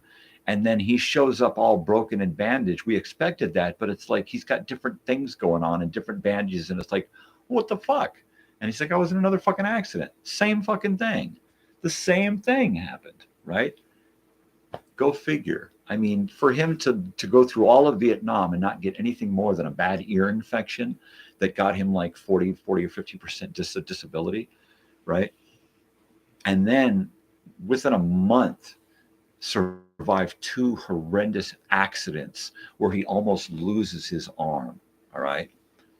And he's got this huge, giant, bulbous thing on this finger where they pulled the skin back down over the bone, right, and reattached his finger to the bone, right, and resheathed that bone and stitched it all up. Big old knobby, gnarly, ugly black thing on the end that was supposed to be a fingernail, and reattached his arm, and it just looked horrible. He had this huge scar in his armpit area up front.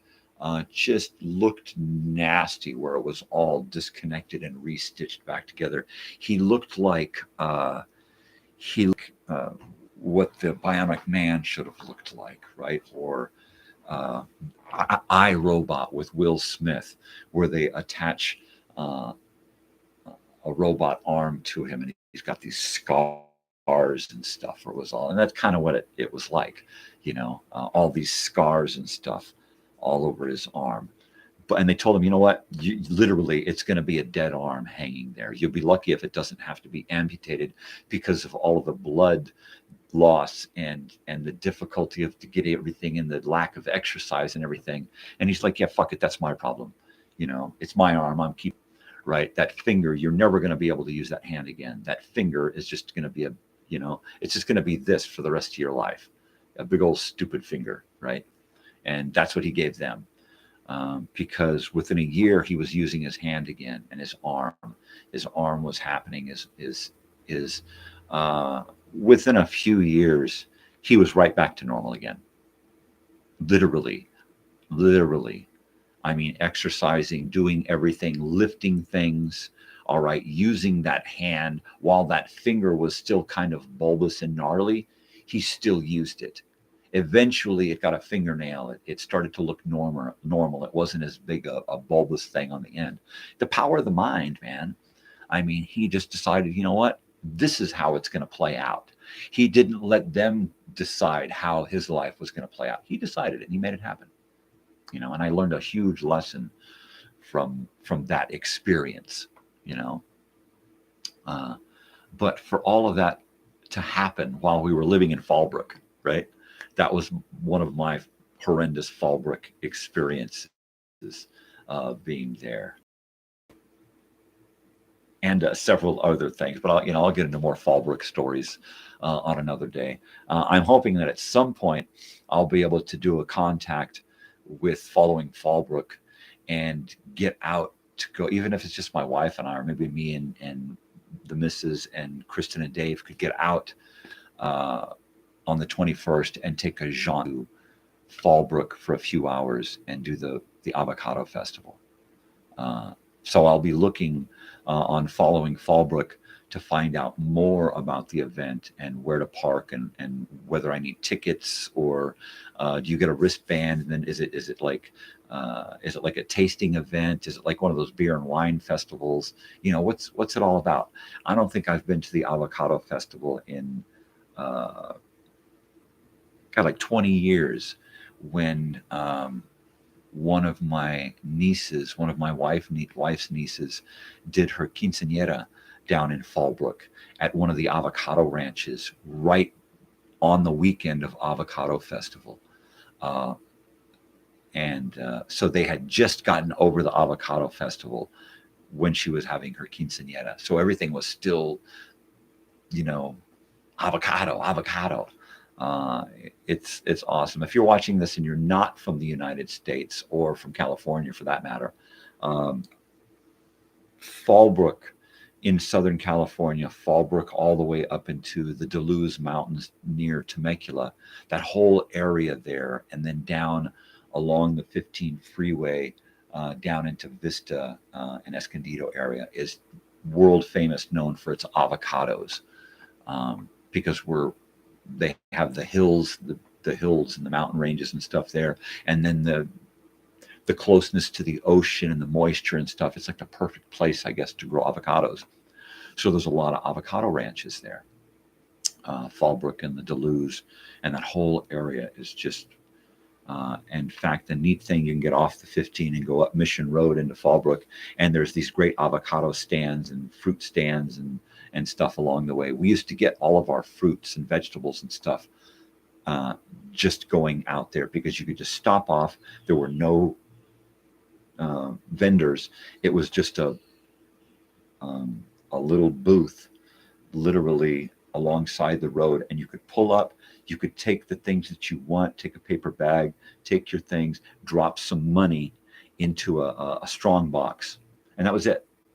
You know, if you didn't have any money, you were eaten, right? It wasn't about the money. It was about honor. It was about respect. It was about helping, courtesy, helping your fellow human. I saw something like that the other day in an area that I can't remember exactly where it was. Maybe it was out here somewhere, I think. And I drove by, and there was one of those little stands, a little fruit stand where somebody had food from their garden. You know, in fact, I'm sure it was out here somewhere. Of course, I'll run by it again, and then I'll be able to say, yeah, that's where it is. But yeah, that was the neat thing about that era, that period, and that area, you know, is growing up around orchards and groves and fruits and vegetables everywhere. You never went hungry. Of course, if you go to a place like Phoenix, Arizona, the streets are just lined with these orange trees, right? Orange trees everywhere, fruit trees just lining all of the streets, right? And you think, wow, you know, this is great, you know, and you go and you grab one of these oranges and you peel it and you eat it, and it's like, oh my God, this is disgusting, you know, and you don't realize that these are decorative orange trees, decorative fruit trees. The fruit is made to flower and fruit and then hang there on the tree, that color, for months before they fall off and they're scooped up and thrown away. And then, boom, come spring, this thing has got these beautiful oranges, and then the oranges last all summer long, and then even into the fall you've got these oranges, and by then they don't look that great, but there's still oranges everywhere, you know, and it's decorative. And you think, you know, wow, food for the homeless or something, let's prevent scurvy, you know, nationwide. And it's not about that. It's about the looks, aesthetics, about looking cool, right? Man, what is wrong with this world? You know, let's take care of the people, you know. So much about today's old time radio shows, the X-1, are just so much about the people and how the people treat the other people, or the people that we don't know, the alien people, right? Excuse me.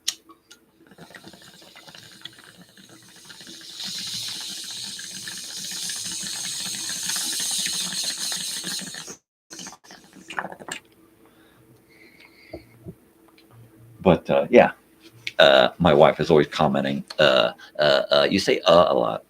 Well, people do. You know, we have a manner of speaking.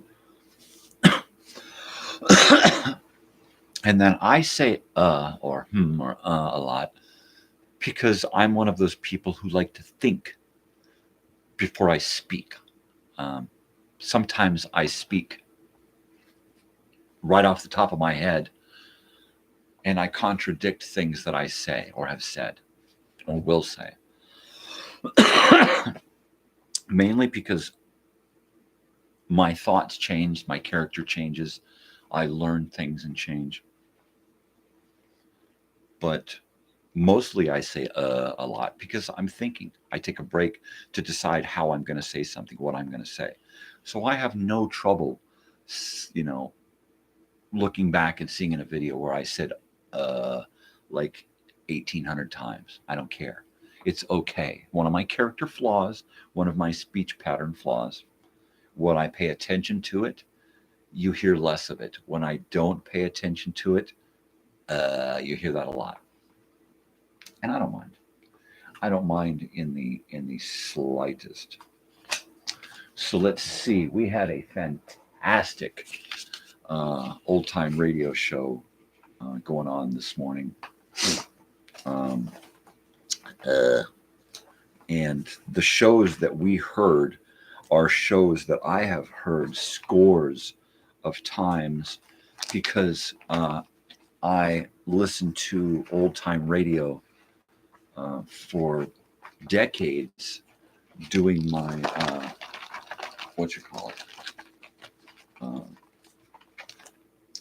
commuting. I will purchase boxes and boxes of CDs and cassettes of old-time radio shows, or record them, or put them on an iPod or something. What the hell's an iPod, Margaret? This guy's old. So these shows have been in my life forever, and I'm so, pleased to be able to talk about them,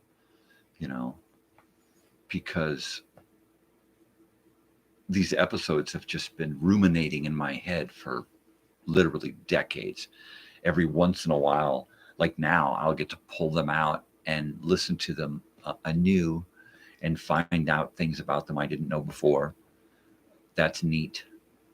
But the most important thing is to being able to share them with someone who may or may not be familiar with the fact that before we had TV, all we had was radio, and we could only listen to our entertainment before, TV. That was it. Go to the movies and the radio, and that was it. Of course, we had books and home entertainment, like an organ or a piano or something, and musical instruments, and the kids would get together and put on a show for the family, that kind of shit. But it was radio. Radio was the big deal. So there's just a huge historic library of audio stuff. I've got just stacks of records from that old time radio period. But it's neat to rediscovering all of that on the Internet Archive, where I can just find something, bring it here and share it with you, right? And at some point, I'm going to be taking these episodes and uploading them into a playlist on my channel so that you can hear about them on the show and then go back and rediscover them without having to watch the show. I want to just watch that. I want to listen to that one episode of X-1, again and again and again, because it's just awesome. And you'll find episodes like that if you hear these regularly and watch it episodically. You'll find things, episodes, characters that you just have to latch onto, and you'll want to see again and again and hear again and again. And you do see them. After a while, you start to see the theater of the mind. You start to see the pictures form in your head. So that you can imagine yourself there, or imagine these things happening and paint a picture in your mind. And that's really, really cool. And I think we've lost a lot of that with the smartphone. I think the smartphone has really dumbed humanity down to a level where we are so easily entertained with mundane, average garbage that we don't want to get into anything really heavy. We don't want to think about, we just want the pictures and stuff thrust at us. We don't want to have to use our own imagination. We've become lazy, complacent with everything being done for us. Even our thinking and our imagining is now done for us. And it's nice to go back to radio, because that forces us to use our imaginations to see things that we can only hear, right? And that's pretty damn cool. That is pretty damn cool. Let me turn off my Bluetooth so I'm not blasting stuff through my stereo anymore. But yeah, let's see. It's about almost 20 minutes to 10 a.m. Pacific Standard Time. It is March 20th, 2024. There's a lot of stuff going on out here in the desert. The Particle Kid is coming out here to Pappy and Harriet's in a few days. And I'm wondering if I'm going to try to get tickets to go to that, right? They'll probably be $20, $25 a ticket or something. So if there's any tickets left, I'll probably try to get a couple of tickets to that and go check that out. I'm really into the Willie Nelson family and the Willie Nelson legacy of artists. And yep, sounds like the kid's awake. So I try to pay attention to that as much as possible, you know. And it's just great entertainment, great music, great fun, a great sense of family. They're on tour right now doing the whole Nelson family tour thing. And that's pretty cool. Yeah. So I'm going to be signing off here in a short while. But I just wanted to get you caught up with things that are going out here. If you're near in Southern California here and you can make it out to Pappy and Harriet's, get on Facebook or get on their website and check them out, because they always have something fantastic going on every week, not just on the weekends, but every week. There's always something going on. I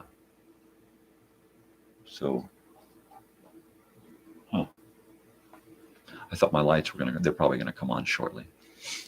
But yeah,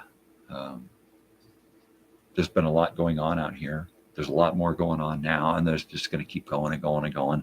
I'm not sure when my next night out is. Probably Friday night at the soonest, I think, is probably the next open mic. I may or may not have my cards by then, but I ordered cards so that I could try to talk some of these artists into coming on the show and my Friday Night Live show and promoting their music, right? It was a lot of fun doing the pilot with David and promoting his stuff. I'd like to do his stuff again and catch up.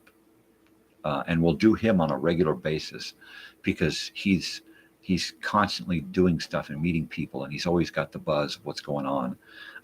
And he's been doing a lot lately, really getting involved with open night. And then the venues, aside from open night, he did a 45-minute set at Spaghetti Western out here.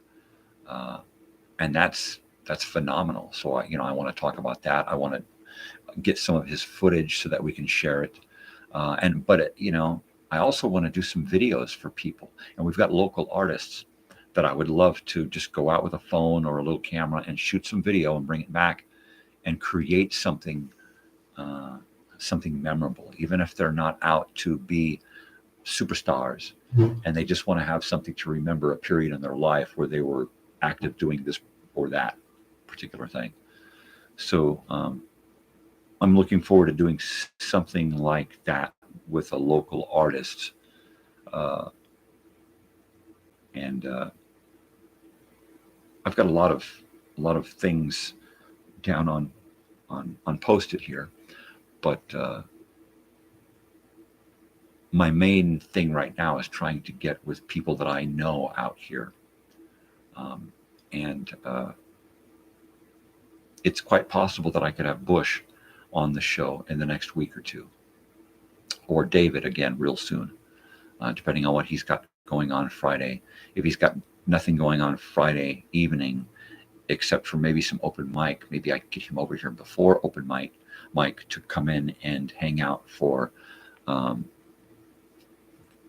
hour, and then we can run off to open mic and then maybe go live from there and bring some more, or do some recording and then bring you some of that. So yeah, stay tuned. For you new subscribers, go check out some of the videos, some of the playlists. I've got season 1 of this, I've got season 2 of this. I've got the playlist where I go to concerts with my daughter and go to open mic nights and local clubs and casinos and stuff to see shows. So, and we always take a little bit of concert footage. If not the whole show with my daughter, then I'll grab on and record a few things and try to have something to share with you. So check out the playlists. I've got some other shows that are coming up that are in the works, other segments, little short 3 to 20-minute shows having to do with my family, my life, my friends, the whole gamut of reality, which this I tag this as being only true reality show on YouTube or anywhere for that matter, because nothing is scripted, nothing is planned, nothing is edited. Like the dog clacking around in here this morning, things are starting to come to life in here. At any time somebody could knock on the door, which has happened on a Friday Night Live show. So yeah, I try to keep it real. There's no bullshit here. There's no trying to sell you something. I'm not trying to preach to you or sell you an idea or prove to you that one way of life is better than the other or get on board with these people against those people. That's not what this is about. I'm just sharing my world, hoping that you guys are going to share your world with me, like following Fallbrook this morning. Now I've got that Fallbrook connection, not just my past connection to Fallbrook when I was in the 4th grade, not just my past connection to Fallbrook when my wife and I first got married, but now I have that connection to Fallbrook now in the present. That's neat. I like that. Hi, Tootsie Fritzy. Hi, Tootsie. You want to come here and say good morning, Tootsie? Come here, Tootsie Fritzy. Come here. Good morning. Come on, Tootsie. Oh, this is Tootsie. She's my father's Chewini. She has come to live with us since he passed away. And she is just the beautifulest little retired girl. She's retired. She's done. She used to be in charge with my father on his ranch. She was the one that was in charge of everybody, big and small alike. She was raised by like a one-eyed pigeon or something, who was raised by a cat, who was raised by literally whatever stray animal he had, who was the parent figure. And she at some point became the last parent figure in the family, who was raised by other little stray animals. And hello, girl. And so since she's come here, she has given up the reins to Sam, who has been in charge of this household since he came here. So Tootsie is retired. She doesn't have to worry about anything. She doesn't have to go out and bark. She doesn't have to get up and run around and make sure things are happening. Her ears tell her what's going on. That's it. She sits with Sam, and Sam gives her a spa treatment and licks her face and cleans her eyes and takes care of her. And she used to hate it. She used to growl and snarl and snap at him when he would try to groom her. And now she goes up and sits in his lap and says, groom me. And of course, Bessie was her companion on the ranch. They have both come here to retire. So Bessie's retired as well. Of course, she says, real tired? I'm real tired? Yes, you're real tired. And Tootsie is retired. Of course, Tootsie knows she's on camera because she's smart. And she got my nose. Since she's gotten here, she learned the trick that I taught Oliver, which is got your nose. The softer than the mouth, the easier it is for a dog to come in and play got your nose, and you don't even know the dog got your nose. I'm a dog whisperer. I'm a dog person my whole life, and of late, I have just become like the dog guy. Everywhere I go, me and dogs. The other day at open mic here at Joshua Tree during the day, there were some dogs out on the patio, and as soon as I sat down, they had to get to me. They were trying to break at their leash to get me. And then as soon as they got to me, they had to get up on the bench next to me. So I got them up on the bench next to me. And both of them licked me for the entire time I was there. Lick, lick, lick, lick, lick, which is what I get from dogs. I get a paw from Bessie because she doesn't lick. For some reason, she doesn't lick, which is fine because she's got a huge tongue anyway. And Tootsie here licks enough for everyone. Sometimes she won't stop licking. So yeah, this is my world. These are my family members here. My wife, my daughter, and our 4 dogs. And that's us.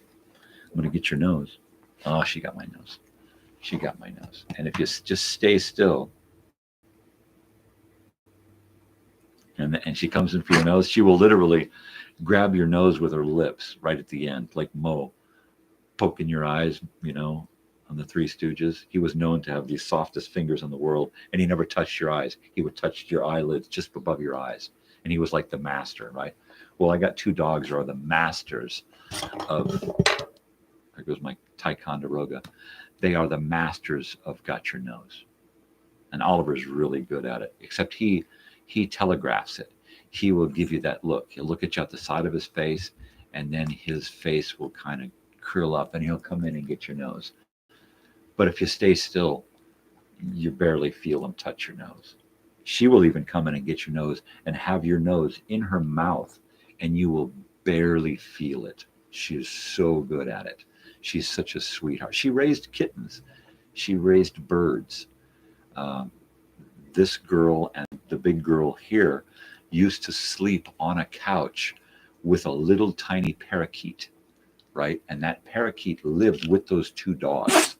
And it lived on the couch under a towel, under a blanket, right? And that's where this parakeet lived. It flew around and lived wherever it wanted to, but it liked to live under this little towel on the sofa, right? At my father's house in his trailer. So come on, big goober. So Bessie would sit on the big giant Bessie, this big dog down here, would sit on this sofa next to this bird under a towel, right? And Bessie is so conscientious of this bird that to this day, she won't get up anywhere on anything without sniffing and looking under the blanket to see if there's a bird there. Is it a bird? Is there a bird there? Can I sit here? Is there a bird? Is it okay? And when I first met them, I sat down on the couch next to them and right between them, and she got scared and went over and got behind Bessie and sat on Bessie. And then from underneath the towel came this little parakeet and came out and squawked at Bessie, and Bessie looked at it, and it went back under the towel and pulled the towel down. And I'm thinking, my father, I thought I was weird. My father's got to be the weirdest guy in the world, right? Dr. Frickin' Doolittle, right? And he's lived like this for 20, 25, 30 years, since he kind of abandoned us completely and ran off into his old world. Of course, if you talk to his ex-wife, she'll tell you that we abandoned him and left him rotting up into the hills, right? Where he left us, shortly after he returned from Vietnam. He kind of retreated into his own world in school and then into writing, and then just kind of, once we were old enough to take care of ourselves, like at 15, and we all kind of ran away from home because there was nothing there. He wasn't there. My mother wasn't there. They weren't there. They were there, but they weren't. So, I didn't feel responsible or beholding to any member of my family because there was just no sense of family, right? So that when he went off to the mountains to live alone, I even, when I got married, said, hey, look, why don't we get together and buy a family piece of property, and have a place that we can all go to. And of course, that never panned out because he wanted to live alone. He wanted to live alone, die alone. He wanted to do that, So, of course, I probably get the blame for most of that, because I wasn't out there holding his hand and, going out of my way to make some connection with him when he didn't want that. He didn't want to see my children. He didn't want to see my brother's children. He didn't want to be a babysitter. He didn't want to be a grandfather. He didn't want to do any of that crap. Not until, of course, till the end when he realized all the things he had missed out on because he was an old curmudgeon and didn't want to take the time out of his precious world to be responsible to his own family, right? Doesn't that just suck? Look at these guys just loving each other and take care of each other. Tootsie's retired. She's retired. Justin, you're a good pal. Yes, you're a good pal. You are. But so there you have it. Now we have his two dogs because I have a sense of family and responsibility. And when they said, as he was dying of cancer, and he needed to find homes for all these animals that he had acquired. And at some point, he stopped acquiring animals because I think he knew before he let on that he was dying, right? I think at some point, a few years before he died, he knew that he was dying, and just that's the way it was, right? There's just no fixing it. And even, he went and had a 6 months before he was diagnosed with terminal cancer just everywhere, right? He was given a clean bill of health. So he told his wife, I'm perfectly fine. I don't think he wanted to admit to himself or to anyone else that he was dying and that he had this. And then he was just kind of let it play out until it was too late to hide it from anyone. And then, yeah, I got cancer. And I think that's how it happened. And it was a bummer. It was a huge bummer. At some point, 10 years ago, we tried to reconnect. It was slow going and tedious because he just didn't really, and he didn't want it. And it was pretty much his wife that was trying to make it happen, inviting us to holidays and dinners and going out and doing stuff, and it was his wife that told me that, hey, look, he's dying and he needs, to reconnect and do this. So, I mean, he never was one to reach out, I don't think he ever wanted a family. And I don't think he ever was really responsible to me because, if you go back and watch my other morning show videos, that I probably really wasn't his son to begin with. So as much as I tried to do as a son, I felt like, there was just nothing there. He didn't want anything there. He didn't want anything to do with my family. At some point, he came along and told my wife that we shouldn't even have kids. And I'm just I shouldn't have children, right? What does that say? And she should run screaming. And we've had a great life together these last 25 years. I don't know what the fuck his problem was, but that's what caused us to stop speaking. How dare he come between me and my wife? He doesn't even know her. He doesn't even know me, and he's going to tell her about me. And that's what ended it between us. That was it. 10 years. It took 10 years out of our relationship. That was it. He didn't get to meet his granddaughter. And then, but I saw that he didn't even care. He didn't want to. He didn't want to raise, his first two grandchildren or his third or his fourth. He don't have anything to do with anybody. So why would I think that he would bless me with his presence in my life? Fuck it. Of course, later on, I kind of saw the reasons why. With the stories of our gnarled family tree and the broken, withered, twisted branches and shit. So yeah, there's a whole weird history behind my family and a lot of weird things going on. Even in Fallbrook, there was a lot of weirdness going on. The looks that I would get from my grandmother, her visiting on Halloween and Thanksgiving and Christmas and stuff. That was a weird time. I've got some photographs that I'll have to try to upload into a video about being in Fallbrook. In my Fallbrook, we lived in the mobile home park right on the base across from the cemetery, right off Mission. Anybody familiar with Fallbrook, you'll know exactly where I'm talking about. Big mobile home park on a hill. I can't remember the name of the street, but right across from the mobile home park is the old cemetery. Just up the hill on that side of the street from the apartments. And then across that Mission, on the base, there's a few apartment complexes. And my wife and I lived in one of those apartment complexes when we first got married. And then came back to Fallbrook a lot throughout the late 90s and 2000s and stuff. So Fallbrook holds a huge place in my heart. One of those I'd love to go back and live in Fallbrook. Spend a winter living in Fallbrook and a summer living in Lake Elsinore, and then do it again in Temecula and Murietta. I'd love to do some more traveling. And I'm not far from these areas. So these areas are probably going to see a little bit more of me. Hey, you got another viewer. but yeah, I'm probably going to be getting back to Fallbrook again. Now that I know, of course, that the Avocado Festival is happening soon, I'm going to be trying to talk my family into going down there, or maybe making it down there for a couple of hours with a friend, and maybe following Fallbrook from YouTube and having lunch like they suggested, and doing some reflections on the past, as it were.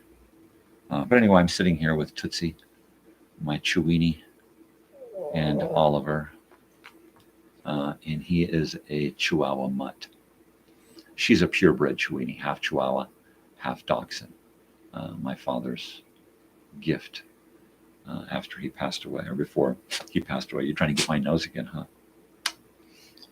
Yeah, and then Oliver here, he was, somebody brought him home from the market from one of them box of dogs, and that person was elderly, so they didn't want a little teething puppy. They decided and got rid of it. So I said, bring it over here. Hi. Oh, you're so precious. You're such a precious baby girl. Yes, you are. Oh, my baby girl. Oh, my baby girl. Yes, you are. You are. Okay, so it is 10 a.m. We've been on the air for 5 hours. If I can get a thumbs up or a signal from whoever's watching, maybe we can go on a little longer. I've been on 5 hours now, which is my longest show yet, which is why the dogs are here. They finally woke up.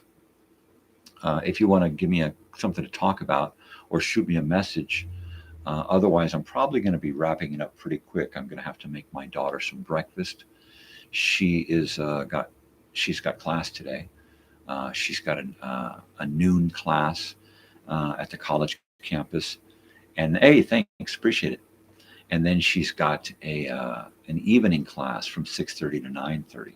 So she'll be getting up now, getting ready for school, going out to campus. I'll be going to clean a vacation rental, and then we'll both probably be coming home to take naps, and then she'll be running off again to the campus for her evening class.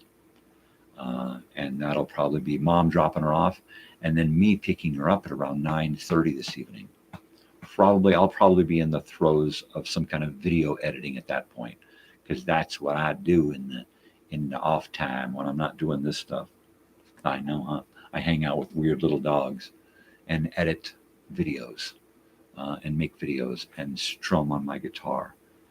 My guitar fingers are healing up from the other day, so I'll probably be strumming today and doing some more practicing, so that when my friend David comes over to lay down that harmonica track, it's quite possible we'll throw down another version of Let's Go to the Movies, my newest attempt at songwriting, playing. It's one of my favorite songs that I've ever written, and I've only written probably a dozen to 20 songs. So it's probably one of my favorite. Doing That Dope Again, which I first started writing Doing That Dope Again in 86, 87, and then just finished it up this last year. What you got going on? You got the tickets? Where? Acrisure? Oh my God. Okay, so that's my daughter. She just came in to tell me that she just got us tickets. I'm going to start crying, to go see Jeff Lynne's ELO at the Acrisure Arena. Yeah, I'm going to cry.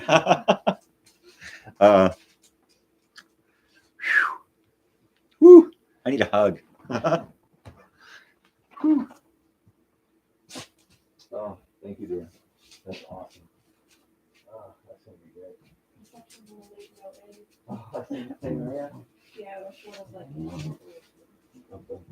That's cool. Oh, baby. Oh, okay. So I'm gonna try to keep from crying here.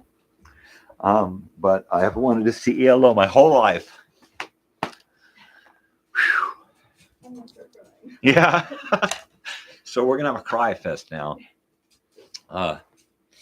Wow. We've seen a lot of concerts lately, she and I. That father-daughter bond is really strong to music right now. Oh, man.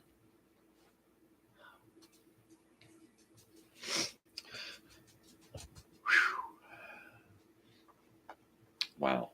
That's reality right there. Like I said, I have the only true reality show out there. That's a surprise for me. We had just been talking about it, and then all of a sudden, she got up to get the tickets this morning, and she got us the tickets. Whew. That is phenomenal. That is great live TV right there.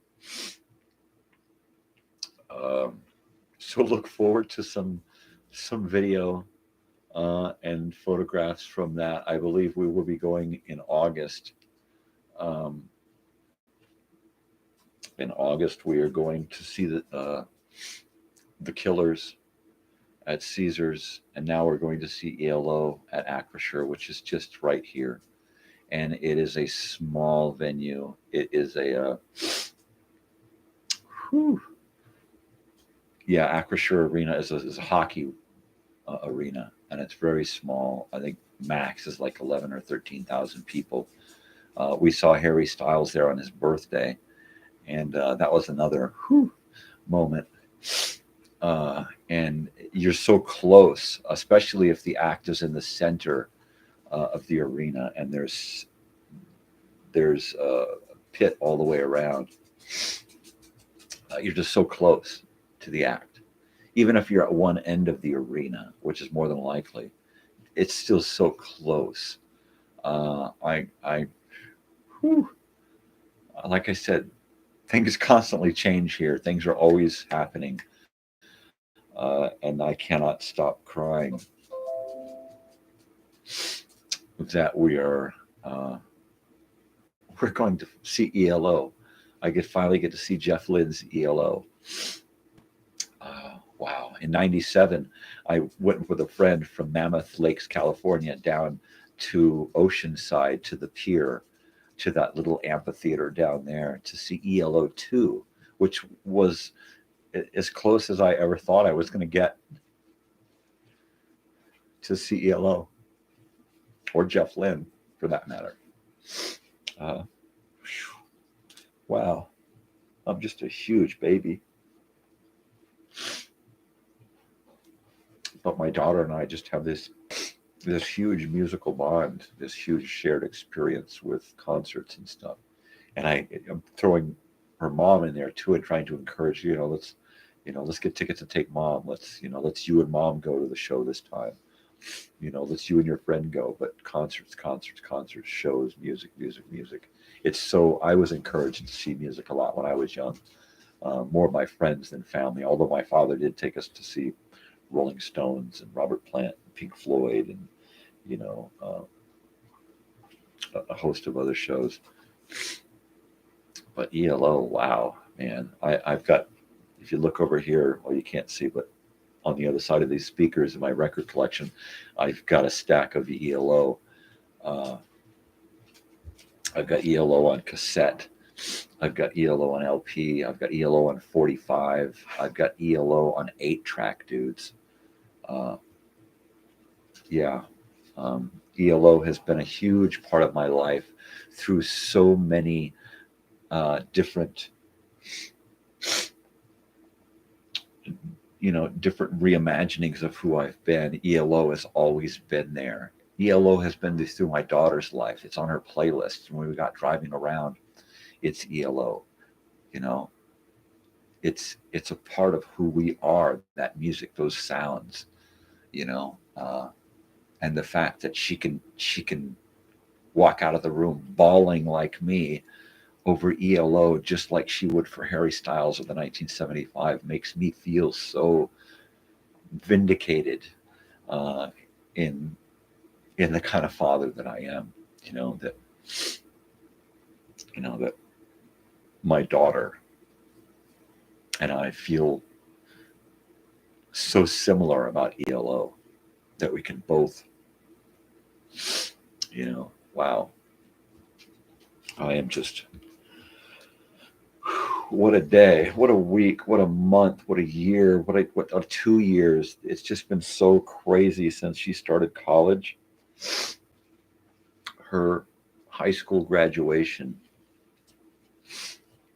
was the year that she graduated, and it was her first Harry Styles in 2021. And then she went again to Harry Styles, back to the Forum here in California, to see Harry Styles again, and I got to go that time. And then we saw Harry Styles here at the Acrisure Arena, right?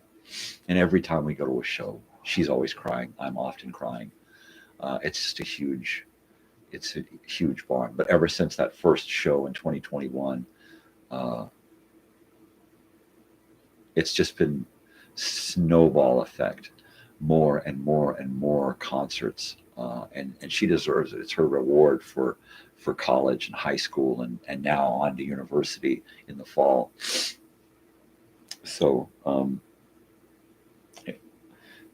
music is always been a huge thing in my life, and I'm so happy that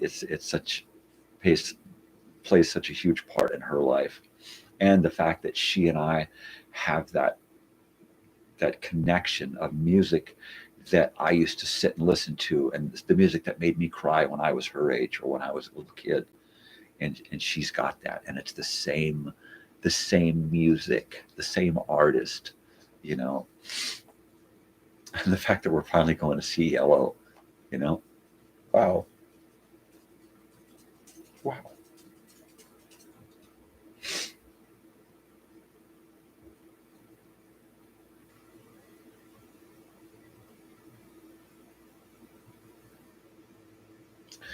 And I'm going with my daughter.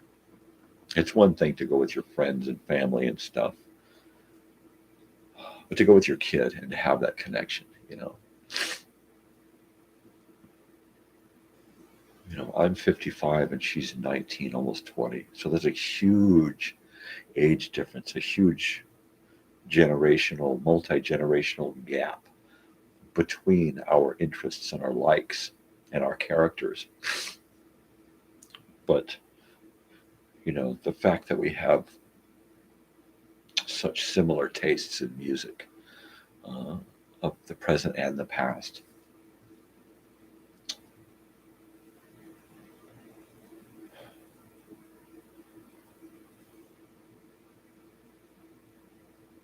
Yeah, and these are life experiences that I'm going to remember for the rest of my days, and she's going to have to hold on throughout the rest of hers, throughout the rest of her life. She'll have these moments with, you know, with me and her friends and her mom. You know, music is important. Music is life.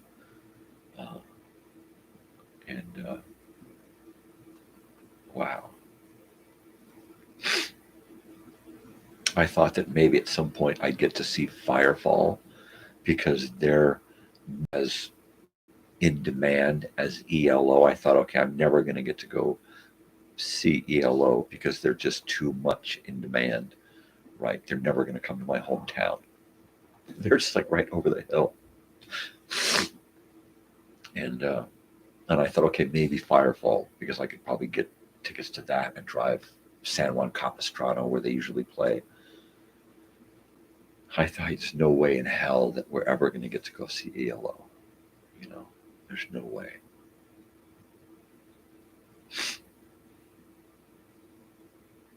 Wow.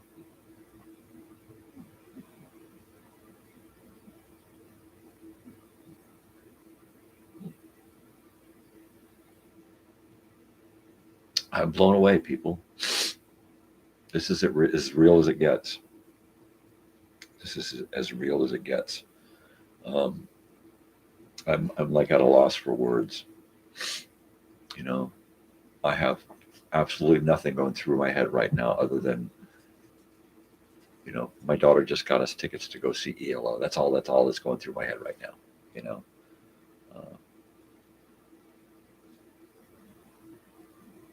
Wow. Wow.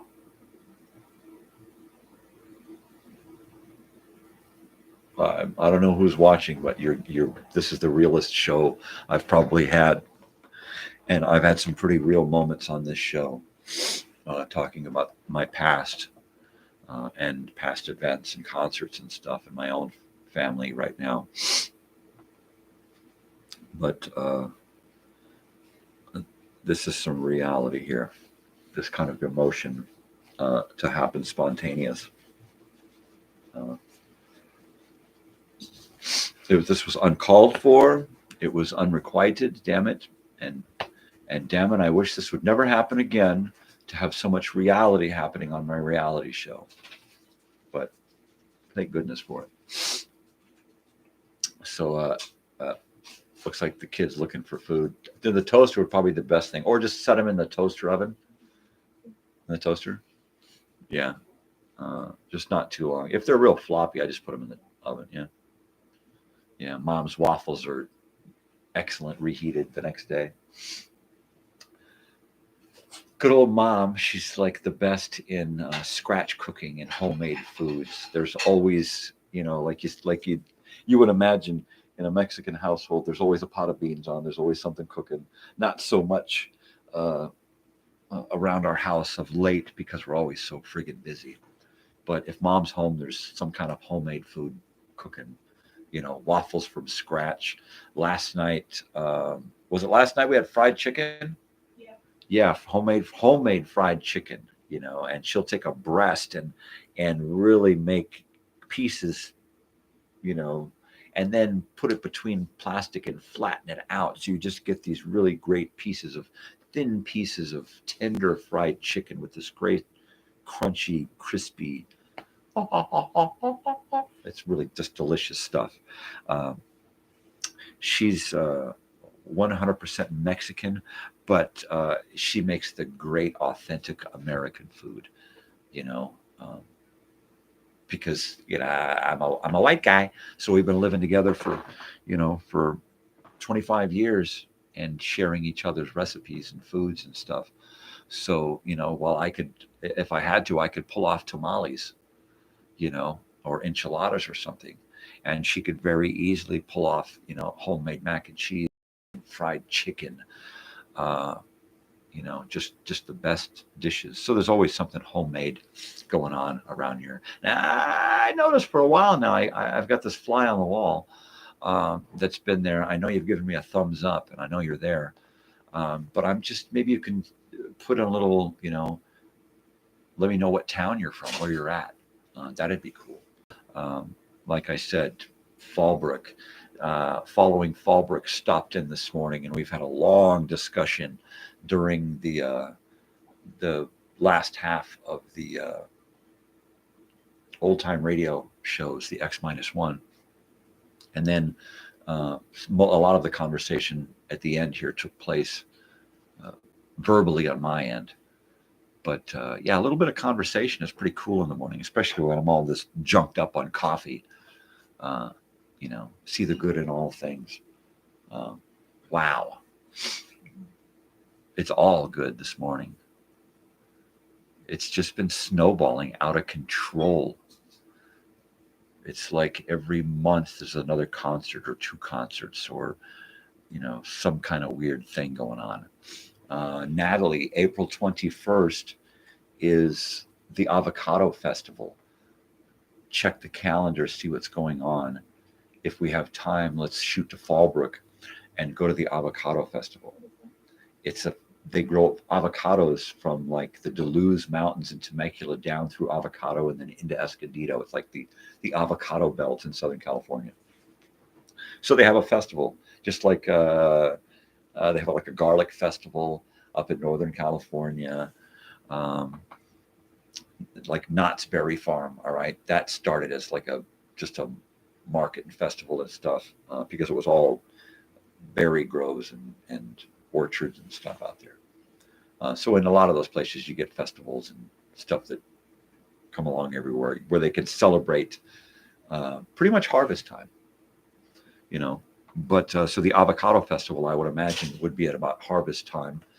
I'll have to check in with Following Fallbrook and find out the details on their channel.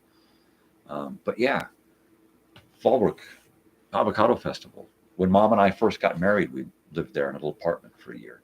Yeah. When I was in the 4th grade, 1977, 78, of course, I lived there in Fallbrook. That's where my father almost died in that horrible motorcycle accident. And then a month later, still in bandages and all casted up, got into another accident in a car, right? Just crazy. It's like every step of my life has just been crazy, crazy, crazy. And now I'm at this period in my life where it's like good crazy, constantly things going on. I don't know what's going to happen next. I really don't. What am I going to be crying about now?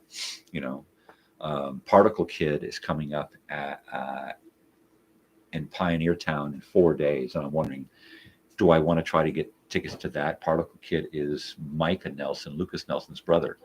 Yeah, which explains a little bit about why Lucas Nelson is probably not out here this year.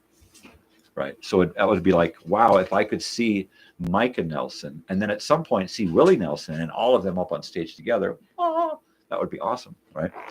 But yeah, I'd really like to check out Particle Kid live and see what that's all about. That sounds like it'd be fun because he plays a different kind of music. He's a different brand of Nelson. Psychedelic, kind of weird, noisy, strange sound stuff. What, Oliver? So they're not even you were there? You want to be on the show? Poor little guy. So yeah, total weirdness. This is the 5th hour of Mornings with Crazy Old Weird Bearded Guy. I've been on since 5 and I'm in hour 5. And I just keep going. I just can't shut up now that I found out that we're going to see EL in August and don't start crying again. But yeah, things just keep rolling along. Since I found out about the Internet Archive, I'm going to be able to pull things out of there and bring them to you for discussion because that's what it's for. That's what the Internet Archive is for, is to take those things and archive them so that we have them to teach and to learn and to discuss and that kind of thing. At least that's my inner understanding of the Internet Archive. So I will be taking some content from there, bringing it over here, sharing it with you in whatever format, either live or in a video or in some kind of playlist or with some kind of commentary. But that's going to be neat. And that's going to be one of those upcoming things. So, hi, how are you? Big face. Did you want to shake? I know. Oliver doesn't like Bessie. She's big and cumbersome and kind of a doofus in his eyes, and he doesn't want to have anything to do with her. She's like, and she's always trying to get his attention, and he's always saying, "Get away from me, lady! You bother me." Every once in a while, he'll come and when she's laying down, and he will come and he will stand up on top of her and look real stern and stiff his tail out and look at her. Every once in a while, they'll get down on all fours and kind of jaunt at each other. Oh, hello. It's my own sister who's watching. How are you? What's been going on? I'm just sitting here talking about the good old days. Did you just now come on, or are you the person that's been the fly on the wall for a little while? Because I want to know where to catch up as far as where I am in whatever stories I'm talking about. But yeah, let me know when you got here so I don't have to repeat myself. But I will say that, yeah, my daughter just got us tickets to go out here locally and see ELO. So I've been sitting here, the waterworks have been on, and I've been crying about that. So that's live TV for you people. There they go. My dogs are awake now, and Big Dog is trying to get Little Dog to play. And he don't want to have nothing to do with her. That's just the way it is. So what's going on, my sister Brandy? I hope you're listening because I'm not into typing yet. You've tuned in during Old Time Radio Wednesdays, where I share old time radio shows. Oh, you've been the fly on the wall. Okay, so you've seen what's been going on. If you've been, you probably haven't been here for any of the old time radio stuff. So we had some science fiction this morning, some X-1. I had been playing stuff out of my record collection on my record player here and then just bringing it to you that way. But now I found out about the Internet Archive. So I've been playing stuff through my phone and Bluetoothing it into my stereo and then wiring it into my mixer over here and bringing it to you on the live show. And so that's my Wednesday shows, is bringing you some old time radio, turning down the microphone, letting you listen to it, and then bringing you some commentary about the show or about my experiences listening to the show. Like I said, I've been listening to old time radio for most of my life. My sister can attest to old time radio being in our family forever, right? One of the old time radio shows that she will probably remember that it was an X-1 show, and it came to us in my father's collection after he passed away, and it is this one. Do you remember that one? Chain of Command, about the mouse on the atomic military base. Do you remember that one? That was a fun one. That is a really, really fun one. There's another one that I don't have that is Murder Castle. Remember that one, about the guy who would talk housekeepers into coming out? And then he would find weird torture chamber rooms in his house to put them in. And I remember one lady getting sucked into a pool of cement, right? That was a pretty good one. What's another good radio show that we used to listen to as kids? Of course, we listened to a lot of The Shadow, right? Yeah. Well, of course you remember that. That's good stuff. Those are good memories. Or when we were like living in a tent or in the van or a motorhome or something, and we would listen to CBS Radio Mystery Theater. I'm sure you probably still listen to that in reruns. You can find it on YouTube. You're a little behind. Yeah, you can find anywhere. Really, you can find CBS Radio Mystery Theater. E.G. Marshall is the host. The creaking door. Good evening. This is Radio Mystery Theater with E.G. Marshall. Yeah, Murder Castle was one of those great ones. I know in Temecula we will listen to the hell out of that shit. Yeah, that's good stuff right there. So yeah, I've been on for let's see, just about 5.5 hours this morning. My longest show to date. I think my longest show before this was about 4.5 hours, where I just get on and kind of ramble and talk about whatever's going on and how that ties me to the past and how the past ties me to the present and everything in between. But yeah, I'm still beaming about The Secret of the Old Jameson Place. No. Which one is that? That's not the old man's radio show, is it? The one that he produced for Pasadena City College? Because I do not have that one. That was in his reel-to-reel collection, and it is lost. I don't know where that is. I have some of his reels, but I did not get all of them, and I think some of them were lost at some point. But The Secret of the Old Jameson Place is one that I remember, I think, as being the one that he produced for a college course. Correct me if I'm wrong. But there was also one that we liked called The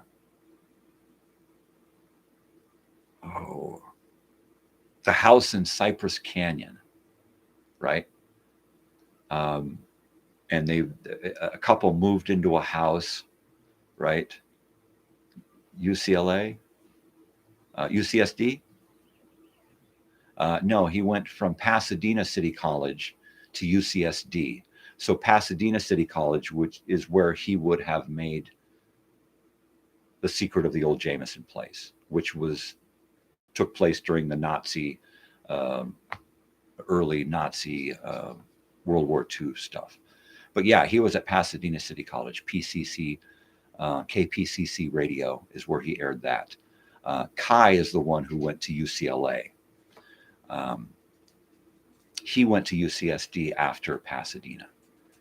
But yeah, The House in Cypress Canyon was another one of those old-time radio shows that we used to listen to.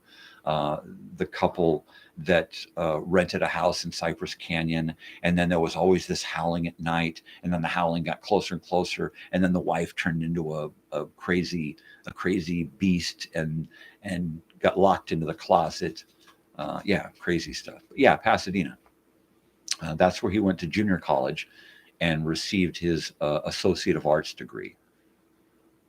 And then from there, took a couple of years off while we were chased around the country and were pretty much homeless.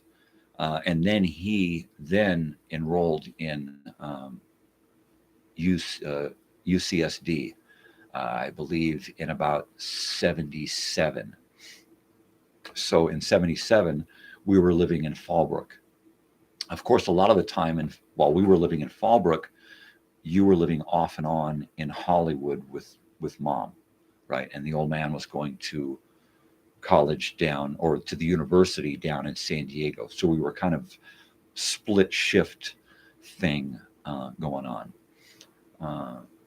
Yeah, at that time, I don't remember you living a whole lot permanently with us, the guys. We did a bunch of bachelor stuff where we were living in the van or camping or living on the beach or something. And quite often you were with mom. And it was often a guy thing.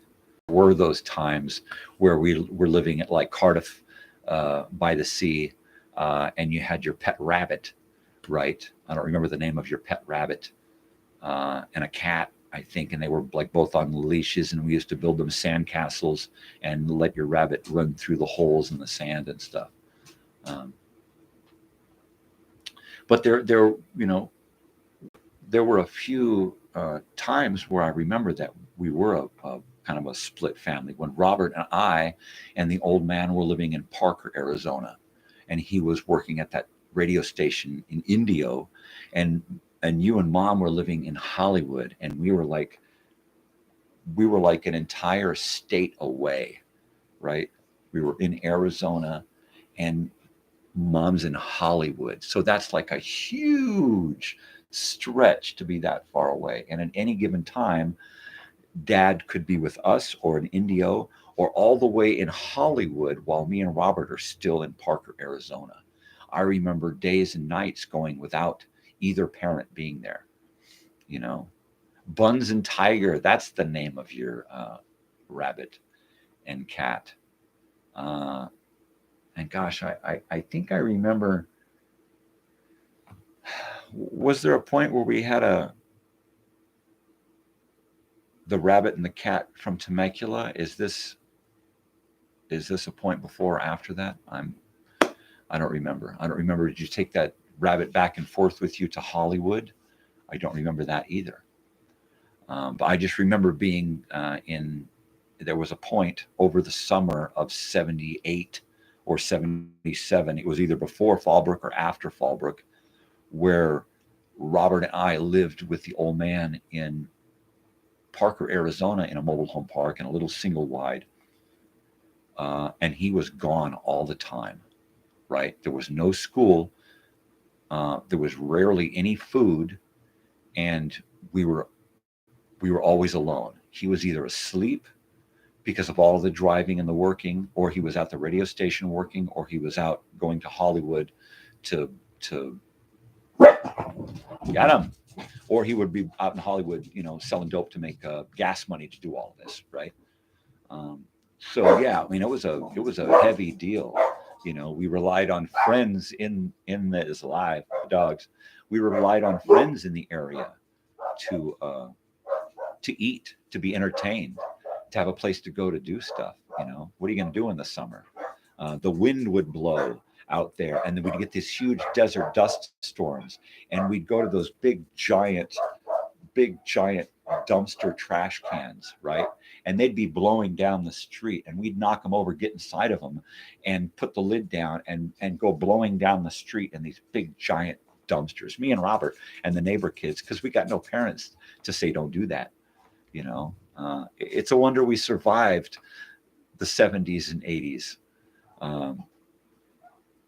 Yeah, my memory of that time period is a little spotty, but I remember the more and more I go back and think about it, the more and more I remember and able to cobble together more memories of what it was like back then, you know, because it was bizarre. You know, it was a bizarre, strange period of my life, being dragged all over, you know, 2 states and Mexico, not to mention the trips back to Nebraska and South Dakota. I mean, we were literally all over the fucking map, you know, 2, 3, 4 schools in 1 year. You know, things were bizarre, to say the least, you know. And like, hey, can't you hear I'm talking here? But like I, you know, said before, you know, I don't hold any grudges or animosity or any, you know, about any of this towards my parents or family and friends over this. You know, I wasn't who they were during any of this. I couldn't make any of those judgments that anybody else made. All I could do is just worry about who I was and what I did. You know, did I do all of the right things all the time? Well, probably not, because I wasn't raised to do the right things. I was raised to do weird, bizarre things. You know, grew up in counterculture, hippie, Sierra Madre Canyon, and then dragged all over hell and back, you know, being homeless and living in vehicles and stuff. So there go my grow lights. So yeah, I mean, it was a weird time. It's hard to remember things when you don't have any structure, right? You don't remember friends from school when you go to 2 of them. It's like, I don't remember that guy. I remember you, man. I had people come up my whole teen and young adult life going, man, I remember you. And I'm like, fuck, dude, I don't remember. But we used to sit together all the time and talk. And it's like, dude, I'm sorry. I just don't remember you, man. You know, things were pretty heavy back in the 70s and 80s and the early 90s. So while I remember a lot, those events really have to be tied to something. We were raised to survive, you know. Sometimes I say we were raised by wolves, but we became wolves, so we survived, right? Yeah, we weren't pansies, you know. We knew how to tough it out. We knew how to go all day long on a bologna sandwich because we had to, you know. We knew how to hoof it from Temecula to Grand Avenue on Lake Elsinore because the vehicle broke down, and we just couldn't get a ride from anybody. We didn't know anybody. We didn't have money to get a taxi. You know, we couldn't just call grandma to come rescue us. So we walked, you know,